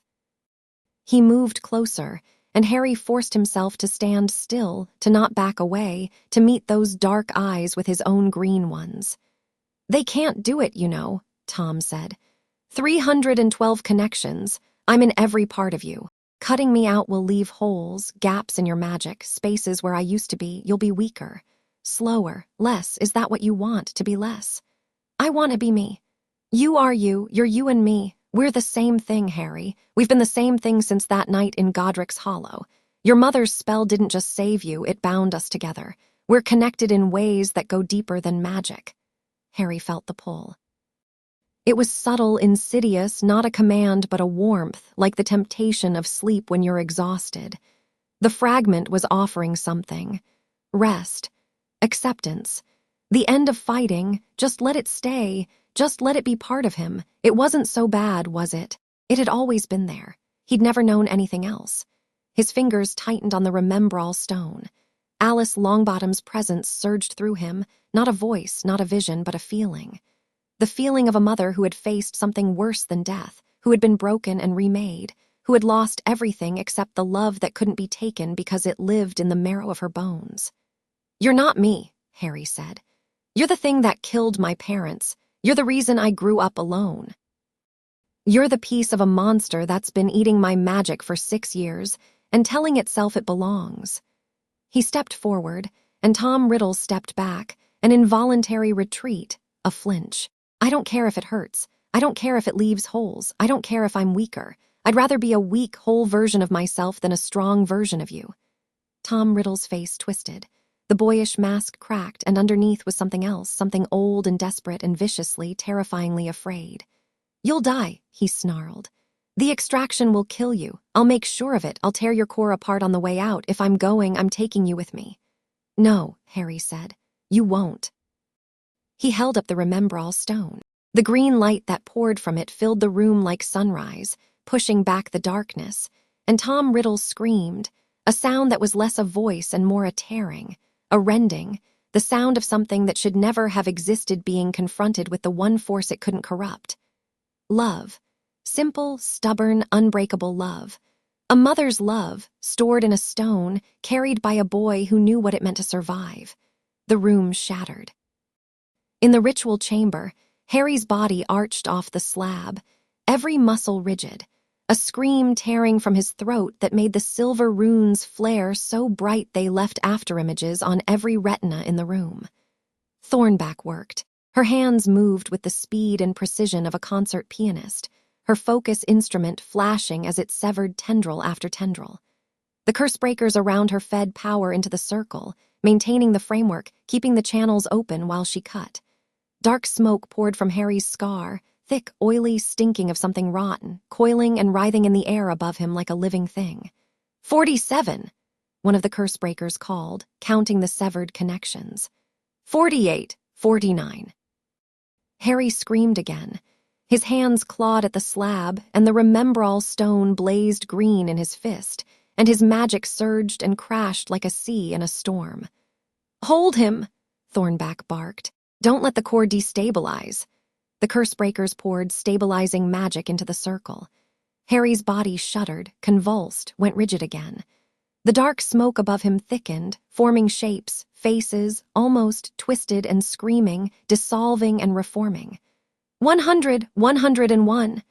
Ragnok stood at the edge of the cavern with his hands clenched so tight his claws drew blood from his own palms. He watched the smoke pour from Harry's scar, and the light pour from Harry's hand, and the boy's small body racked with a pain that no child should endure. And every instinct in his ancient, warrior's body screamed at him to rush forward, to grab the boy, to carry him out of this hell. He didn't move. He stayed where he was because this was Harry's fight, and the only thing worse than watching it would be interfering with it. 200, 201. The smoke was screaming now. An actual voice, thin and high and horrible, pouring from the dark mass above Harry's body. Words in a language that wasn't any language, raw intent, naked malice, the distilled essence of a soul that had spent decades learning how to hate. 250. Thornback's hands were bleeding. The focus instrument was white-hot, searing her palms, but she didn't falter, didn't slow. Her eyes were fixed on the web of tendrils, cutting with a surgical precision that left no margin for error. 300, 301. Harry stopped screaming. That was worse. His body went limp on the slab, his eyes rolled back, and for a terrible, frozen instant, the ritual chamber went silent. "Is he?" Ragnok started. "He's alive," Thornback said, her voice sharp as a blade. "The core is holding. 11 more, and we're through." She cut. The room shook with each severance, deep, subsonic tremors that rattled the stone and made the silver runes pulse. The dark smoke above Harry contracted, pulled inward, condensing into a smaller, denser, blacker mass. 310, 311. One tendril left, the last one, the deepest one. It ran from Harry's scar directly to the center of his magical core, and it was thicker than the others, pulsing with a sickly, dark energy that made Thornback's hands shake for the first time in the entire procedure. "This is the anchor," she said. "When I cut this, the fragment separates completely. Dumbledore containment. Ready." The old wizard's voice was strained but firm. The blue dome over the circle shimmered with power. Imberklaw vessel, open and waiting. The ancient forge master's hand was on the silver sphere, runes glowing. "Cutting now." She cut. The world exploded. The dark mass above Harry detonated outward, a shockwave of pure dark magic that hit the containment dome and bent it, warping the blue light inward. Dumbledore staggered, his wand arm shaking, and for one hideous second the dome flickered. "Hold!" Thornback roared. Dumbledore held. His face went gray with effort, sweat pouring down his ancient features, and the dome stabilized, bent, stressed, but intact. The fragment, no longer smoke but something else, something that existed between states.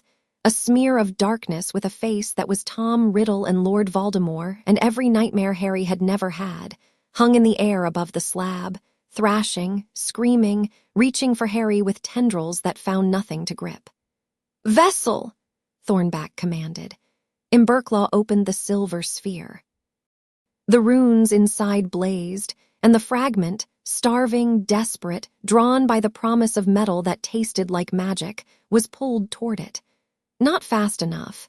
It fought, clawing at the air, at the containment dome, at the space where Harry lay unconscious and defenseless.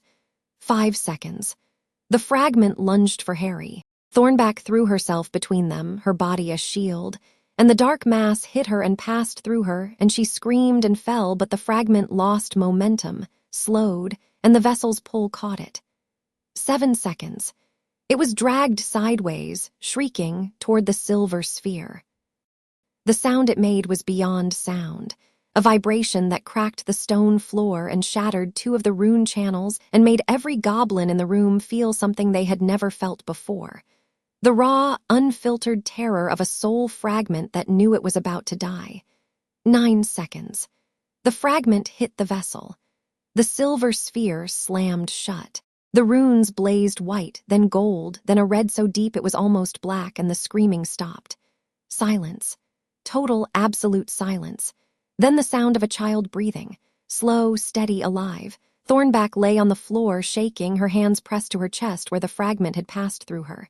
She was pale but conscious, and when Ragnok reached her, she waved him off. "I'm fine. Check the boy." Ragnok was already at the slab. Harry lay still, his eyes closed, his face slack. The scar on his forehead was bleeding, thin rivulets of red running down his temples and soaking into the cloth beneath him. But the bleeding was clean, normal, human. Ragnok pressed 2 fingers to Harry's neck. The pulse was there, steady, strong. "He's alive," Ragnok said. The cavern exhaled. 6 cursebreakers slumped where they stood. Dumbledore lowered his wand arm and leaned against the wall, gray-faced and trembling. Imberklaw cradled the sealed vessel, its surface still hot, the runes still glowing. "It's contained," Imberklaw said. "It's fighting in there, but it's contained." "Get it to the forge," Thornback said from the floor. "Melt it, now." "Don't wait, don't study it, don't do anything clever. Just destroy it." Imberklaw nodded and carried the sphere toward the exit with the careful urgency of someone holding a bomb. Ragnok hadn't moved from Harry's side. He stood over the boy, one hand resting on the thin chest, feeling the heartbeat through his claws. The scar was still bleeding, but slower now, and as Ragnok watched, the lightning bolt shape began to change, the edges softening, the angry red fading to pink, then to white, then to something that was barely visible at all. A scar, just a scar, nothing more. "Get Silverfang," Ragnok said. "And clear the room, he needs rest." The cursebreakers filed out, exhausted, leaning on each other. Dumbledore lingered at the door. "Ragnok, what?" He fought it. Whatever happened in his mind, he fought it and he won. 7 years old. Dumbledore's voice was rough. "I spent decades trying to find a way to destroy the Horcrux without killing him. I had theories, plans, contingencies. And in the end, what saved him was a goblin ritual and a stone from a mother he's never met and the simple, bloody-minded refusal to give up." "That's what Potters do," Ragnok said. "They refuse to give up and the world rearranges itself around their stubbornness." "Yes." Dumbledore's eyes were wet. "It does, doesn't it?" He left. The cavern was empty except for Ragnok and the sleeping boy and the fading glow of the silver runes. Ragnok sat down on the floor beside the slab. He was old and tired, and his hands were bleeding where his claws had dug in. And he didn't care about any of it because the boy was alive and the thing in his head was gone and somewhere in the forges of Gringotts. A piece of Voldemort's soul was being melted into nothing by goblin fire. Harry's hand moved. Weak, barely coordinated, but deliberate. It found Ragnok's arm and gripped it, small fingers wrapping around the old goblin's scarred wrist. "Ragnok!" Harry's voice was a whisper, barely audible. "I'm here. Did it work?" "It worked. It's gone. You're clean." "Told you," a ghost of a smile. 70-30. "Go back to sleep." "Okay." The fingers tightened briefly on Ragnok's wrist, then relaxed. "Ragnok, what? What else is he hiding in?" And even through the exhaustion and the pain and the residual terror of the last 2 hours, Ragnok felt it, the stirring of something fierce and proud and unbowed. The boy hadn't even finished surviving one Horcrux and he was already asking about the others. "We'll find out," Ragnok said. "Together, but first you sleep." Harry slept. And this time, for the first time since he was 15 months old, he slept without a passenger. In the deep forges of Gringotts, Imberklaw placed the silver sphere in the heart of the fire. Goblin fire burned at temperatures that had no human name, fire that melted enchantments, burned curses to ash, reduced dark magic to less than nothing. The sphere glowed white, then blue, then a color that existed only in the spectrum visible to goblin eyes. Inside, the fragment screamed one last time. Then there was silence, and the fire burned clean, and 1/7 of Tom Riddle's soul ceased to exist. And in a forest in Albania, a wraith that had once been the darkest wizard of the age felt it. A tearing, a loss, a wound in what remained of his fractured soul. He screamed, thin and wordless, into the uncaring dark, and the birds in the trees took flight, and the shadows recoiled. And for the first time since the night he'd tried to kill a baby, Lord Voldemort knew fear. Real fear. The deep, primal, bone-shaking terror of a thing that has been told it is immortal discovering that it is not. Something had changed. Something was hunting him, and it was 7 years old. Chapter 6. The boy who owned everything Harry slept for 3 days. Not the restless, shallow sleep of the cupboard years, where every creak of the floorboards could mean Uncle Vernon's heavy footsteps coming closer. This was deep, cellular, the kind of sleep that happens when a body has been through something catastrophic and needs to rebuild itself from the inside out. His magic, freed from the parasitic drain of the Horcrux for the first time since infancy, expanded to fill the spaces left behind, rushing into the gaps where the tendrils had been, repairing pathways, strengthening connections, knitting itself back together with an urgency that made Silverfang's diagnostic stone pulse so brightly she had to wrap it in cloth. His core is restructuring, she told Ragnarok on the second day, genuine amazement breaking through her professional composure. The fragment was suppressing roughly 40% of his magical output. Now that it's gone, the core is compensating, aggressively. His power levels are climbing by the hour. Is that dangerous? It's unprecedented, which with this particular child I'm learning to expect. Griffook sat by the bed for all 3 days. He didn't pretend it was for professional reasons. He didn't pretend it was about the ledger or the correspondence or the 17 urgent messages from the ministry that he was ignoring with methodical satisfaction. He sat in his chair with his back straight and his dark eyes fixed on the slow rise and fall of Harry's chest, and he waited. Because that was what you did when someone you cared about was fighting their way back to the surface. Neville visited twice a day, arriving by cart with Trevor and a fresh moonbell cutting that he placed on the bedside table beside the original, now flowering. Augusta came once, stood at the foot of the bed for 10 minutes without speaking, patted Griffook on the shoulder in a gesture so uncharacteristic that the goblin nearly fell out of his chair, and left. Bloodfist came every evening after training. He didn't sit. He stood at parade rest by the door, arms folded, jaw set, watching Harry sleep with the rigid attention of a soldier standing guard. When Griffook asked him why he kept coming, Bloodfist said, "He's my sparring partner. I'm not training someone new." On the morning of the 4th day, Harry opened his eyes. The first thing he saw was the ceiling of the royal quarters, carved stone, gold veins, torchlight. Familiar. Safe. The second thing he saw was Griffook, asleep in the chair beside him, ledger open on his lap, quill still loosely held in one hand as if he'd fallen asleep mid-sentence. The third thing he noticed was the absence. It was like a sound you'd lived with for so long you'd stopped hearing it.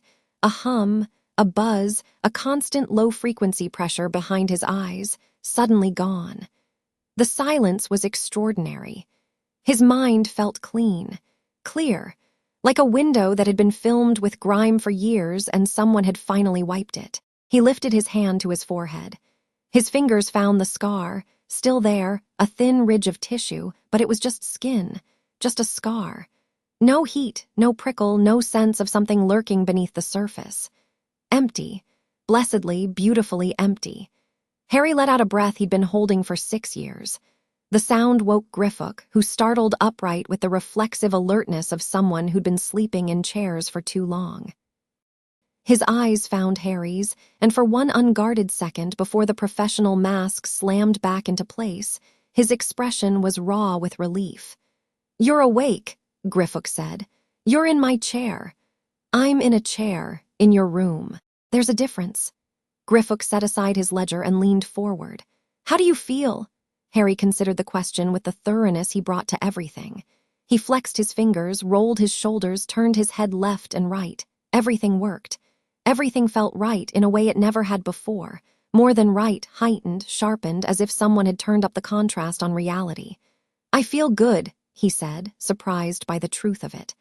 "I feel really good. Like I've been wearing a heavy coat my whole life, and someone just took it off." That's the core restructuring. Silverfang says your magic has been expanding since the extraction. Your power output has roughly doubled. Doubled? Give or take. Apparently the Horcrux was eating about 40% of your magical energy. Now that it's gone, your core is. Griffok waved a hand. Doing whatever magical cores do when they're no longer being parasitized. Growing. Aggressively. Harry sat up in bed. The movement was easy, no dizziness, no weakness. His body felt strong and light and responsive in a way that made him want to jump out of bed and run laps through the tunnels. "Where's Ragnok?" "In the war room. He's barely left it in 3 days." 3 days? I was asleep for 3 days. Your body needed to recover, and your magic needed time to fill the gaps. Griffok stood, straightening his vest with precise tugs. "I should tell him you're awake. He'll want to see you." "Griffok." The goblin paused at the door. "Thank you for staying." Griffok's jaw worked. He seemed to be engaged in an internal struggle between professional detachment and the kind of honest emotion that goblin culture didn't have a comfortable framework for. "Don't mention it," he said. "Literally, don't mention it. If anyone asks, I was reviewing account statements. You were asleep with your mouth open. Account statements. Final answer." He left, walking very quickly, and Harry was almost certain he heard a sound from the corridor that might have been a laugh or might have been a sob. Ragnok arrived in 12 minutes, which Harry would later learn was a new speed record for the old goblin, who generally moved with the deliberate pace of someone who refused to let the urgency of the world dictate his stride. He came through the door of the royal quarters and stopped, and his quartz eyes swept over Harry, sitting up in bed, color in his cheeks, eyes bright and clear, and the iron control that had held him together for 3 days cracked, just slightly, just enough. "You look terrible," Ragnok said. "I've been asleep for 3 days. What's your excuse?" The old goblin crossed the room and sat heavily on the edge of the bed. Up close, Harry could see the cost of the last 3 days, the deeper lines in his scarred face, the slight tremor in his hands, the shadows under his eyes that spoke of sleepless nights and too much strong tea. "The fragment is destroyed," Ragnok said. "Imberklaw melted the vessel the night of the extraction. Goblin fire, nothing left, not a trace. One down. One down." Ragnok studied him. "You said something to me before you fell asleep. You asked what else he was hiding in." "I remember. Dumbledore left extensive research. Combined with what we already knew from the bank's records, we've identified likely locations and vessels for at least 4 more Horcruxes." Ragnok held up a hand before Harry could speak. "We are not discussing this today. Today you eat, you rest, you let Silverfang examine you, and you stop giving an old goblin heart attacks. You don't have a heart condition. I have a Harry Potter condition. It's worse." Harry laughed, and the sound of it, bright and clear and free of the shadow that had lived behind it for 6 years, made Ragnok close his eyes briefly and breathe. "There's something else," Ragnok said. "While you were sleeping, things happened. Things always happen. These things are bigger than usual." Ragnok reached into his armor and produced a folded newspaper. "Somehow, and I have my suspicions about which reporter Amelia Bones has been talking to, the story of the extraction leaked. Not the details, but enough. The wizarding world knows that a Horcrux was removed from your scar and destroyed." Harry took the newspaper. The headline was enormous. "H.E. who lived again. Dark magic removed from Potter's scar. Goblin healers destroy fragment of YOUNOWHO's soul." He scanned the article. It was surprisingly accurate in broad strokes. The existence of the Horcrux, the goblin ritual, the successful extraction. It was also, predictably, short on details and long on speculation. "The reaction?" Harry asked. "Complicated. The public is horrified that you know who put a piece of his soul in a child. The progressive faction is using it to push for expanded cooperation with the Goblin Nation. If they can do what our healers couldn't, perhaps we should stop treating them as second-class citizens." That's a direct quote from Griselda Marchbanks. Ragnok paused. The conservative faction is quieter. They don't know how to spin this. You survived something that shouldn't be survivable, and the goblins are the ones who saved you. It doesn't fit their narrative. And Lucius, Malfoy has been silent. 3 days, no public statement, no private maneuvering that we can detect. That worries me more than anything he could have said. Harry folded the newspaper and set it aside. What about Dumbledore? He left after the extraction. Sent a letter the next morning asking after your health and offering to share his complete Horcrux research without conditions. I accepted. The research arrived by Phoenix, quite a lot of it. Griffook and Thornback have been reviewing it. Ragnarok shifted on the bed, his armor creaking.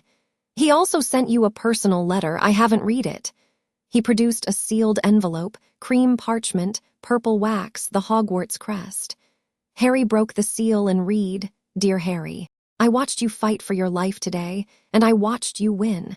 And I am sitting in my office unable to sleep, because I keep thinking about what you said to me in the Founder's chamber. I'd rather die clean than live corrupted. You were right, and you were braver than I have ever been. I spent years trying to solve the problem of the Horcrux in your scar.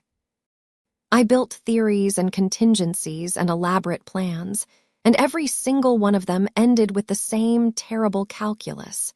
The fragment could not be removed without killing you, and so you would have to die at the right moment, in the right way, to destroy it. I told myself it was the only path. I told myself the greater good required it. I told myself a great many things that allowed me to sleep at night while planning the death of a child. The goblins proved me wrong in 2 hours, not because they are more powerful than I am, though in this particular arena they may be, because they approached the problem differently. I looked at the Horcrux and saw a sacrifice that needed to be made. They looked at it and saw a child who needed to be saved. The difference in those starting points led to entirely different solutions, and theirs was the right one. I owe you more apologies than I can fit in a letter. I owe you a childhood that I cannot give back. What I can give you is the truth, complete and without reservation, and my help in destroying the remaining Horcruxes. Not because it serves the greater good, but because it is the right thing to do for a boy who deserved better from me. I am not asking for forgiveness. I am telling you that I have learned something, and that I intend to do better, and that you can hold me to that promise or dismiss it as you see fit. With respect and genuine humility, Albus Dumbledore P.S., I have enclosed a bag of lemon drops. Goblin cuisine is excellent but lacking in citrus. Harry read the letter twice. He folded it carefully and placed it in the drawer of his bedside table, next to his father's ring and the photo album. What did he say? Ragnarok asked. That he was wrong, that the goblins proved him wrong, that he'd been planning for me to die. Ragnarok's expression didn't change, but the air temperature around him dropped by several degrees. I suspected as much. He said the goblins saved me because they started from a different place. He was looking at a problem. You were looking at a child. The old goblin was quiet for a long moment. He's not wrong about that. He's not. Harry looked at Ragnarok. I want to forgive him eventually. Not today, not soon, but eventually. Is that stupid? Forgiveness is never stupid. Trusting without verification is stupid. Forgiveness is just choosing not to carry the weight of someone else's failures.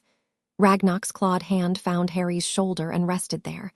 But you can forgive and still hold accountable. The two aren't mutually exclusive. Harry nodded. He was quiet for a moment, then said, I want to see Neville and Bloodfist, and I want mushroom soup. Priorities.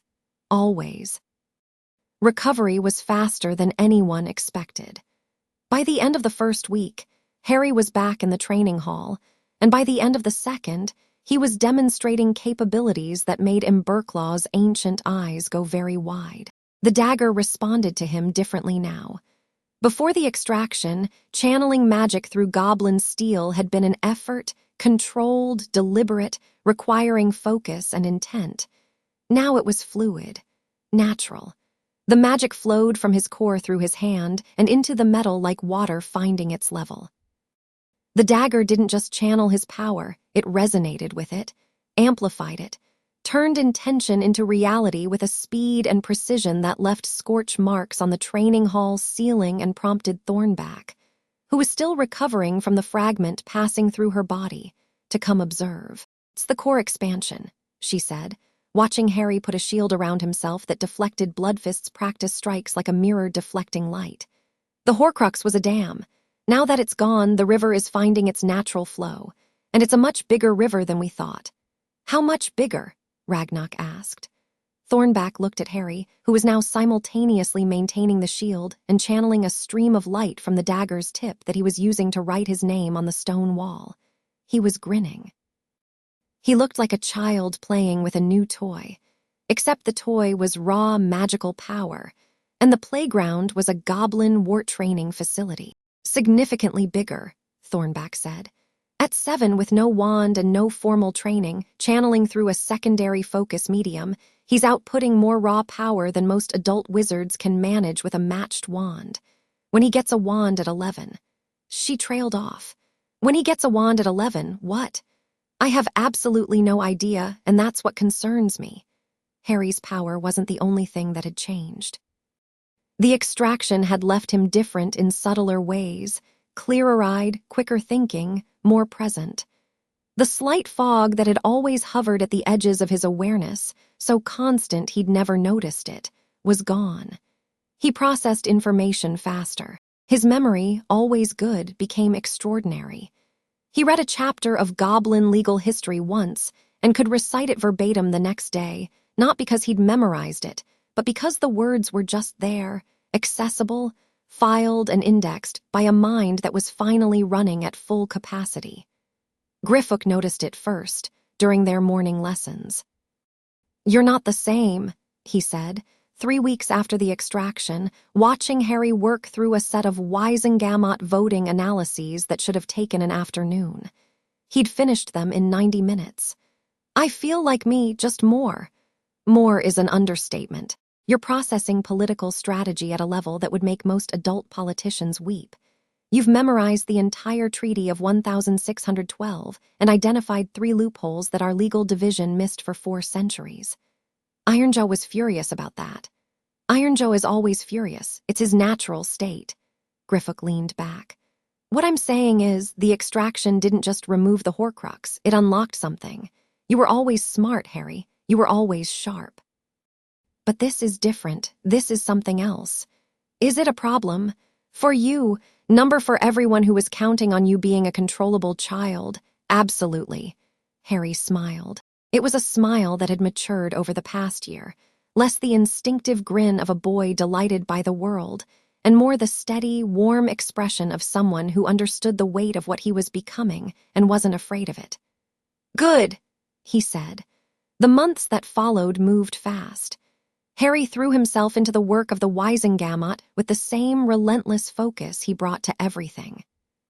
He attended every session, sitting in the Potter seat in his black robes with the dagger at his hip, listening more than speaking, learning the rhythms and allegiances and unspoken rules of the chamber. When he did speak, it was with a precision that consistently caught older members off guard, not the precocity of a clever child, but the measured contribution of a genuine legislative mind.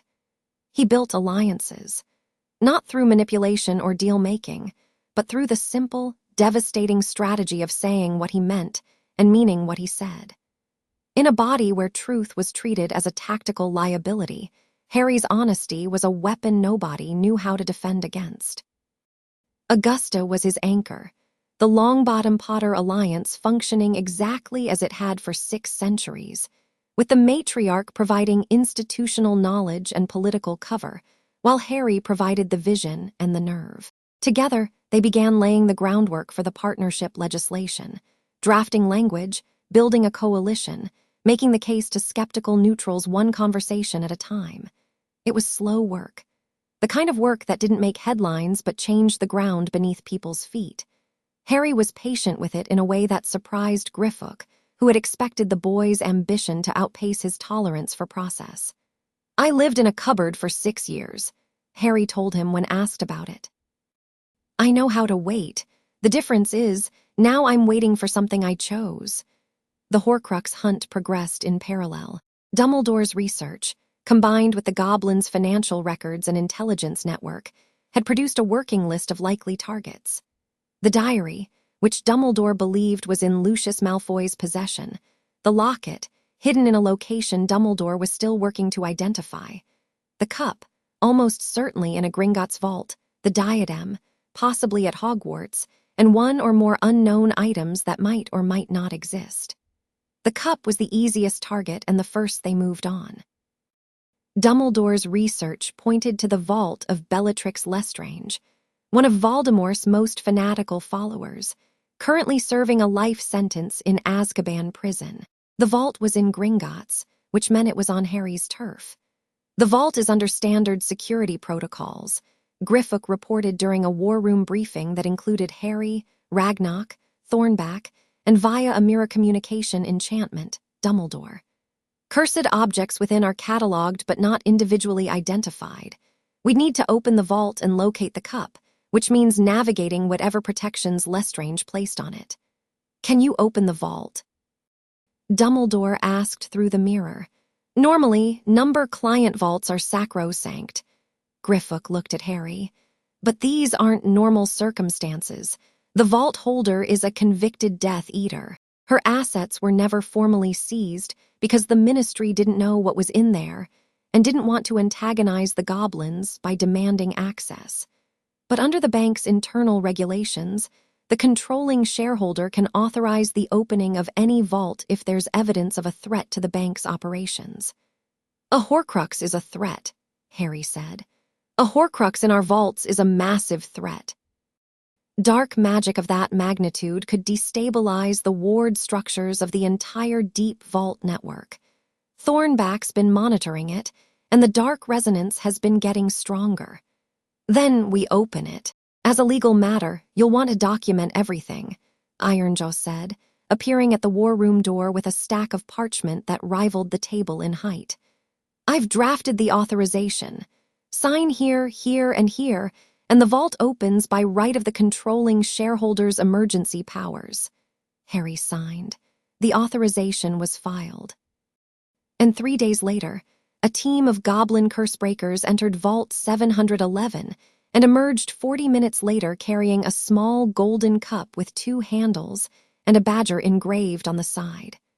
The cup screamed when they brought it into the forge. Not loudly. It didn't have the raw, desperate power of the Scar Horcrux, but it screamed, a thin, high sound that made the goblin's ears flatten and sent a chill through the tunnels.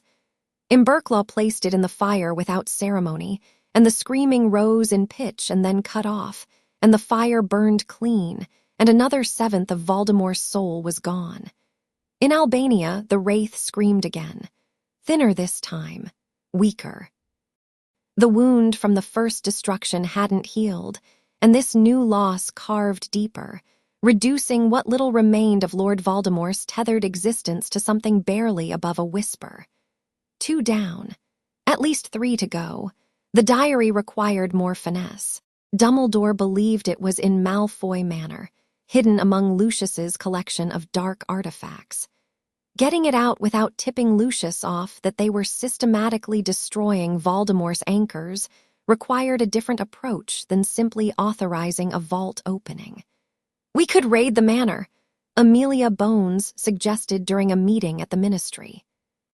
She'd become an increasingly active ally over the past months, her relationship with Harry built on mutual respect and a shared intolerance for bureaucratic nonsense. I can get a warrant based on the dark artifacts laws. Malfoy's been skating the edge of legality for years. A raid gives him warning, Harry said. They were in Amelia's office, which was as austere and organized as its occupant. He'll hide or destroy the diary before your people get through the door. Lucius Malfoy doesn't keep incriminating evidence where a warrant can reach it. Then how? Harry looked at Griffook, who was reviewing a file with the particular intensity that meant he was about to say something either brilliant or terrible. Narcissa, Griffook said. Narcissa Malfoy. She's been corresponding with Harry for months. The letters started formal, but they've become warmer, more personal. She's distancing herself from Lucius's political positions. Our intelligence suggests the marriage is under significant strain, largely because of Harry's emergence and the shifting power dynamics it's created. Harry nodded slowly. Narcissa isn't her husband. She married into the Malfoys for position, but her loyalty is to her family, and right now, her family's interests are better served by aligning with me than against me. She has a son. She wants Draco to have a future. The future Lucius is building doesn't include adaptability. Amelia leaned back in her chair. You want to turn Narcissa Malfoy? I want to give her a choice. She already knows which way the wind is blowing.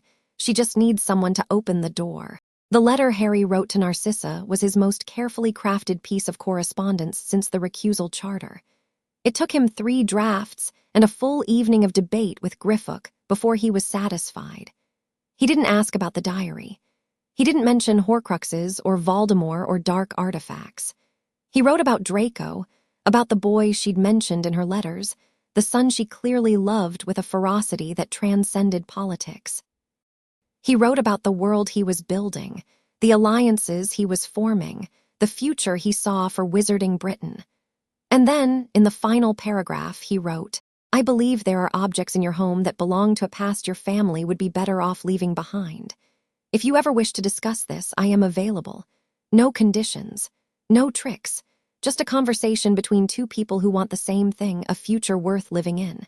The response came 2 days later, not by owl, by personal delivery. Narcissa Malfoy arrived at Gringotts alone, without her husband's knowledge, carrying a small package wrapped in silk. Gryffindor brought her to the founder's chamber. She was different in person than Harry had imagined from her letters. Taller, for one thing, and colder, not unkind, but armored, every gesture and expression calibrated for maximum composure. She wore black robes that looked like they cost more than a house, and her pale hair was pulled back in a style so elegant it was almost aggressive. She sat across from Harry at the round table and placed the silk-wrapped package between them. You were right, she said. Her voice was controlled, but Harry could hear the fractures underneath. There are things in my home that belong to a past I want nothing to do with. Lucius kept this in a hidden compartment in his study. He doesn't know I found it. He certainly doesn't know I'm here. She unwrapped the silk. The diary was ordinary-looking, a small, black, leather-bound book slightly battered. But Harry could feel the wrongness radiating from it, the same oily darkness he'd felt from the Horcrux in his scar. His hand went to the dagger at his hip. Don't touch it, Gryffindor said sharply. I wasn't going to. Harry looked at Narcissa. You know what this is? I know it's dark. I know it's connected to the Dark Lord. I know it whispers if you hold it too long. Her jaw tightened. I know it was in my home, near my son, and that knowledge is not something I'm willing to live with. Why now? You've known about it for years. Because for years, I believed Lucius knew what he was doing, that the old alliances were a safety net, that the Dark Lord's legacy was our family's protection. She met Harry's eyes, and for the first time, the mask cracked. Underneath was a woman who was very afraid and very angry and absolutely done with pretending otherwise. Then I watched a 7-year-old boy stand in front of the Wisengamot and offer to give away the most powerful financial position in the wizarding world because it was the right thing to do. And I realized that the future doesn't belong to people who hoard power. It belongs to people who use it for something. Harry was quiet for a moment. What do you want in return? Protection. For Draco. When this is over, when the walls come down and the old alliances collapse, and they will, I can feel it, I want my son safe. I want him to have a chance to be something other than his father's legacy. Done. That was fast. It's an easy promise. I'd have protected Draco regardless. Every child deserves a chance. Harry pushed back from the table. The diary goes to the forge. It'll be destroyed by goblin fire, same as the others. And Narcissa, you're making the right choice, for what that's worth. Narcissa stood. She looked at the diary on the table, at Harry, at the warm room carved from stone and lit by fire. Something in her face shifted, the armor reassembling, the mask returning but not completely. A gap remained, a door slightly ajar. For what it's worth, she said, I think you might actually change the world, Harry Potter. That's the plan. She left. The diary went to the forge, 3 down. In Albania, the wraith barely had the strength to scream. Spring came to the world above London, though you wouldn't know it in the tunnels. Harry marked the change by the slight shift in air pressure that Griffook told him came from the ventilation enchantments, adjusting for seasonal temperature changes. It was his 8th birthday approaching, a full year since the party with lightning cake and war banners, and the boy who'd walked into Gringotts had become someone the Goblins barely recognized and fiercely claimed. He was taller, nearly a foot taller than the starving child who'd clutched a bread roll in his sleep. The malnutrition was fully corrected, and the regular training had given his frame a lean, coordinated quality that made him look quick even when standing still. His face was losing the last traces of childhood softness, revealing the strong lines underneath, James Potter's jaw, Lily's cheekbones, and those green eyes that saw everything and gave away only what he chose. But the biggest change was invisible. Harry Potter at 8 carried himself with a quiet authority that had nothing to do with titles or gold or the goblin army at his back. It came from somewhere deeper, from the cupboard and the fire and the Horcrux and the Wisengamot floor, from every battle he'd fought and every choice he'd made, from the simple, unshakable knowledge that he knew who he was and no one was going to define him otherwise.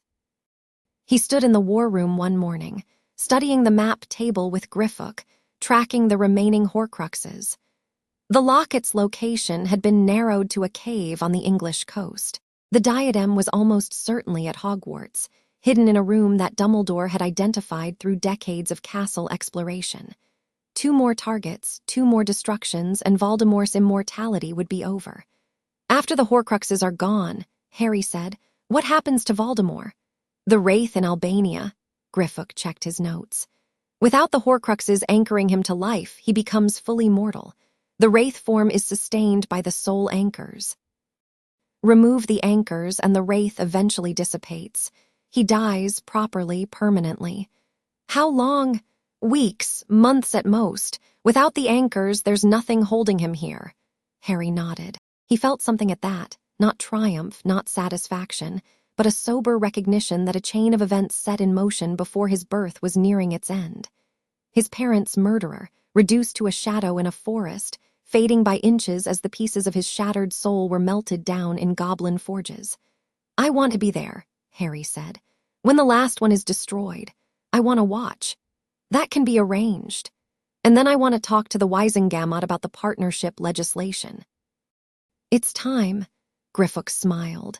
It was still rare enough to be noteworthy, and Harry catalogued it with the same care he gave to rare spells and ancient rune forms. I'll have Ironjaw prepare the motion. The locket retrieval was the most dangerous of the operations. Dumbledore led it personally, accompanied by a team of goblin curse breakers and Harry himself, over Ragnarok's strenuous objections.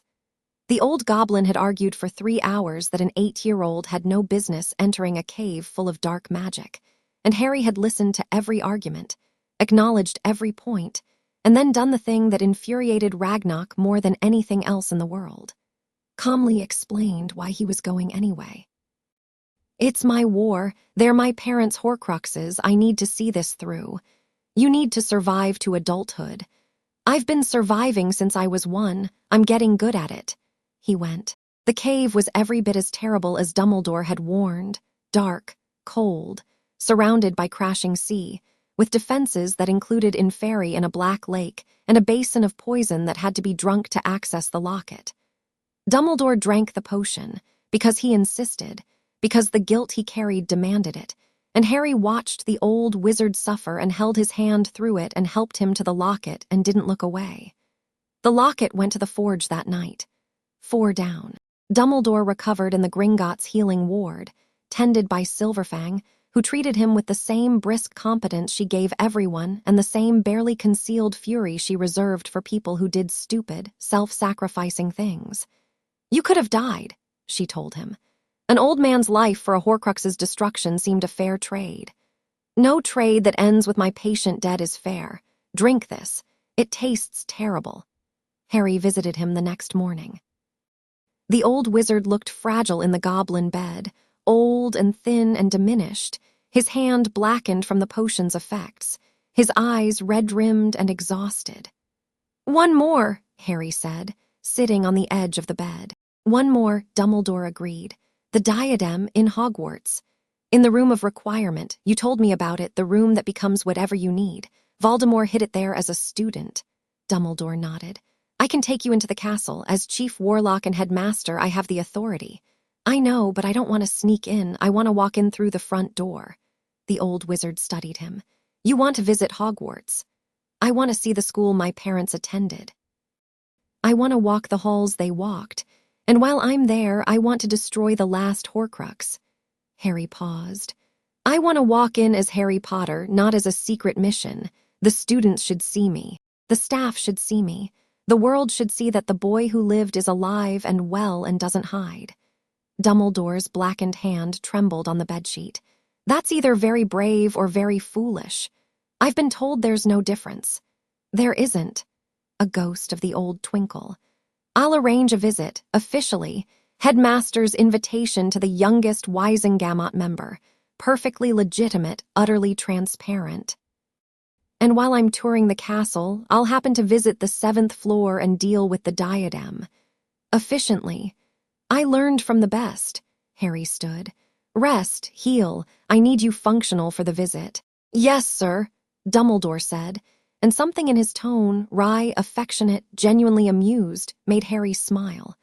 The visit to Hogwarts was arranged for a Saturday in late May. Harry arrived by flew into the headmaster's office, accompanied by Griffook and Ragnarok, who had flatly refused to be left behind this time and dared anyone to argue. Nobody argued. The castle was everything Harry had imagined and nothing he'd expected. It was massive and ancient and alive in a way that went beyond magical enchantment. The stones themselves seemed to breathe, to pulse with the accumulated magic of 1,000 years of teaching and learning. Staircases moved. Portraits talked. Ghosts drifted through walls with the casual ease of people walking through doorways. The ceiling of the great hall showed the spring sky outside, bright and clear, and the 4 house tables stretched away into the distance, empty now because it was between meals, but carrying the echoes of 1,000,000 conversations. Harry walked through the castle with his hand on his dagger's pommel and his eyes wide open, absorbing everything.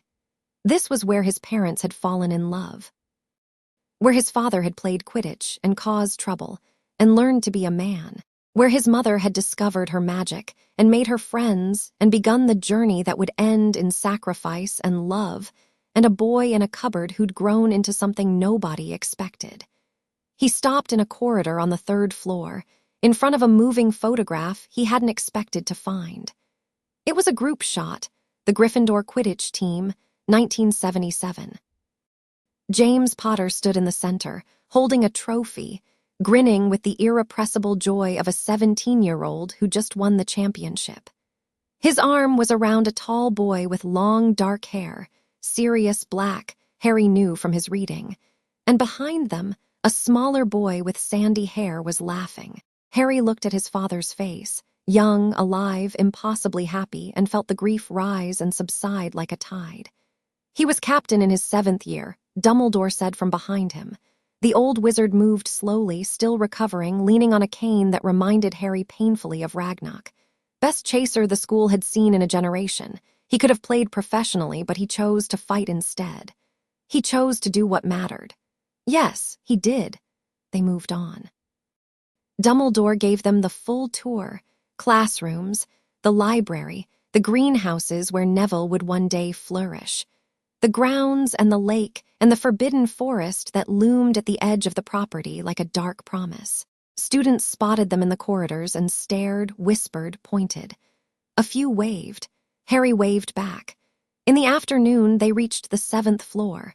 The room of requirement was exactly where Dumbledore had described, a stretch of blank wall opposite a tapestry of trolls in tutus. Harry paced 3 times, thinking I need to find where Voldemort hid something, and a door appeared in the wall, solid and ornate. He opened it. The room beyond was enormous, a cathedral of junk, towering piles of broken furniture and discarded belongings and forgotten artifacts. stretching away in all directions. Somewhere in this maze of debris was a diadem that held a piece of Voldemort's soul. "I can feel it," Harry said. His magical senses, sharpened by the extraction and a year of training with goblin steel, reached into the room like fingers. The dark resonance was there, faint, distant but unmistakable. A wrongness tucked among the ordinary. "This way." He navigated the maze with a certainty that impressed even Ragnarok, following the dark pulse through towering corridors of forgotten things until he reached a wooden cabinet, on top of which sat a tarnished tiara. It was beautiful despite the darkness, silver, set with a large blue stone, delicate and ancient. Harry drew the dagger. "Last one," he said. He didn't touch the diadem.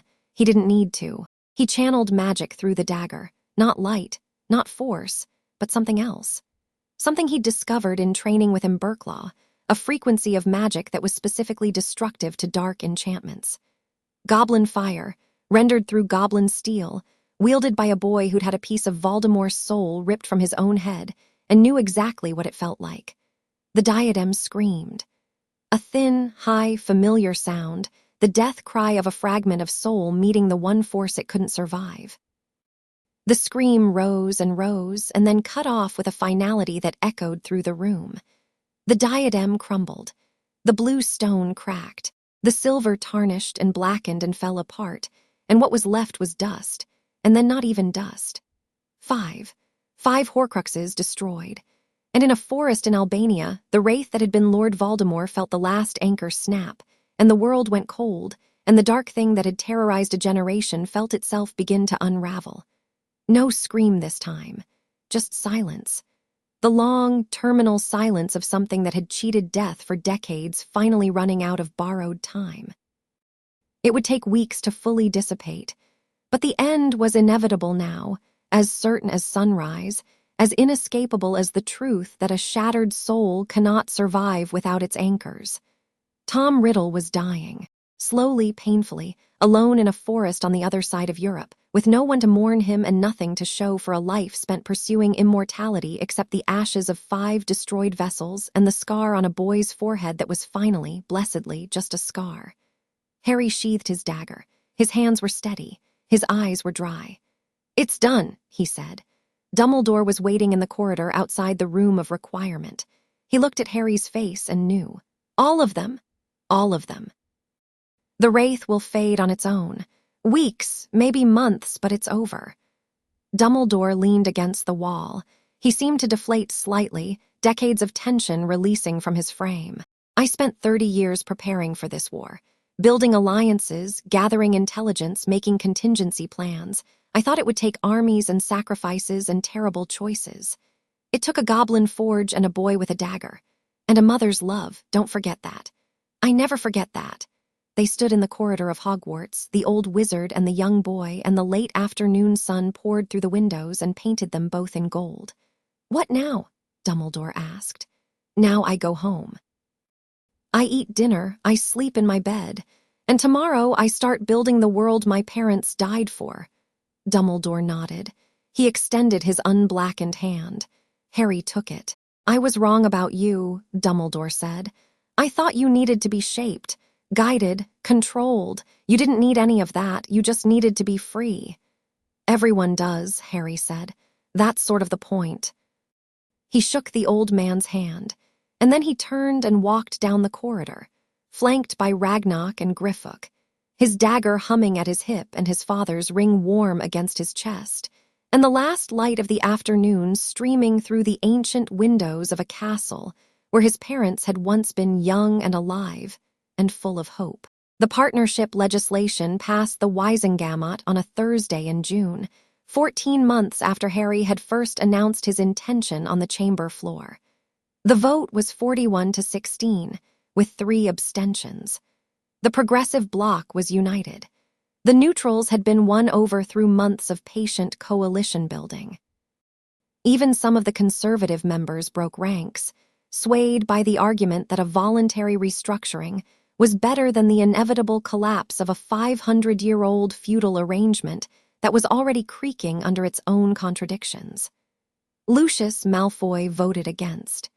His speech was eloquent and impassioned, and for the first time, transparently desperate. The coalition he'd built over the past year had eroded steadily as Harry's reputation grew, and the Horcrux revelations, carefully managed, strategically released, had painted anyone associated with Voldemort's legacy in an increasingly unfavorable light. The final blow came not from Harry, but from Narcissa.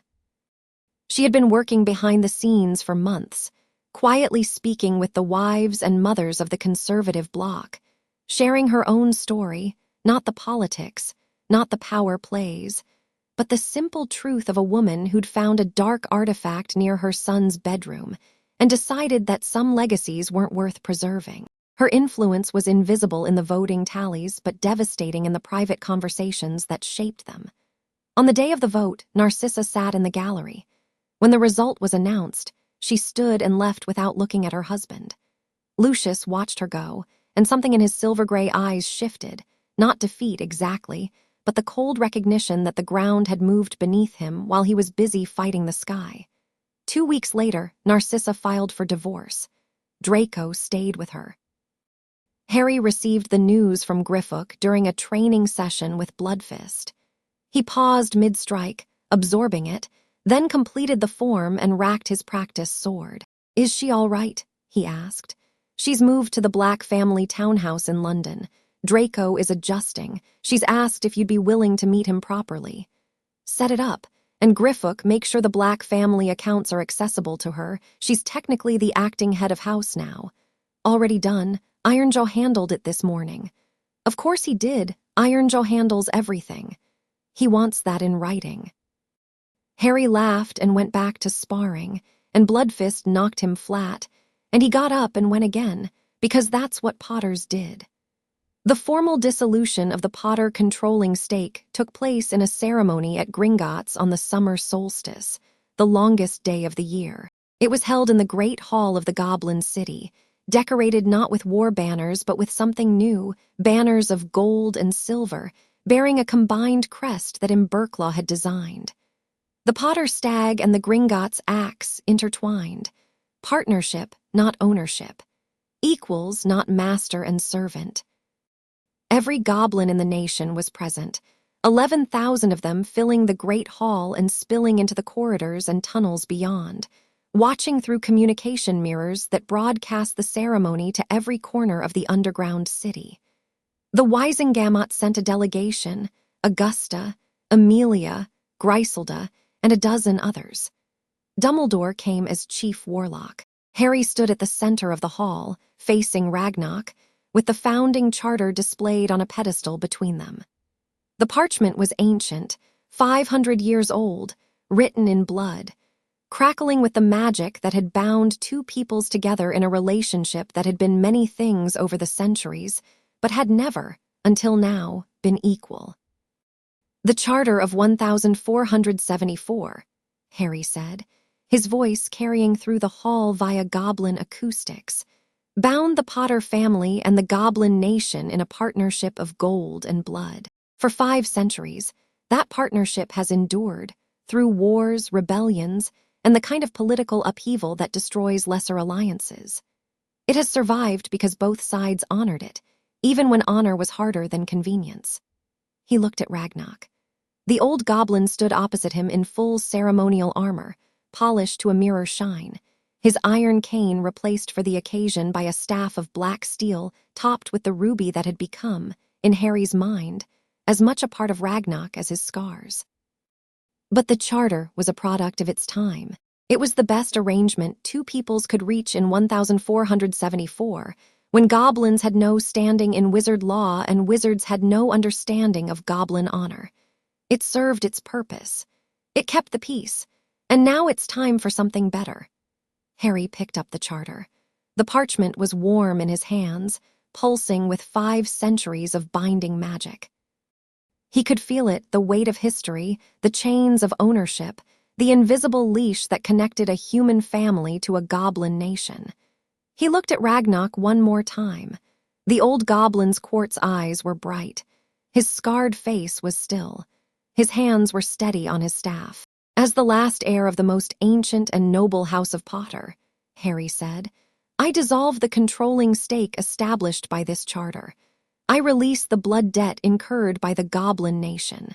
And I declare, before this assembly and before the magic that binds us, that the Goblin Nation is sovereign, free, and equal." He tore the charter in half. The magic that had been bound in the parchment erupted.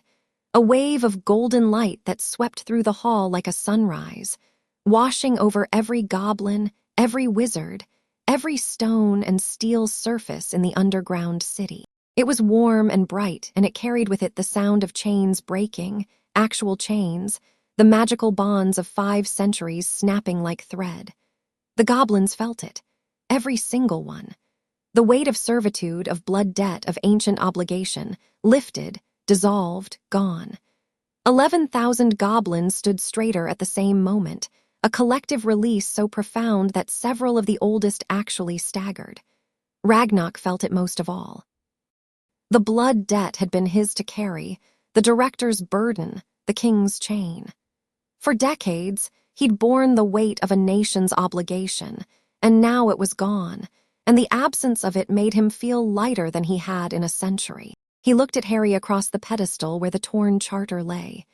"You impossible child," he said. His voice was thick.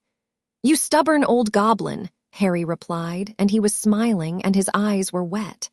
Ragnarok crossed the space between them and did something that no goblin king had done for a human in recorded history. He embraced him. Not a formal gesture, not a ceremonial action. A hug. A real, bone-crushing, armor-creaking hug that lifted Harry off his feet and held him in the air while 11,000 goblins roared. The sound was deafening. It rose from the great hall and poured through the tunnels and echoed off the deep stone until the whole underground city rang with it, a sound of joy and freedom and something that had been waiting 500 years to be born. Harry, suspended in the arms of a goblin king, laughed. When Ragnarok set him down, the old goblin's face was wet. He didn't bother to hide it. Goblin culture had no shame in tears shed for a worthy cause. "The new charter," Ragnarok said, turning to the delegation. A fresh parchment was brought forward, the partnership agreement, drafted over months of negotiation, codifying the new relationship between the Potter family and the Goblin Nation. Equal partners, shared interests, mutual defense. No ownership, no debt, no chains. They signed it together, Harry's small signature next to Ragnarok's angular scrawl, and the magic that sealed it was different from the old charter's binding, lighter, warmer, freely given rather than imposed. Partnership. At last.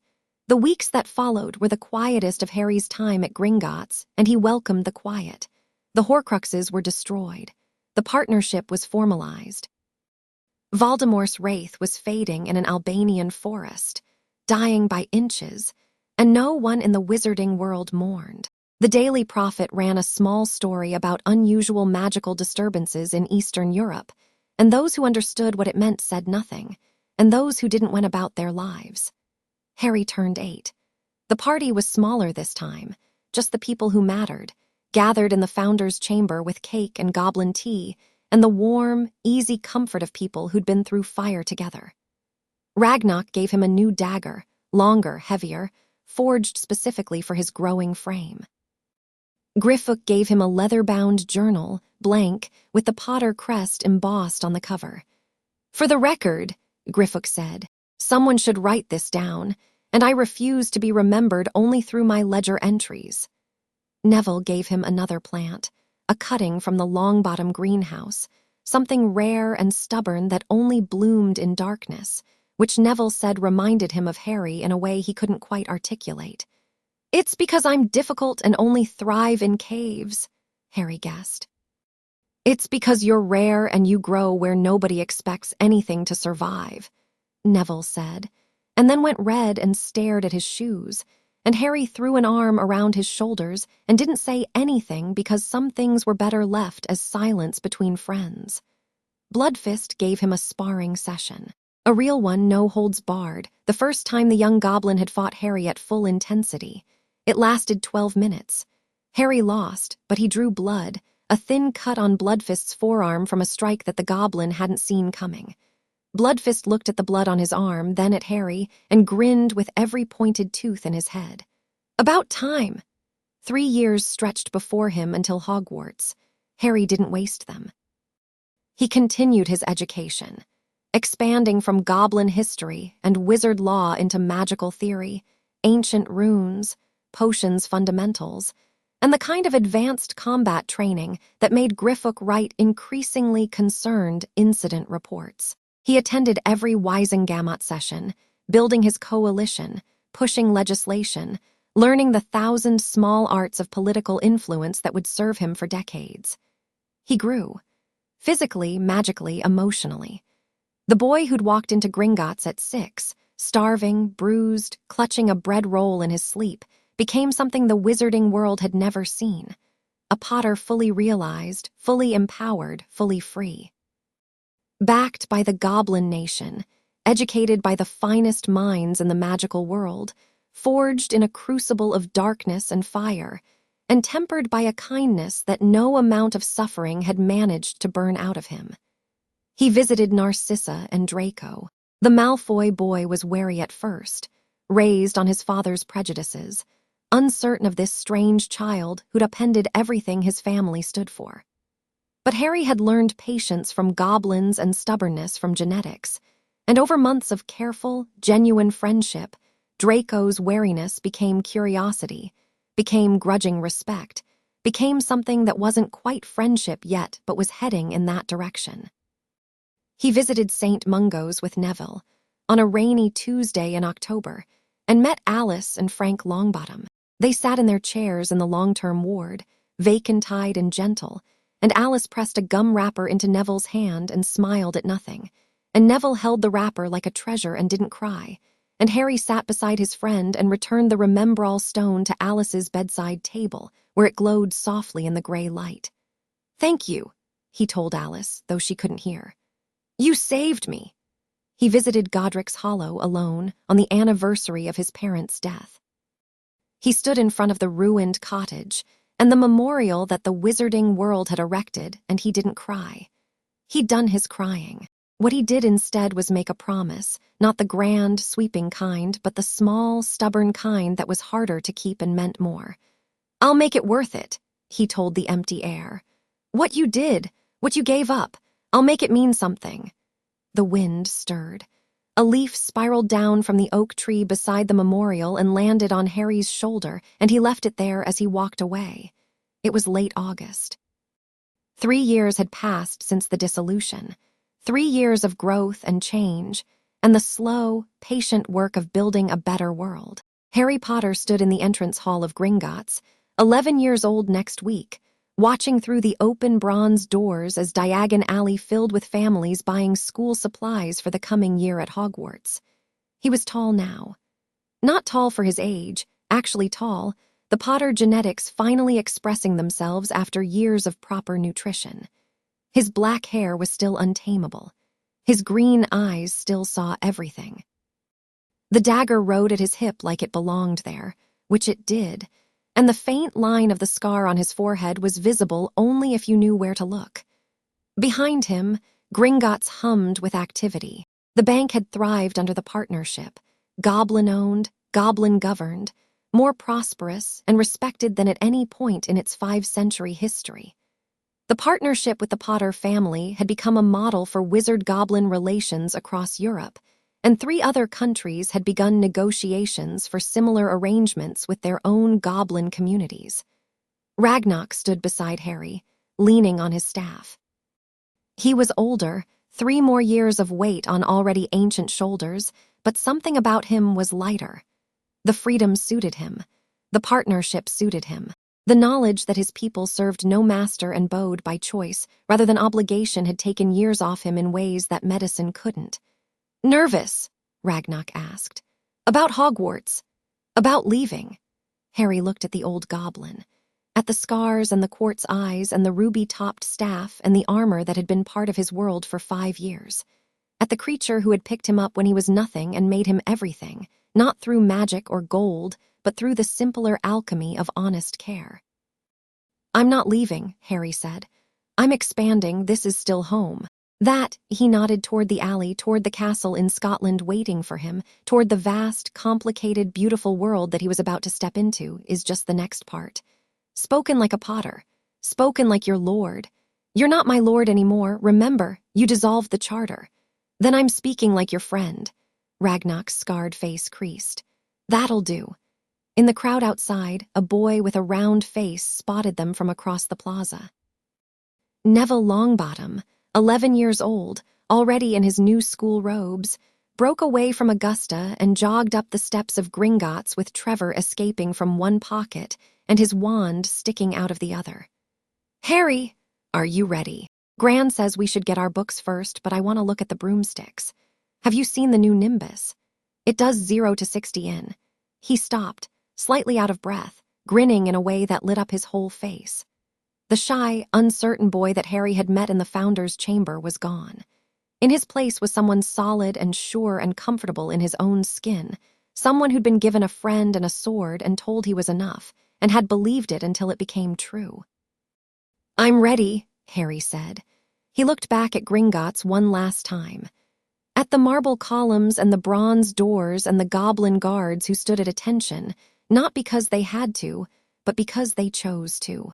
At Griffook, who appeared at the top of the steps with his ledger under his arm, saw Harry, and raised a hand in a gesture that was half wave and half salute. At Ragnar, who watched him with those quartz eyes and said nothing and said everything.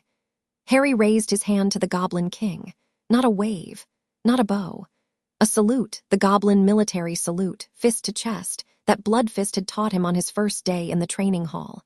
It meant, "I am yours and you are mine and neither of us belongs to the other." Ragnar returned it. His fist struck his chest plate with a sound like a bell. Then Harry turned and walked down the steps of Gringotts into the bright chaos of Diagon Alley, Neville falling into step beside him. Two boys heading toward the rest of their lives with wands to buy and books to carry, and a world to inherit. Behind them, a young goblin closed his ledger and allowed himself a smile. Behind him, an old goblin king stood in the doorway of the bank he'd led for a century and watched the small figure disappear into the crowd and felt, in the deep and ancient chambers of his heart, something he hadn't felt since the night a starving boy had walked through his doors. Not pride, exactly. Not love, exactly. Something bigger than both. Something that had no word in any language, human or goblin, because it was the feeling of watching someone you raised walk away into a world you helped them build, knowing that they'll be all right, knowing that you did your part, knowing that the story isn't ending but beginning and the best chapters haven't been written yet. The goblins bowed. Not because they had to. Not because the charter demanded it. Not because of gold or blood or ancient debt. They bowed because they wanted to. And for the first time in his life, Harry Potter felt like he was home everywhere.